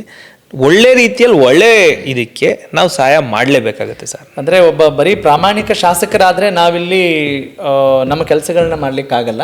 ಒಂದಿಷ್ಟು ಸೇವಾ ಮನೋಭಾವನೆ ಇರಲೇಬೇಕು ಸರ್. ಆಮೇಲೆ ಆರ್ಥಿಕವಾಗಿ ಬಲಿಷ್ಠರಾಗಿದ್ರೆ ಸ್ವಲ್ಪ ಚೆನ್ನಾಗಿರ್ಬಹುದು. ನಾನು ಹಂಗೆ ಹೇಳಿಲ್ಲ ಸರ್. ಅಲ್ಲಲ್ಲ, ನಾನು ಹಂಗೆ ಹೇಳಿಲ್ಲ. ಹಿಂಗೆ ಆಗ್ಬೋದಾ? ಇನ್ನೂ ಜಾಸ್ತಿ ಜನಕ್ಕೆ ನಾವು ಸಹಾಯ ಮಾಡ್ಬೋದು. ಕರೆಕ್ಟ್. ಓಕೆ, ಇವತ್ತಿನ ಈಗ ಉದಾಹರಣೆಗೆ ಸಿಂಗಲ್ ಪೇರೆಂಟ್ಸ್ ಎಲ್ಲರಿಗೂ ನನಗೊಂದು ಫ್ಯೂಚರಲ್ಲಿ ನನಗೊಂದು ಆಸೆ ಇದೆ. ಇವತ್ತಿಗೆ ಯಾರು ಬಂದರೆ ಎನ್ರೋಲ್ ಆದರೆ ನಾನು ಅವ್ರು ಮಾಡ್ತಾ ಇದ್ದೀನಿ. ಸೊ ಗೌರ್ಮೆಂಟ್ ಸ್ಕೀಮ್ ಒಂದಿದೆ sir, 4,000 rupees per month single parent ಇದ್ದಾಗ ಒಂದು ಮಗು ಕೊಡ್ತಾರೆ ಸರ್. 4,000 ರೂಪೀಸ್ ಮಹಿಳಾ ಮತ್ತು ಮಕ್ಕಳ ಕಲ್ಯಾಣ ಅಭಿವೃದ್ಧಿ ಇಲಾಖೆ ಅಡಿಯಲ್ಲಿ. ಯಾವುದೇ ಸಿಂಗಲ್ ಪೇರೆಂಟ್ ಇದ್ದರೆ ನನ್ನ ತಾಲೂಕಲ್ಲಿ ಸರ್ ಗೌರ್ಮೆಂಟ್ ಕಾಲೇಜ್ಗೆ ಫುಲ್ ಫೀಸ್ 3 years ನಾನೇ ಕಟ್ತೀನಿ. That is because they lack that love and empathy from a parent. At least ಆರ್ಥಿಕವಾಗಾದ್ರು. ಅಂದರೆ ನಾನು ಹೇಳ್ತಿರೋ BPL ಕಾರ್ಡ್ ಹೋಲ್ಡರ್ಸ್ಗೆ ಓನ್ಲಿ. ಕರೆಕ್ಟ್. ಸಂಕಷ್ಟದಲ್ಲಿರೋ ಸರ್ ಅವ್ರು ಗೌರ್ಮೆಂಟ್ ಕಾಲೇಜ್ ಕಳಿಸ್ತಾರೆ ಅಂದ್ರೆ ಫಸ್ಟ್ ಆಫ್ ಆಲ್ ಪಾಪ ಕಷ್ಟದಲ್ಲಿರ್ತಾರೆ. ಆ 4,000ಕ್ಕೂ ಕಷ್ಟ ಬೇಕಾದಷ್ಟು ಜನ ನಾನು ನೋಡಿ. ಕಾರಣಕ್ಕೆ ನಾನು ಕೇಳಿದೆ, ಈಗ ಬರೀ ನೀವು ಪ್ರಾಮಾಣಿಕ ಶಾಸಕರಾಗಿ ಅದರ ಸಂಬಳದಿಂದ ನೆಚ್ಚಿಕೊಂಡು ಏನಾದ್ರು ಮಾಡೋದಿದ್ರೆ ಖಂಡಿತ ಮಾಡ್ಲಿಕ್ಕೆ ಆಗಲ್ಲ ಇದನ್ನೆಲ್ಲ. ಈಗ ದುಡಿಯೋದು ಏನಕ್ಕೆ ಮೂಲ ಉದ್ದೇಶವೇ ಅದು. ದುಡಿಯೋದು ಏನಕ್ಕೆ ಮೂಲ, ನೀವು ಕೇಳೋದು ಸರಿ ಇದೆ. ನಾನು ಆಗಲೇ ಹೇಳಿದೆ, money is a means of life ಅಂತ ಹೇಳಿದೆ. ದುಡ್ಡು ಇಲ್ಲದೆ ಇದ್ರೆ ಜೀವನ ನಡ್ಸೋಕ್ಕೆ ಆಗಲ್ಲ. 100% ಸತ್ಯ. ದುಡ್ಡು ಎಷ್ಟಕ್ಕೆ ಬೇಕು ಜೀವನ ನಡ್ಸಕ್ಕೆ ಬೇಕು. ಮಿಕ್ಕಿದ್ದು ದಾನ ಧರ್ಮ ಮಾಡೋ ಅಂಥದ್ದು ಒಳ್ಳೆ ರೀತಿಯಲ್ಲಿ ಒಳ್ಳೇದಕ್ಕೆ ಮಾಡಿದ್ರೆ ಒಳ್ಳೇದು ಅನ್ನೋದು ನನ್ನ ವೈಯಕ್ತಿಕ ಅಭಿಪ್ರಾಯ. ಅದನ್ನು ನಾನು ಪಾಲಿಸ್ತಾ ಇದ್ದೀನಿ ಅಂತ ಅನ್ಕೊಬೋದು. ನೀವು ಶಾಸಕರ ಆಗಬೇಕು ಅಂತ ಅಂದ್ಕೊಂಡಾಗ ನಿಮಗೆ ಯಾವ ಪಕ್ಷದಿಂದ ಟಿಕೆಟ್ ಸಿಗುತ್ತೆ ಅನ್ನೋ ಒಂದು ಅನುಮಾನ ಇತ್ತು ಅಂತ ಹೇಳ್ತಾರೆ. ಇಲ್ಲ ಸರ್, ನಾನು BJPಯಲ್ಲಿ ಇವತ್ತೆಲ್ಲ 2013ರಿಂದ ಆ್ಯಕ್ಟಿವ್ ವರ್ಕರು. ಇಲ್ಲೆಲ್ಲ ಬಾನಸವಾಡಿಯಲ್ಲಿ ನಮ್ಮ ಮನೆ, ನಾನು ಹುಟ್ಟಿ ಬೆಳೆದಿದ್ದಲ್ಲಿ. ಅಲ್ಲಿ ಸರ್ವಜ್ಞಾನಗರ ಮಂಡಲ ಯುವ ಮೋರ್ಚಾ ಉಪಾಧ್ಯಕ್ಷ. ಹಾಗಾಗಿ ಸುಮ್ಮನೆ ಏನೋ ಸಡನ್ನಾಗಿ ಏನೋ BJPಗೆ ಇನ್ನೊಂದು ಮತ್ತೊಂದು ಅಲ್ಲ. ನನ್ನ ಅಲೈನ್ಮೆಂಟ್, ನನ್ನ ಥಿಂಕಿಂಗ್, ನೀವೇನಾದರೂ ಜೀವನದಲ್ಲಿ ನನ್ನ ಆಸ್ಪಿರೇಷನ್ ಅಂದ್ರೇ ನರೇಂದ್ರ ಮೋದಿಜಿಯವರು. ನನ್ನ ಪೊಲಿಟಿಕಲ್ ದೇವರು ಅಂತಲೇ ಹೇಳ್ಬೋದು ನರೇಂದ್ರ ಮೋದಿಜಿಯವರು. ಅವ್ರ ನಡವಳಿಕೆ ಮೇಲೆ ರಾಜಕೀಯಕ್ಕೆ ಫುಲ್ ಫ್ಲೆಜ್ಡಾಗಿ ಇಳಿಬೇಕು ಅಂತ ಇಳಿದಿರೋ ಅಂಥದ್ದು ಬಿಟ್ಟರೆ ಸುಮ್ಮನೆ ಅದು ಬೇರೆ ಯಾರಾದರೂ ಏನಾದರೂ. ನಾನಾಗಲೇ ಹೇಳಿದೆ, ಅದು ನನಗೂ ಡೌಟ್ ಇರಲಿಲ್ಲ. ಬೇರೆಯವ್ರಿಗೆ ಇವನಿಗೆ BJPಯಲ್ಲಿ ಸಿಗಲ್ಲ ಪಾಪ, ಇಂಡಿಪೆಂಡೆಂಟ್ ನಿಂತ್ಕೊಂಡ್ಬಿಡ್ತಾನೆ ಅಂತ ಬೇರೆಯವ್ರು ಅನ್ಕೊಂಡಿರ್ಬೋದು. ನಾನು ಯಾವಾಗಲೂ ಹೇಳ್ತಿದ್ದೆ, ನಾನು ಇಲ್ಲಿ ಕ್ಯಾಂಡಿಡೇಟ್ ಆಗಕ್ಕೆ ಬಂದಿಲ್ಲ, ನಾನು ಇಲ್ಲಿ ಶಾಸಕನಾಗಕ್ಕೆ ಬಂದಿರೋ ಅಂಥದ್ದು. ಶಾಸಕನಾಗ್ಲಿಕ್ಕೆ ಏನು ಮಾಡ್ಬೇಕು ಅದನ್ನು ಮಾಡ್ಬೇಕು. ಕ್ಯಾಂಡಿಡೇಟ್ ಆಗೋಕ್ಕೆ ಎಷ್ಟು ಜನ ಆಯಿತು ಅಷ್ಟೇ ಸರ್. ನೈಸ್. ಅಂದರೆ ಇಷ್ಟು ಕಿರಿ ವಯಸ್ಸಿನಲ್ಲೇ ಈ ರಾಜಕೀಯ ಪಟ್ಟುಗಳನ್ನು ತಿಳ್ಕೊಳ್ಳುವಂಥ ಒಂದು ಬಂದಿದೆ. ಅಂದರೆ ಆ್ಯಕ್ಚುಲಿ ರಾಜಕೀಯ ಪಟ್ಟನ್ನು ತಿಳ್ಕೊಳ್ಬೇಕು ಅನ್ನೋದು ಹೆಮ್ಮೆಯ ವಿಚಾರ ಅಂತ ಮಾತಾಡ್ತಿದ್ದೀವಿ. Actually that's not proud. ನಾವು ಅಂಥ ಪಟ್ಟುಗಳನ್ನು ಹಾಕ್ಕೋಬೇಕಾ, ಸವಾಲುಗಳು ಬೇಕಾ? ಈಸಾಗಿದ್ದರೆ ಅನುಕೂಲ ಅಲ್ವಾ? ಅಂಥ ಒಂದು ಪರಿಸ್ಥಿತಿಲಿ ಇಲ್ಲ. ಪ್ರವಾಹದ ವಿರುದ್ಧ ಈಜ್ತಿದ್ದೀರೇನೋ ಅಂತ ಅನ್ನಿಸ್ತಾ ಇದೆ. ನೋಡಿ ಸರ್, ಪ್ರವಾಹದ ವಿರುದ್ಧ ಈಜೋದಲ್ಲ.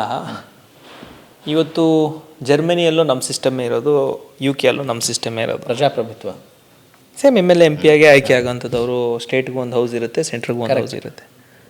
ಅಲ್ಲಿ ಏನಾಗ್ತಾ ಇದೆ ಅಂತ ನೋಡೋ ಅಷ್ಟು ಪ್ರಬುದ್ಧತೆ ನನಗಿದೆ. ಇವತ್ತು UK ಹೆಂಗೆ ಎಲೆಕ್ಟ್ ಆಗ್ತಾರೆ, ರಿಷಿ ಸುನಕ್ ಅನ್ನೋರು ಒಬ್ಬರು ಪ್ರೈಮ್ ಮಿನಿಸ್ಟರ್ ಆಗಬೇಕು ಅಂದರೆ ನೀವು ಇಂಡಿಯನ್ ಒರಿಜಿನ್ ಎಷ್ಟು ಜನ MLA MP ಗಳಿದ್ದಾರೆ ಅಂತ ನೀವು ಅಲ್ಲಿ ಚೆಕ್ ಮಾಡಿದ್ರೆ, ಮೇಯರ್ ಇಂಡಿಯನ್ ಒರಿಜಿನ್ ಕನ್ನಡಿಗರು ಲಂಡನ್ಗೆ ಆಗ್ತಾರೆ, ಲಂಡನ್ ಬರೋಗೆ ಆಗ್ತಾರೆ. ಅಲ್ಲಿ ಹಿಂಗೆ ಮಾಡ್ತಾರ ರಾಜಕಾರಣ? ಇಲ್ಲ. ಅಲ್ಲಿ ಯಾವ ರೀತಿ ರಾಜಕಾರಣ ನಡೀತಾ ಇದೆ ಅಂತ ತಿಳ್ಕೊಳ್ಳೋ ಅಷ್ಟು ನಾನು ಪ್ರಬುದ್ಧನಾಗಿದ್ದೀನಿ ಇದೀನಿ ಸರ್. ಯಾಕೆಂದ್ರೆ ನನ್ನ ಕಾಲಾವಧಿಯಲ್ಲಿ ನನಗೆ ಮತ್ತೆ ಇರುವಂತ ನಂಬಿಕೆ ಆ ಲೆವೆಲ್ ನಾವು ಬರ್ತೀವಿ ಸರ್. ನಮ್ಮ ದೇಶನೂ ಬರುತ್ತೆ ಸರ್, ರಾಜಕೀಯನೂ ಬರುತ್ತೆ ಸರ್, ಬದಲಾಗುತ್ತೆ ಸರ್. ಇವೆಲ್ಲ ಬದಲಾಗುತ್ತೆ, ನಾವು ಸ್ವಲ್ಪ ಕಾಯ್ಬೇಕು ಅಂತ. ನನ್ನ ದಾರಿಯಲ್ಲಿ ಹೋಗ್ಬಿಟ್ಟು ನಾನು ಎಲ್ಲರೂ ನನ್ನ ದಾರಿಗೆ ಬಂದ್ರೆ ಆಗಲ್ಲ ಸರ್. ಅವ್ರ ದಾರಿಯಲ್ಲಿ ಹೋಗಿ ಸರಿ ದಾರಿಗೆ ನಮ್ಮ ದಾರಿಗೆ ಎಳ್ಕೊಂಬರೋಂಥ ಪ್ರಯತ್ನ ನಾನು ಮಾಡ್ತಾ ಇದ್ದೀನಿ ಸರ್. ಬಹಳಷ್ಟು ಕನಸುಗಳನ್ನು ಕಾಣ್ತಾ ಇರುವಂಥ ಕಂಗಳಿಗೆ, ರಾಜಕಾರಣದಲ್ಲಿ ಬರಬೇಕು ಅಂತ ಅಂದ್ಕೊಂಡಿರೋರಿಗೆ, ಅಥವಾ ಯುವ ರಾಜಕಾರಣಿ ಆಗಿರ್ಬೋದು, ಅಥವಾ ಮುಂದೊಂದಿನ ಶಾಸಕನಾಗಬೇಕು ಅಂತ ಇಲ್ಲಿ ಇರುವಂಥವರಾಗಿರ್ಬೋದು, ಅಂಥವರಿಗೆ ಈ ನಿಮ್ಮ ಅಲ್ಪ ಅನುಭವದ ಮಾತೇನು? ನಾನು ಆಗಲೇ ಹೇಳ್ದಂಗೆ ಒಂದು ಇಂಟೆಂಟು ಫಸ್ಟು, ನಾನು ಶಾಸಕನಾಗಲೇಬೇಕು ಅನ್ನೋವಂಥದ್ದು ಗುರಿ. ಓಕೆ, ಇಂಟೆಂಟ್ ಅದಲ್ಲ, ಇಂಟೆಂಟ್ ಪಬ್ಲಿಕ್ ಸರ್ವಿಸ್. ಸಾರ್ವಜನಿಕ ಸೇವೆ. ಬಡವರಿಗೆ ಆರ್ಥಿಕವಾಗಿ ತುಂಬ ಸಂಕಷ್ಟದಲ್ಲಿರುವಂಥವ್ರಿಗೆ, ದಲಿತರಿಗೆ, ಹಿಂದುಳಿದ ಸಮಾಜದಲ್ಲಿ ನಾವು ಪಿರಮಿಡ್ ಅಂತ ತಗೊಂಡಾಗ ಕೆಳಗಿಂದ ನೋಡ್ಕೊಂಬರೋರ್ಗೆ ಪ್ರತಿಯೊಬ್ಬರಿಗೂ ನಾವು ಒಂದು ಬದಲಾವಣೆ ತರ್ತೀವಿ, ಅವ್ರ ಜೀವನದಲ್ಲಿ ಏನಾದರೂ ಬದಲಾವಣೆ ತರಲೇಬೇಕು ಅನ್ನೋ ಒಂದು ಫಸ್ಟ್ ಇಂಟೆಂಟ್ ನಮಗಿರಬೇಕು. ಎಲ್ಲ ವ್ಯವಸ್ಥೆಯಲ್ಲೂ, ಎಲ್ಲ ಅಂಗದಲ್ಲೂ, ಎಲ್ಲ ಇಲಾಖೆಗಳಲ್ಲೂ ಆ ಜನರ ಬದುಕಲ್ಲಿ ಒಂದು ಬದಲಾವಣೆ ತರ್ತೀವಿ ಅನ್ನೋ ಒಂದು ಇಂಟೆಂಟ್ ನಮಗಿದ್ರೆ, ನಮ್ಮ ವೈಯಕ್ತಿಕ ಹಿತಾಸಕ್ತಿ, ನಾನು MLA ಆಗಬೇಕು, ನಾನು MP ಆಗಬೇಕು, ನಾನು CM ಆಗಬೇಕು, ನಾನು PM ಆಗಬೇಕು, ನಾನು ಮಿನಿಸ್ಟರ್ ಆಗಬೇಕು, ಅದು ನಮ್ಮ ಗುರಿ. ಆ ಗುರಿ ತಲುಪಬೇಕು ಅಂದ್ರೆ ಫಸ್ಟ್ ಇದು ಬೇಸಿಕ್ ಇಲ್ಲ ಅಂದ್ರೆ ಯಾವುದೇ ಕಾರಣಕ್ಕೂ ರಾಜಕೀಯಕ್ಕೆ ಬರಬಾರದು. ಸಾರ್ವಜನಿಕ ಸೇವೆ ಅನ್ನುವ ಮೂಲ ಮನೋಭಾವ ಇದ್ದು ಫಸ್ಟ್ ಪ್ರಯಾರಿಟಿ ಸಾರ್ವಜನಿಕರಾಗಿದ್ರೆ ಮಾತ್ರ ಪೊಲಿಟಿಕ್ಸ್ಗೆ ಬರಬೇಕು, ಯೂತ್ಗೆ. ಓಕೆ, ಸುಮ್ಮನೆ ನೀವು, ನಮ್ಮ ತಂದೆ ಯಾವಾಗಲೂ ನನಗಂತೂ ಚಿಕ್ಕ ವಯಸ್ಸಿಂದ ಹೇಳ್ತೆ, you do not go behind money, you go behind work.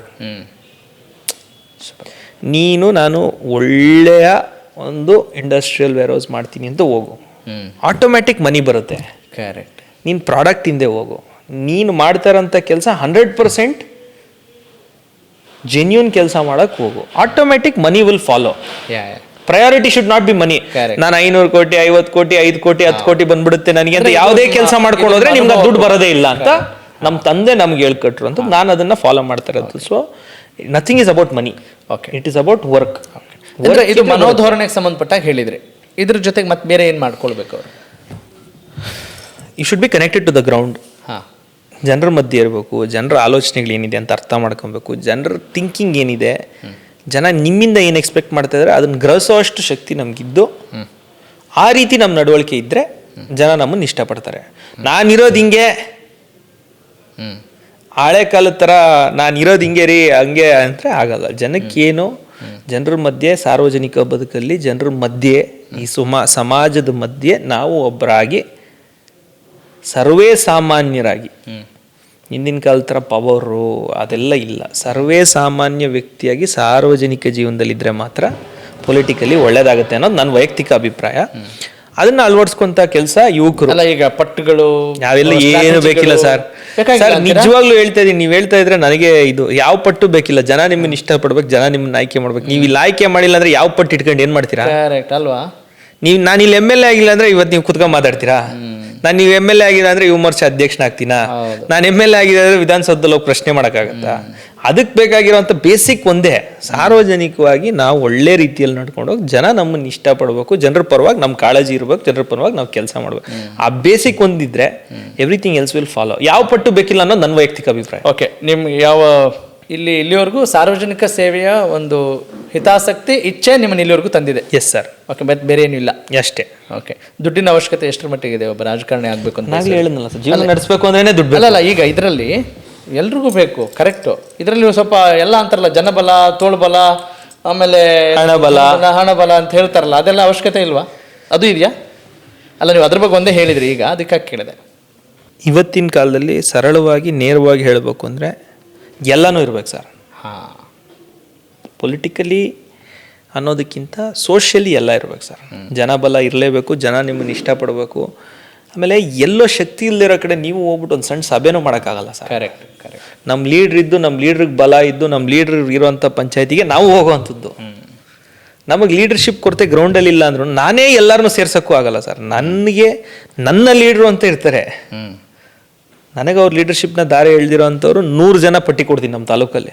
Correct. ಅವ್ರ ವೈಯಕ್ತಿಕ ಜೀವನ, ಅವರ ಸಾರ್ವಜನಿಕ ಬದುಕಲ್ಲಿ ಅವ್ರು ಸಂಪಾದಿಸಿರುವಂಥ ಅಷ್ಟು ಜನನ ನನಗೋಸ್ಕರ ದಾರಿ ಎಳ್ದಿರೋ ಅಂಥವ್ರು 100 ಜನ ಪಟ್ಟಿ ಕೊಡ್ತೀನಿ. ಆ 100 ಜನಕ್ಕೆ ನಾನು ಋಣಿಯಾಗಿದ್ದೀನಿ. ನೆಕ್ಸ್ಟ್ ನಮ್ಮ ಸರ್ಕಾರ ಬರೆದಾಗ ಅವ್ರು 100 ಜನದ ಋಣ ತೀರಿಸೋಂಥ ಕೆಲಸ ನಾನು ಮಾಡ್ತೀನಿ. ಆ ಒಂದು ಇಂಟೆನ್ಷನ್ ಇದೆ. ಇವತ್ತೇ ಮಾಡಬೇಕು ಅಂತ ಆಸೆ ಇದೆ, ಆದರೆ ಏನು ಮಾಡ್ತೀರಾ, ಸರ್ಕಾರಗಳಿಲ್ಲ. ಓಕೆ, ನಮ್ಮ ಕೈಯಲ್ಲೂ ಲಿಮಿಟೆಡ್ ಶಕ್ತಿ ಇರೋವಂಥದ್ದು. ಅಂದರೆ ಒಂದು ವಿಷನ್ ನಿಮ್ದು ಸ್ಟ್ರಾಂಗ್ ಆಗಿರೋದ್ರಿಂದ ಒಂದಲ್ಲ ಒಂದಿನ ಅದನ್ನು ಸಾಧಿಸ್ತೀನಿ ಅನ್ನೋ ನಂಬಿಕೆ ನಿಮಗೆ? ಸರ್, ನಾವು ಗೆಲ್ತೀವೋ ಸೋಲ್ತೀವೋ, ಸೋಲು ಅನ್ನೋ ಮಾತು ನನಗಂತೂ ಜೀವನದಲ್ಲಿಲ್ಲ. ಗೆಲುವು ಅನ್ನೋ ಒಂದೇ ಮಾತಲ್ಲೇ ಹೋಗೋದು.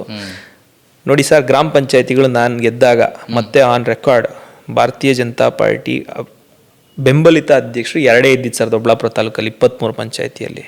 ಇವತ್ತು 14 ಇದೀವಿ ಸರ್.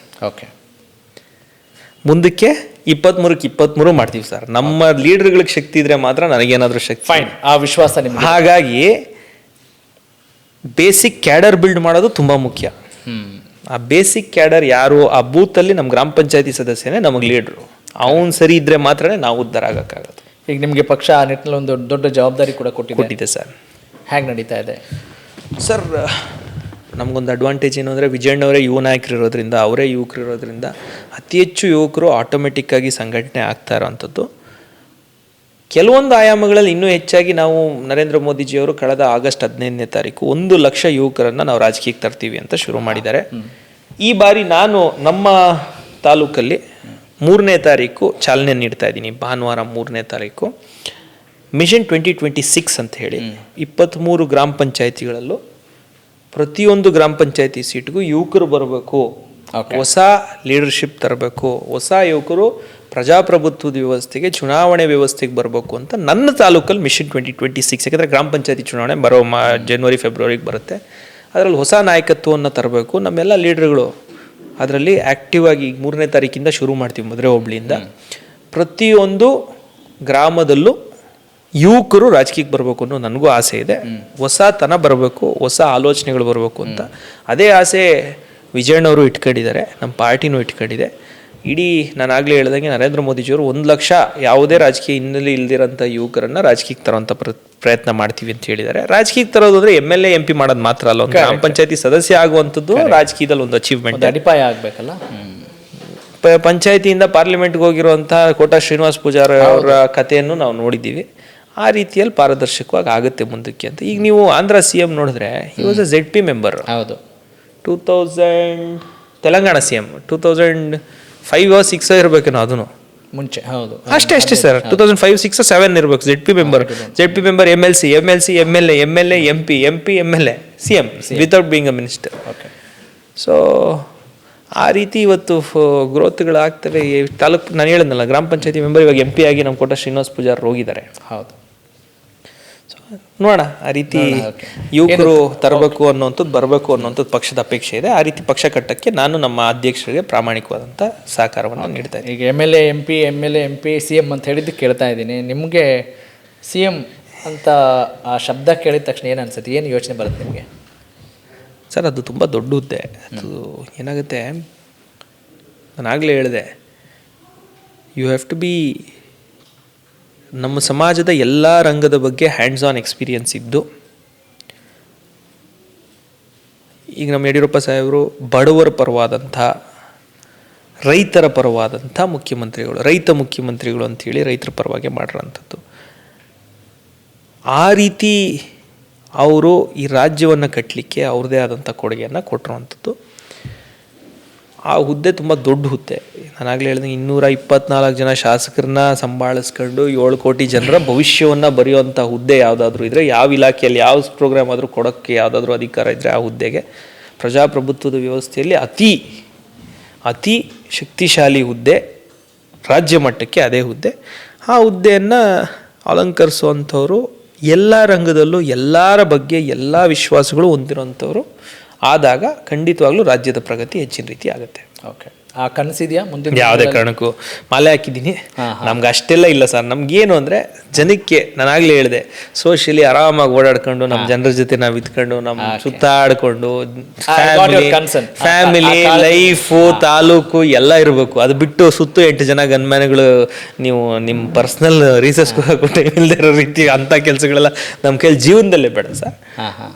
ನಮ್ಮದು, ನಮ್ಮ ತಾಲೂಕು, ನಮ್ಮ ಜನ, ನಮ್ಮತನ ಅದೆಲ್ಲ ಇರೋವಂತಹ ಹುದ್ದೆ, ಒಳ್ಳೆ ಹುದ್ದೆಯಲ್ಲಿ ನಾವಿದ್ದೀವಿ, ಅಷ್ಟೇ ಸಾಕು. ಅಷ್ಟೇ. ಬಹಳಷ್ಟು ನಾವು ಸೀನಿಯರ್ ಪರ್ಸ್ನಾಲಿಟೀಸ್ ಜೊತೆಗೆಲ್ಲ ಮಾತನಾಡಿದ ಅನುಭವ ಇರೋದ್ರಿಂದ ಕೇಳ್ತೀನಿ, ಅವರೆಲ್ಲ ಅನುಭವ ಯಾಕಾದರೂ ರಾಜಕಾರಣಕ್ಕೆ ಬಂದೇನೋ ಅನ್ನುವಷ್ಟು ಹೇಳುವಷ್ಟು ಇದೆ.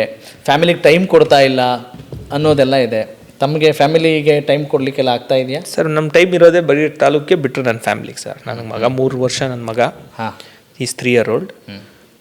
ಟೈಮ್ ಕೊಡೋದು ನಾವು, ನಮಗೊಂದು ಒಳ್ಳೆ ಅಭ್ಯಾಸ ಅಂದರೆ ನಾವೆಲ್ಲೂ ಬೇರೆ ಎಕ್ಸ್ಟ್ರಾ ಕರಿಕ್ಯುಲರ್ ಆ್ಯಕ್ಟಿವಿಟೀಸ್ ಏನು ಇಲ್ಲದೆ ಇರೋದ್ರಿಂದ ಸೀದಾ ನಮ್ಮ ಕೆಲಸ ತಾಲೂಕಲ್ಲಿ ಎಷ್ಟಿದೆಯೋ ಆ ಕೆಲಸ ಆಗಿದ ತಕ್ಷಣ ನಮ್ಮ ಲೀಡರ್ಸು ನಮ್ಮಿಂದ ಎಕ್ಸ್ಪೆಕ್ಟ್ ಮಾಡಲ್ಲ ಸಂಜೆ ಬರಬೇಕು, ನಮ್ಮ ಜೊತೆ ಇರಬೇಕು. ಯಾರಿಗೂ ಒಂದು ಎಕ್ಸ್ಪೆಕ್ಟೇಷನ್ ನಮ್ಮೆಲ್ಲದಿಲ್ಲ. ನಮಗೆ ಟೈಮ್ ಇತ್ತು ಅಂದರೆ ನಮ್ಮ ಫ್ಯಾಮಿಲಿ ಜೊತೆ ಇರ್ತೀವಿ, ಕೆಲಸ ಇತ್ತು ಅಂದರೆ ಇಲ್ಲಿರ್ತೀವಿ. ಸೊ ಹಾಗಾಗಿ ನನಗೆ very good work life balance ಇದೆ sir. Super, very good work life balance. ಹಾಗೆ ಫ್ರೆಂಡ್ಸ್ ಜಾಸ್ತಿನಾ ಕಡಿಮೆನಾ? ಮುಂಚೆ ಜಾಸ್ತಿ ಇದ್ರು, ಇವಾಗ ಪಾಪ ನಮ್ಮ ತಾಲೂಕಲ್ಲಿರೋ ನಮ್ಮ ಲೀಡರ್ಗಳೇ ನನಗೆ ಫ್ರೆಂಡ್ಸ್. ಓಕೆ, ಮುಂಚೆ ಇದ್ದಂತ ನಿಮ್ಮ ಶಾಲಾ ಕಾಲೇಜಿನ ಸ್ನೇಹಿತರೆಲ್ಲ ಎಲ್ಲ ಟಚಲ್ಲೇ ಇದ್ದಾರೆ ಸರ್. ಬಟ್ ಟೈಮ್ ಕೊಡಕ್ಕಾಗಲ್ಲ ಸರ್. ಅವರು ಅದು ಪ್ರಾಕ್ಟಿಕಾಲಿಟಿ ಅಕ್ಸೆಪ್ಟ್ ಮಾಡಿದ್ದಾರೆ. ಬಿಡಪ್ಪ ಏನಿಲ್ಲ ಸರ್, ಪಾಪ ಅವ್ರು ಏನು ಹೇಳಲ್ಲ ಸರ್. ಇನ್ನು ಕರೆದಾಗ ಪಾಪ ಬಂದು ಏನಾದ್ರು ಕೆಲಸ ಇದ್ರೆ ಮಾಡ್ಬಿಟ್ಟು ಹೋಗ್ತಾರೆ ಸರ್. ಹೌದಾ? ಅಂತ ಒಳ್ಳೆ ಫ್ರೆಂಡ್ಸ್ ಇರೋದು ಸಂಪೂರ್ಣ ಸಹಕಾರ. ಅಂದ್ರೆ ಕರೆದಾಗ ಪಾಪ ಕ್ಲಿಯರ್ ಆಗಿ ಬಂದು ಫಂಕ್ಷನ್ ಅಲ್ಲಿ ಭಾಗವಹಿಸಿ ಹೋಗ್ತಾರೆ ಸರ್.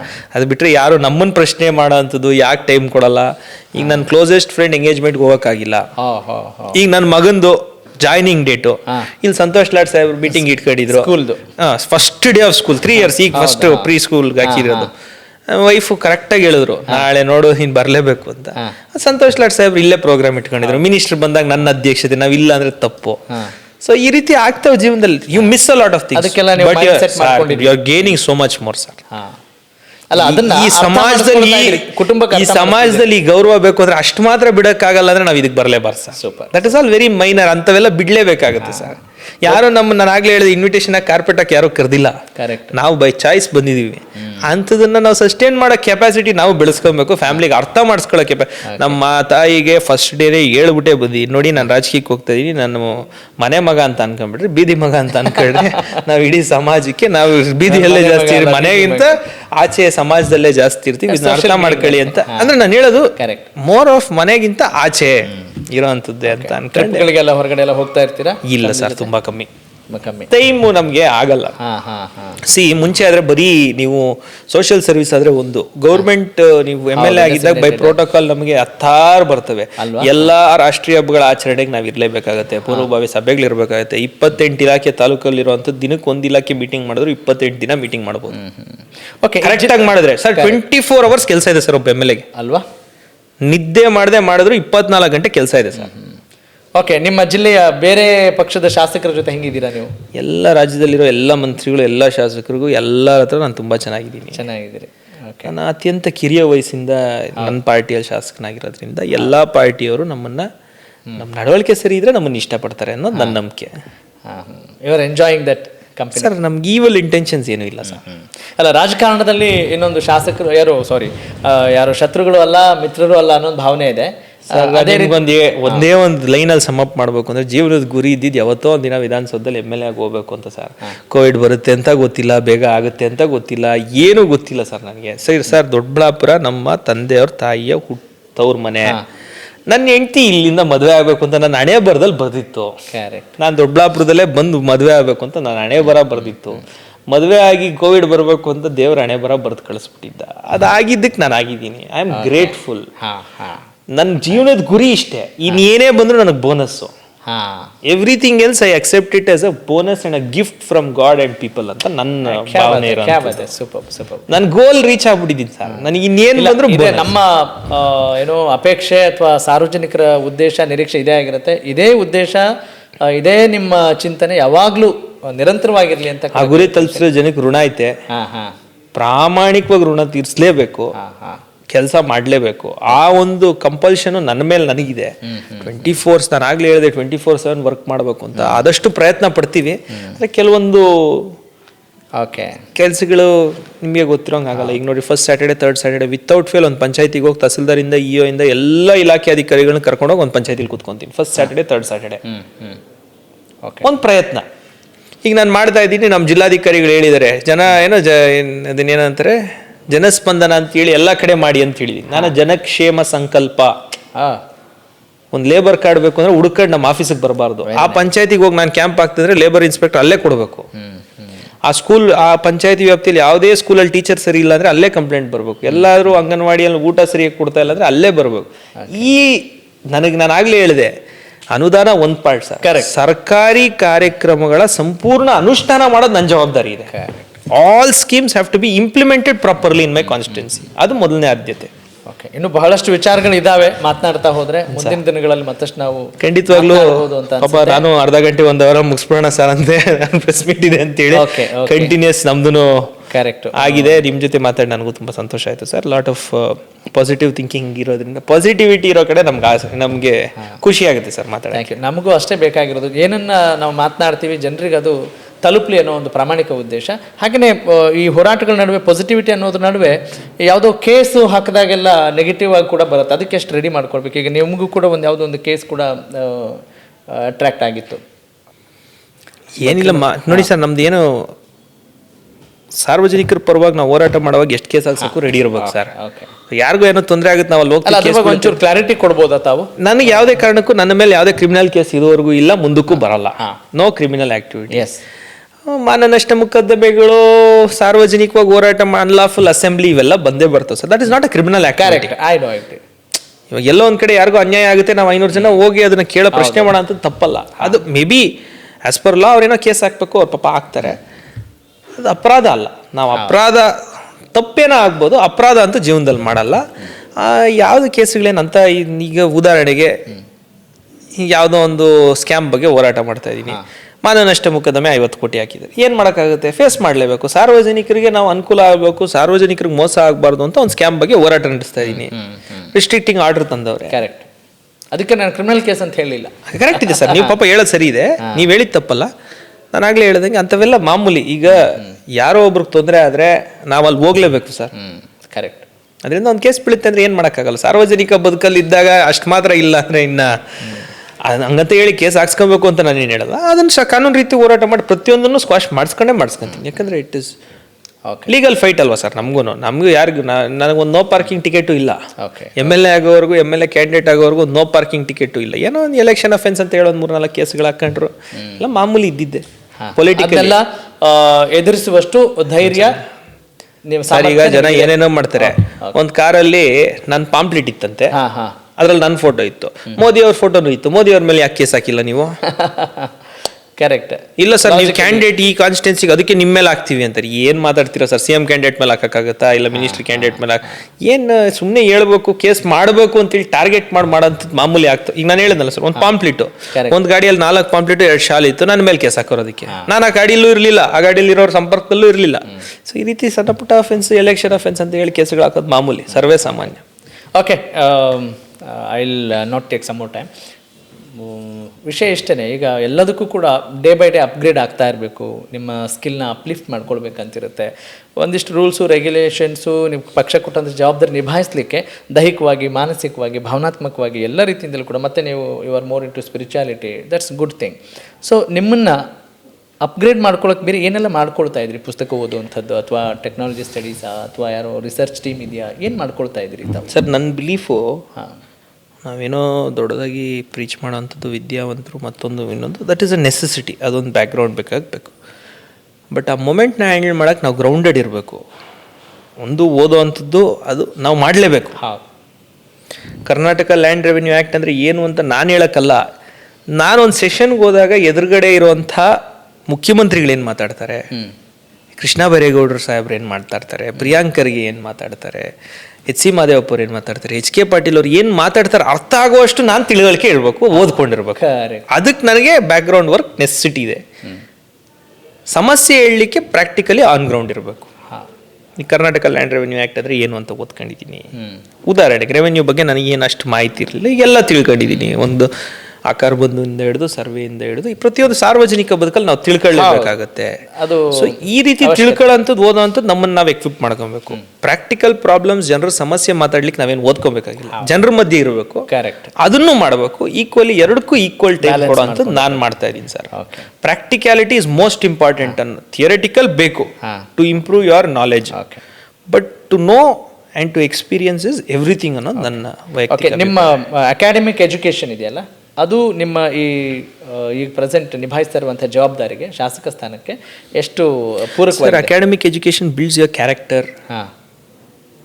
ಕ್ಯಾರೆಕ್ಟರ್, ನಿಮ್ಮ ತನ, ನಿಮ್ಮ ನಡವಳಿಕೆ, ಇದೆಲ್ಲ ಅಕಾಡೆಮಿಕ್ಸಿಂದ ಬರುತ್ತೆ ಅನ್ನೋದು ನನ್ನ ನಂಬಿಕೆ. ಅದನ್ನ ನಾನು ಇಂಜಿನಿಯರಿಂಗ್ ತಂದಿಲ್ಲ ಅಪ್ಲೈ ಮಾಡೋ ಅಷ್ಟೇನು ಅಂಥದ್ದೇನು ಇಲ್ಲ. ನಾನು ಆಗಲೇ ಹೇಳ್ದಂಗೆ ಇಲ್ಲಿ ಸಮಸ್ಯೆಗಳೇನಿದೆ, ಆ ಸಮಸ್ಯೆಗೆ ಪರಿಹಾರ ಏನಿದೆ ಅಷ್ಟೇ. ತಂದೆಯವರಿಂದ ಇಲ್ಲ ಸರ್, ನಮ್ಮ ತಂದೆಯವ್ರ ಪಾಪ ಗ್ರಾಮ ಪಂಚಾಯತಿ ಮೆಂಬರು ಆಗಿಲ್ಲ, ಒಂದು SDMC ಸದಸ್ಯರು ಆಗಿಲ್ಲ. ಅವರಿಂದ ಏನೇನು ಕಲ್ತಿದ್ದೀರಿ? ಏನು ಅಂದ್ರೆ ಈ ಮೂಲಕ ಏನಂದ್ರೆ ಇವತ್ತಿನ ಯುವಕರಿಗೆ ತಂದೆ ತಾಯಿಗಳ ಪಾತ್ರ ಗೊತ್ತಾಗ್ಲಿ ಅಂತ ಅಷ್ಟೇ, ಅವ್ರ ಮಹತ್ವ ಗೊತ್ತಾಗಲಿ ಸರ್. ಒಬ್ಬ 27 ವರ್ಷದ ಯುವಕ ಬಂದ್ಬಿಟ್ಟು ನಾನು MLA ಆಗ್ತೀನಿ, ನಾನು ಇದು ಮಾಡ್ತೀನಿ, ನಾನು ಅದು ಮಾಡ್ತೀನಿ ಅಂದಾಗ ನಂಬಿಕೆ ಇಡೋದಿದೆಯಲ್ಲ ಸರ್, ಅವ್ರು ನಂಬಿದ್ರು ನಮ್ಮನ್ನ. ನಮ್ಮ ಮೇಲೆ ನಂಬಿಕೆ ಇಟ್ಟಾಗ ನಮಗೆ ಜವಾಬ್ದಾರಿ ಜಾಸ್ತಿ ಆಗಿದೆ. ನಮ್ಮಪ್ಪ ನಮ್ಮನ್ನು ನಂಬೋರಪ್ಪ, ನಾವು ತಪ್ಪು ಮಾಡಬಾರ್ದು, ನಾವೆಲ್ಲೂ ಎಡವಟ್ಟು ಮಾಡ್ಕೊಬಾರ್ದು, ನಾವೆಲ್ಲೂ ಎಡವಬಾರ್ದು ಅನ್ನೋದು ನಮ್ಮ ರೆಸ್ಪಾನ್ಸಿಬಿಲಿಟಿ ಜಾಸ್ತಿ ಆಗುತ್ತೆ. ಸೊ ಆ ನಂಬಿಕೆ ಅನ್ನೋದನ್ನ ಉಳಿಸ್ಕೊಂಡು ಬೆಳೆಸ್ಕೊಂಡು ನಾವು ಹೋಗುವಂಥದ್ದು ನಮ್ಮದು ಕರ್ತವ್ಯ ಆಗುತ್ತೆ. ನಾವು ಆಫ್ಟರ್ ಆಲ್ 27 ಇಯರ್ಸಲ್ಲಿ ನೀವೇ ಹೋಗ್ಬಿಟ್ಟು ನಿಮ್ಮ ತಂದೆಗೆ ಹೋಗ್ಬಿಟ್ಟು ಹಿಂಗೆಲ್ಲ ಮಾಡ್ತೀವಿ ಹಿಂಗೆಲ್ಲ ಮಾಡ್ತೀವಿ ಅಂದರೆ ರಾಜಕಾರಣ ಅದು ನಮಗೇನು ನಾಲೆಜ್ ಇಲ್ಲದೆ ಇರೋಂಥದ್ದು, ನಮಗೇನು ಎಕ್ಸ್ಪೀರಿಯನ್ಸ್ ಇಲ್ಲದೆ ಇರೋಂಥದ್ದು, ಅವ್ರಿಗೂ ಏನೂ ಎಕ್ಸ್ಪೀರಿಯನ್ಸ್ ಇಲ್ಲದೆ ಇರೋಂಥದ್ದು. ಆ ನಂಬಿದ್ರು ಇಡೀ ಕುಟುಂಬ ನನ್ನ ಜೊತೆ ಕೈ ಹಿಡಿತು. ಪ್ರತಿಯೊಬ್ಬರು ನನ್ನ ಹೆಂಡತಿ ಸೂಪರಾಗಿ ಹೇಳ್ತಾರೆ. ನಾನು ಫಸ್ಟ್ ಮೀಟಿಂಗಲ್ಲೇ ನಾನು ಹೇಳಿದೆ, what you want to become ಅಂದರು. I want to become a politician ಅಂತ ಹೇಳಿದ್ದೆ. ಈಗ ಕೇಳ್ತಾರೆ, ನೀನು ಫಸ್ಟೇ ನನಗೆ ಇಷ್ಟು ಸೀರಿಯಸ್ ಆಗಿದೆಯಾ ಅಂತ ಹೇಳ್ಬೇಕಲ್ವಾ ಅಂತಾರೆ. ಓಕೆ, ನೀನು ಯಾವತ್ತೋ ಒಂದಿನ ಆಗ್ತೀಯ ಅನ್ಕೊಂಡಿದ್ದಿ, ಇಷ್ಟು ಸೀರಿಯಸ್ ಆಗಿದೆಯಾ ಅಂತ ಅವತ್ತು ಹೇಳ್ಬೇಕಲ್ವಾ ಅಂತ. Okay, arrange marriage, love marriage? Arrange marriage. ಹಾಂ. ಓಕೆ, ಮುಂಚೆ ಹಾಗೆ ಇಷ್ಟೊಂದು ಸೀರಿಯಸ್ ಅಂತ ಮುಂಚೆ ಹೇಳಬೇಕಿತ್ತು ಅಂತ. ಇಷ್ಟು ಬೇಗ ಇಷ್ಟು ಇದು ನೀವು ಹೇಳಿದ್ರಿ. ನನ್ ಎಲ್ಲ ಬ್ಲೆಸ್ಸಿಂಗ್. ನಾನು ಹೇಳಿದ್ನಲ್ಲ ಸರ್, November 22, 2019 ಮದುವೆ ಆಗಬೇಕು, March 2020 ಕೋವಿಡ್ ಬರಬೇಕು, ಇಲ್ಲಿ ನಾವು ಸೇವೆ ಮಾಡೋಕೆ ಒಂದು ಅವಕಾಶ ಸಿಗಬೇಕು ಅಂದ್ರೆ ದೇವರ ಅನುಗ್ರಹ, ಜನರ ಆಶೀರ್ವಾದ. ಸೊ ಅಷ್ಟೇ ಸರ್. ಬಹಳ ಖುಷಿಯಿಂದ ಜವಾಬ್ದಾರಿ ನಿಭಾಯಿಸ್ತಾ ಇದ್ದೀರಿ. ಶ್ರದ್ಧೆಯಿಂದ, ಖುಷಿಯಿಂದ, yes, ಜವಾಬ್ದಾರಿಯಿಂದ ನಿಭಾಯಿಸ್ತಾ ಇದ್ದೀನಿ. ಇನ್ನೂ ಹೆಚ್ಚಿನ ಜವಾಬ್ದಾರಿ ಇದೆ. ಈಗಲಿಂದ ಇನ್ನೂ ಹೆಚ್ಚಿನ ಕೆಲಸ ಮಾಡಬೇಕು. ಯಾಕಂದರೆ ಆಲ್ಮೋಸ್ಟ್ ಅರ್ಧ ಆಗೋಯ್ತು, ಇನ್ನು ಅರ್ಧ ಇರೋ ಅಂಥದ್ದು. ವೆದರ್ ಗೆಲ್ತೀವಿ, ಸೋಲ್ತೀವಿ, ಇನ್ನೊಂದು ಆಗ್ತೀವಿ, ಬಟ್ ರಾಜಕೀಯದಲ್ಲಂತೂ ಇರ್ತೀವಿ. ಕೊನೆ ಉಸಿರೋವರೆಗೂ ರಾಜಕೀಯ ಮಾಡ್ತೀವಿ. ನನಗೆ ಸಹಕಾರ ಕೊಟ್ಟಿರೋಂಥವ್ರಿಗೆ ಬೆನ್ನೆಲುಬಾಗಿ ನಿಲ್ತೀವಿ. ನಮ್ಮ ರಾಜ್ಯದ ಜನರ ಆಶೀರ್ವಾದ, ತಾಲೂಕಿನ ಜನರ ಆಶೀರ್ವಾದ ಇರೋದ್ರಿಂದ ಆಗಿರೋದ್ರಿಂದ ರಾಜ್ಯದ ಜನಕ್ಕೂ ಒಳ್ಳೇದು ಮಾಡೋಂಥ ಸ್ಕೀಮ್ಸ್ ತರ್ತೀವಿ. ತಾಲೂಕಿನ ಜನಕ್ಕೆ ಎಲ್ಲ ರೀತಿಯಲ್ಲೂ ಅನುಕೂಲ ಆಗುವಂಥ ಎಲ್ಲ ಯೋಜನೆಗಳನ್ನು ತರುವಂಥ ಪ್ರಯತ್ನ ಮಾಡ್ತೀವಿ. ಓಕೆ, ನಮ್ಮ ವೀಕ್ಷಕರಿಗೆ ಮತ್ತು ನಿಮ್ಮ ಮತದಾರ ಪ್ರಭುಗಳಿಗೆ ನಿಮ್ಮ ಕನಸಿನ ದೊಡ್ಡಬಳ್ಳಾಪುರವನ್ನು ಹೇಗೆ ಹೇಳ್ತೀರಿ? ನಾನು ಆಗಲೇ ಹೇಳಿದ್ನಲ್ಲ ಸರ್, ಲಿವಬಿಲಿಟಿ ಫ್ಯಾಕ್ಟ್ರಲ್ಲಿ ಹೆಮ್ಮೆಯಿಂದ ಇಡೀ ದೇಶದಲ್ಲಿ, ಇಡೀ ರಾಜ್ಯದಲ್ಲಿ ನಾವು ದೊಡ್ಡಬಳ್ಳಾಪುರ ಅಂತಲೂ ಹೇಳ್ಕೊಬೇಕು. ಈಗಲೂ ಬೆಂಗಳೂರು ಅಂತ ಹೇಳ್ಕೊಳ್ಳೋಂಥ ಪರಿಸ್ಥಿತಿ ಇರಬಾರ್ದು. ನಾವು ದೊಡ್ಡಬಳ್ಳಾಪುರ ಅಂತ ಹೇಳಬೇಕು. ವೇಗವಾಗಿ ಬೆಳೀತಾ ಇದೆ. ಆ ವೇಗವಾಗಿ ಬೆಳೀತಾ ಇರೋಂಥ ಸ್ಪೀಡ್ಗೆ ಇಲ್ಲಿ ಮೂಲಭೂತ ಸೌಕರ್ಯಗಳನ್ನ ಕಲ್ಪಿಸ್ಬೇಕು. ಅದು ದೊಡ್ಡ ಜವಾಬ್ದಾರಿ. ನೀವು ಮೂಲಭೂತ ಸೌಕರ್ಯ ಕಲ್ಪಿಸುವಂಥದ್ದೇ ಅತಿ ದೊಡ್ಡ ಜವಾಬ್ದಾರಿ ಇದೆ. ಅದನ್ನೂ ಮಾಡಬೇಕು. ಶಿಕ್ಷಣ ಕ್ಷೇತ್ರದಲ್ಲಿ ಇನ್ನೆಲ್ಲೂ ಇಲ್ಲದಿರೋಂಥ ಉತ್ತಮವಾದಂಥ ಶಿಕ್ಷಣ ಸಂಸ್ಥೆಗಳು ಇಲ್ಲಿರಬೇಕು. ಸರ್ಕಾರಿ ಶಿಕ್ಷಣ ಸಂಸ್ಥೆಗಳು, ನಾನು ಮತ್ತೆ ಹೇಳ್ತೀನಿ, ನಾಟ್ ಪ್ರೈವೇಟ್, ಸರ್ಕಾರಿ ಶಿಕ್ಷಣ ಸಂಸ್ಥೆಗಳು ಉತ್ತಮ ರೀತಿಯಲ್ಲಿರಬೇಕು. ಈಗ ನೀವು ನಮ್ಮ ಹಾಸ್ಪಿಟ್ಲ್ಗೆ ಹೋದ್ರಿ ಅಂದರೆ ಒಂದು OPD ಬ್ಲಾಕ್ ಸೆಪ್ರೇಟಾಗಿ ಮಾಡ್ಕೊಂಡಿದ್ದೀವಿ. ಆ OPD ಬ್ಲಾಕಿಗೆ ಚೀಟಿ ಕೊಡ್ತೀವಿ, ಇನ್ ಪೇಷೆಂಟ್ಗೆ ಒಂದು ಪೇಷೆಂಟ್ ಪಾಸ್ ಕೊಡ್ತೀವಿ. ಕರೆಕ್ಟ್. ಸೊ ಇರೋ ವ್ಯವಸ್ಥೆನ ಸರಿ ಮಾಡೋದ್ರಲ್ಲಿ ನಾನು ಪ್ರಾಮಾಣಿಕವಾಗಿ ಕೆಲಸ ಮಾಡಿ ಲಿವಬಿಲಿಟಿ, ನಾನು ಮತ್ತೆ ಹೇಳಿದೆ, ಜನ ಇಲ್ಲಿರೋಕ್ಕೆ, ಇಲ್ಲಿ ಬದುಕಕ್ಕೆ ತುಂಬ ಖುಷಿಯಿಂದ, ಸಂತೋಷದಿಂದ ಒಳ್ಳೆ ಸೋಷಿಯಲ್ ಇನ್ಫ್ರಾಸ್ಟ್ರಕ್ಚರ್ ಕೊಟ್ಟು ಒಳ್ಳೆ ರೀತಿಯಲ್ಲಿ ಎಲ್ಲ ಇಲಾಖೆಯ ರೈತರಿಗೆ ಉತ್ತಮವಾದಂಥ ನೀರಾವರಿ ಯೋಜನೆಗಳು. ಓಕೆ, ನಮ್ಗೆ ಯಾವುದೇ ಕಾರಣಕ್ಕೂ ಬೇರೆ ನೀರು ಬೇಡ, ನಮ್ಗೆ ಸಂಸ್ಕರಿಸಿದಂಥ ನೀರು ಬೇಡ, ನಮಗೆ ಎತ್ತಿನೊಳೆ ನೀರು ಬೇಗ ಕೊಟ್ಟು ರೈತರ ನೀರಾವರಿಗೆ, ರೈತರ ಕೃಷಿ ಭೂಮಿಗಳಿಗೆ, ರೈತರಿಗೆ ಉತ್ತಮವಾದಂಥ ಇಡೀ ರಾಜ್ಯದಲ್ಲಿ ಸರ್ ಇವತ್ತು ರಾಗಿ ಬೆಳೆಗಾರರು ದೊಡ್ಡ, ಯಾರಾದರೂ ಕೇಳಿದ್ರೆ ನೀವೇನ್ರಿ ಬೆಂಗಳೂರು ಸುತ್ತಿದ್ರೆ ನಿಮ್ಮಲ್ಲಿ ರೈತರು ಎಲ್ಲಿದ್ದಾರೆ ಅಂತಾರೆ ಸರ್. ಅಂತ ಕಡೂರು ಅಂತ ತುಮಕೂರು ಅಂತ ಚಿತ್ರದುರ್ಗ, ಈ ಎಲ್ಲ ಜಿಲ್ಲೆಗಳಿಗೂ ಹೈಯೆಸ್ಟ್ ರಾಗಿ ಇಡೀ ದೇಶದಲ್ಲಿ ನಮ್ಮ ತಾಲೂಕು ಸರ್. MSP ಮೊನ್ನೆ ಹಾಕಿರೋದನ್ನು ಈ ವರ್ಷನೂ ಹೈಯೆಸ್ಟ್ ರಾಗಿ ಹಾಕಿರೋಂಥದ್ದು ನಮ್ಮ ತಾಲೂಕು. ಸೊ ರೈತರಿಗೆ ಒಳ್ಳೆ ಮಾರುಕಟ್ಟೆ ಕಲ್ಪಿಸಿ, ರೈತರು ಕಣ್ಣು ಮುಚ್ಕೊಂಡು ಏನೇ ಬೆಳೆದ್ರು ಅದನ್ನು ಮಾರೋ ಅಂಥ, ಕೊಂಡ್ಕೊಳ್ಳೋ ಅಂಥ ಸರ್ಕಾರಕ್ಕೆ ಪವರ್ ಬರಬೇಕು. ಅದನ್ನು ಒಂದು ಮಾಡೋಂಥ ಆಸೆ ಒಂದಿದೆ. ಓಕೆ, ಇಲ್ಲ ನಿಮಗೆ ನಿಮ್ಮ ಊರಿನ ಬಗ್ಗೆ, ಜನರ ಬಗ್ಗೆ ಇರುವಂಥ ಹೆಮ್ಮೆ it's visible, it's noticeable. So ಅದು ಯಾವಾಗಲೂ ಇರಲಿ ಅಂತ ನಾವು ಕೂಡ ಕೇಳ್ಕೊಳ್ತೀವಿ. ಇಂಟೆಂಟ್ ಯಾವಾಗಲೂ ಇಟ್ಕೊಳ್ಳೋಣ ಅಂತದ್ದು ಯಾವತ್ತೂ ಅದು ಬ್ಯಾಕ್ ಸ್ಟೆಪ್ ಹೋಗಬಾರ್ದು ಅನ್ನೋದು ನನಗೂ ಆಸೆ. ಒಬ್ಬ ಯುವ ರಾಜಕಾರಣಿ ಆಗಿರೋದ್ರಿಂದ ಬಹಳಷ್ಟು ಸವಾಲುಗಳನ್ನು ಎದುರಿಸಬೇಕಾಗಬಹುದು.